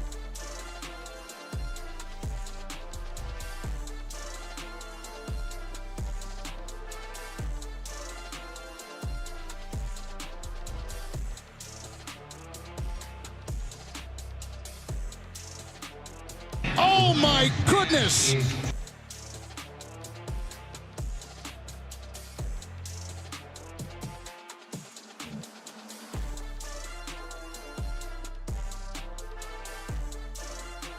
It's too late in the stream. It's probably somebody that's like, play the game already. Hey bro, you really lose to the AI? I never lose to the AI, bro. That's dumb.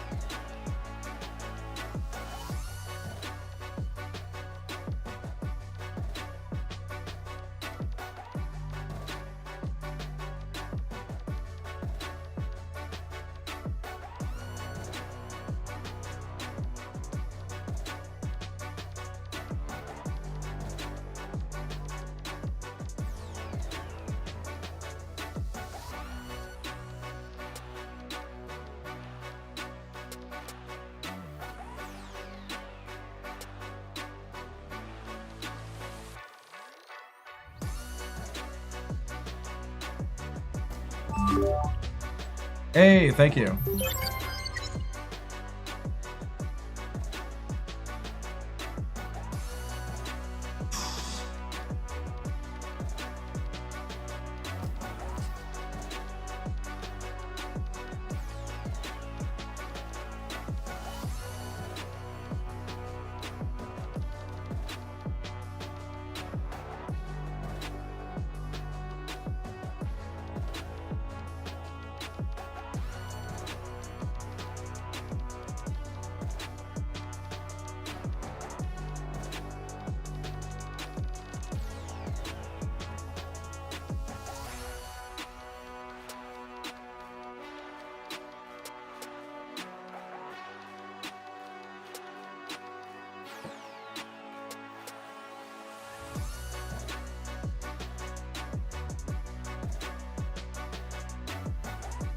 Oh, they must have pulled it.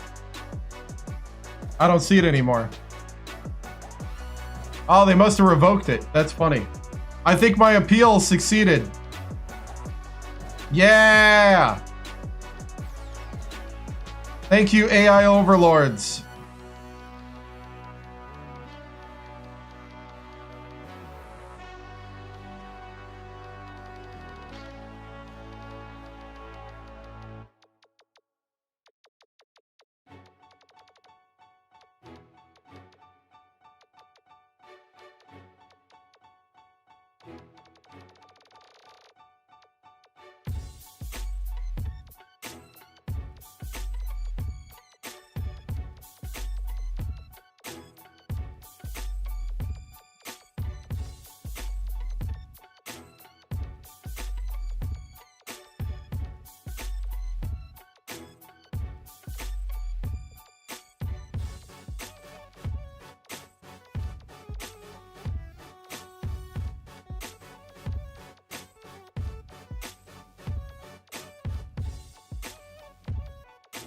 Lost to Duke in double overtime, 109-100. Duke went on to play in the national championship and get beat by Michigan State.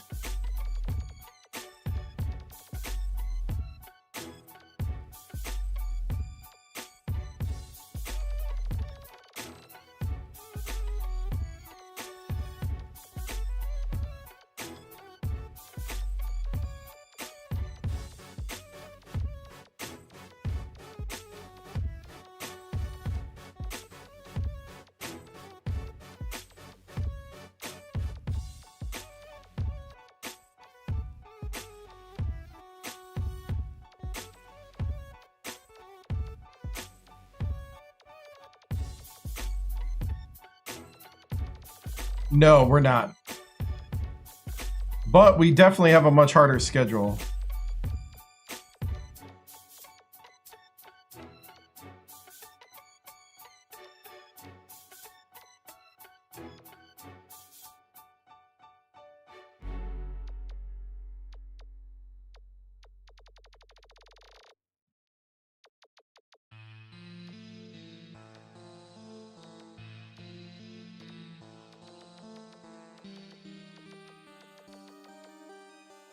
Dude, his rebounding's great.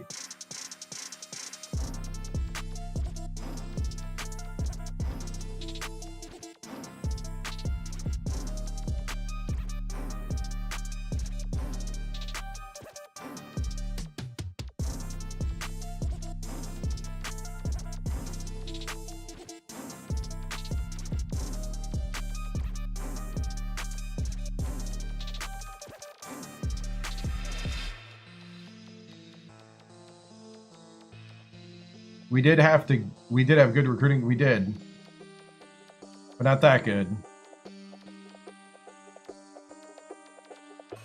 13th in the nation, but we're still like, we're 86 overall, 85, something like that. We wouldn't have any respect yet. All right. What time we got?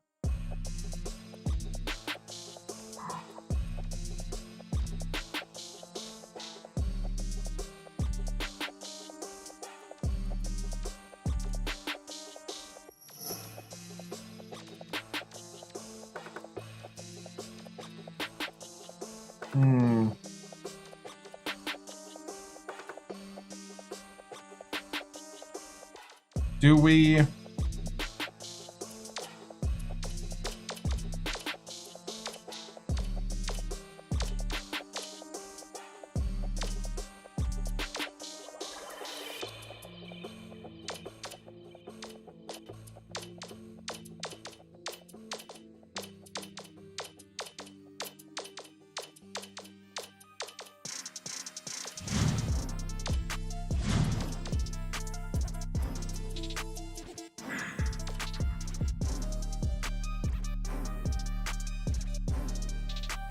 No, I don't.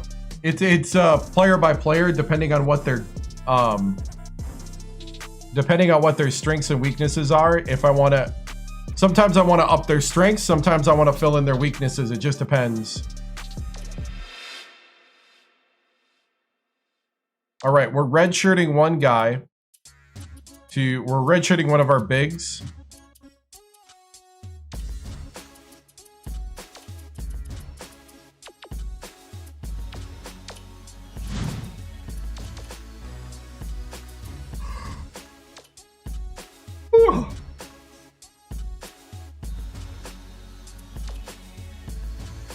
All right, everything's locked in. Here we go.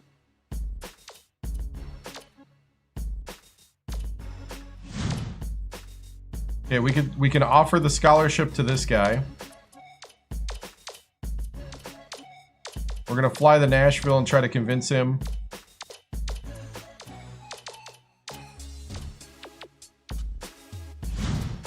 That he wants to play for Sacramento State as a 5-star.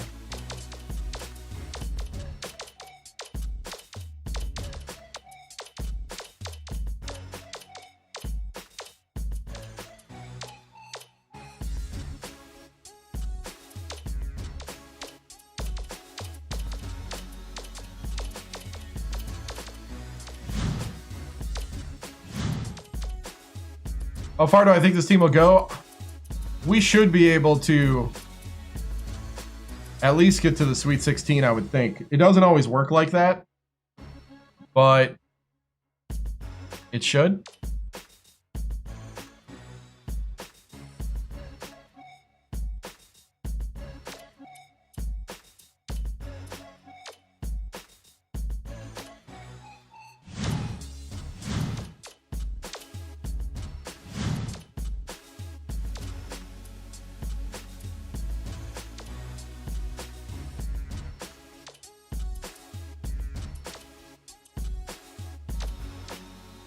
Oh, yep. We're not gonna get Tamil or Trammell or whatever his name is. We're gonna have to pull our scholarship.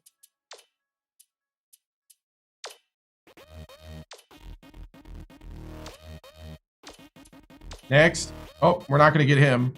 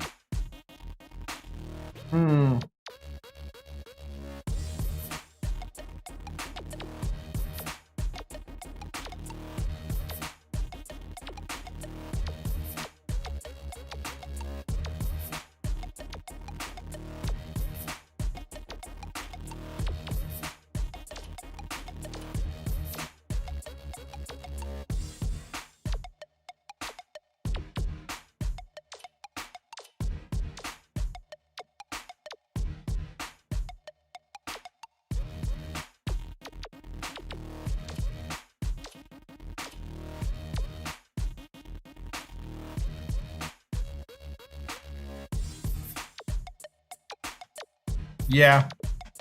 I don't think I will.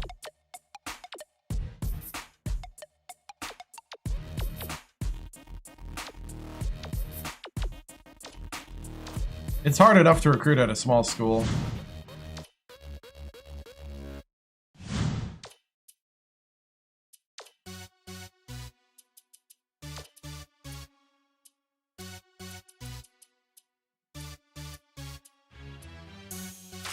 Like, we're just getting good pulls because of California.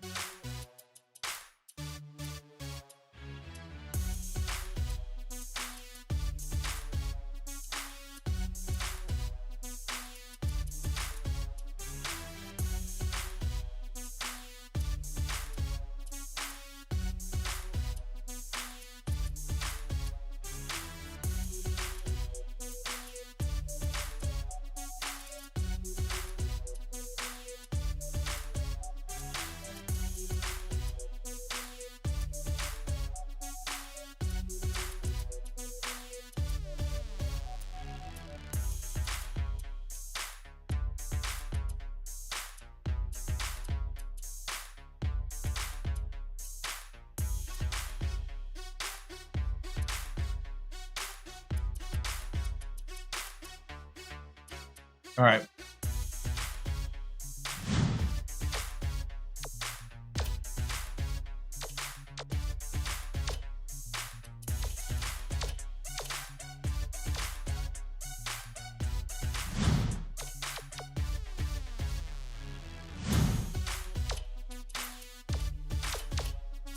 We'll offer him the scholarship.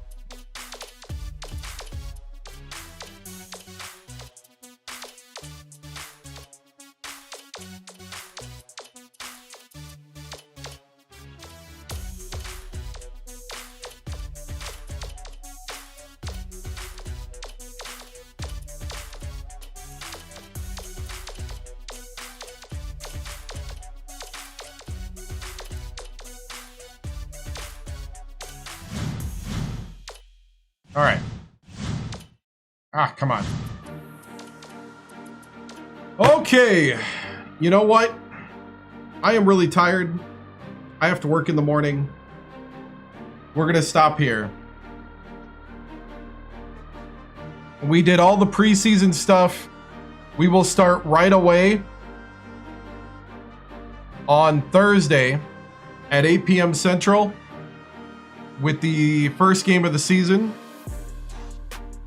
Because I can feel myself slipping away, and I don't want to play the first game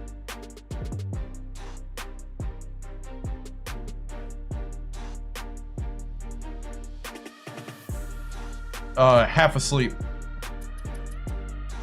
Did I save? No, I did not yet. We were on the same page. Especially after doing all that. Hey, thank you. Thank you for the follow. So, guys.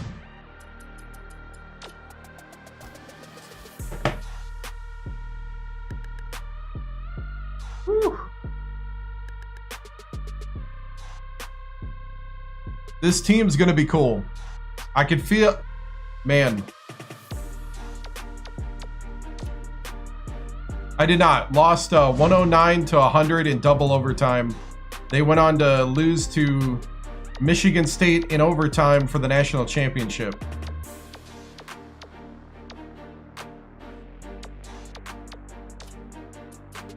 I'm liking this team, guys. I'm liking this team.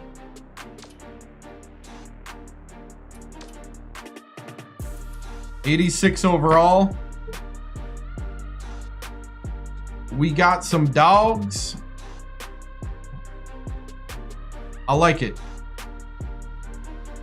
So, guys, we'll start Thursday, 8 p.m. Central with Arizona State. We'll probably just go straight into the game. So, guys, thank you so much. I will see you later. We're going to leave you with the same way that old TV stations used to end their streams, with a salute to America and all the vitals on where you can find me on X, Instagram, YouTube, TikTok, Twitch, and Kick.com. Thank you, guys. I'll see you later. Have a good night. Bye. The flag is symbolic of a living country and the government of, by, and for the people.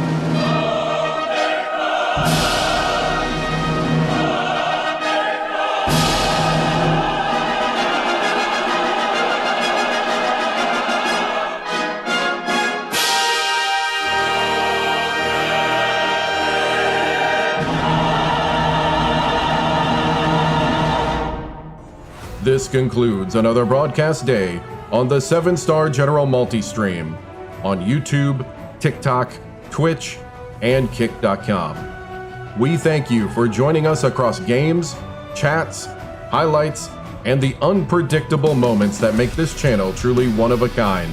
Whether you dropped in for the grind, stayed for the laughs, or simply vibed with the community, your presence means everything.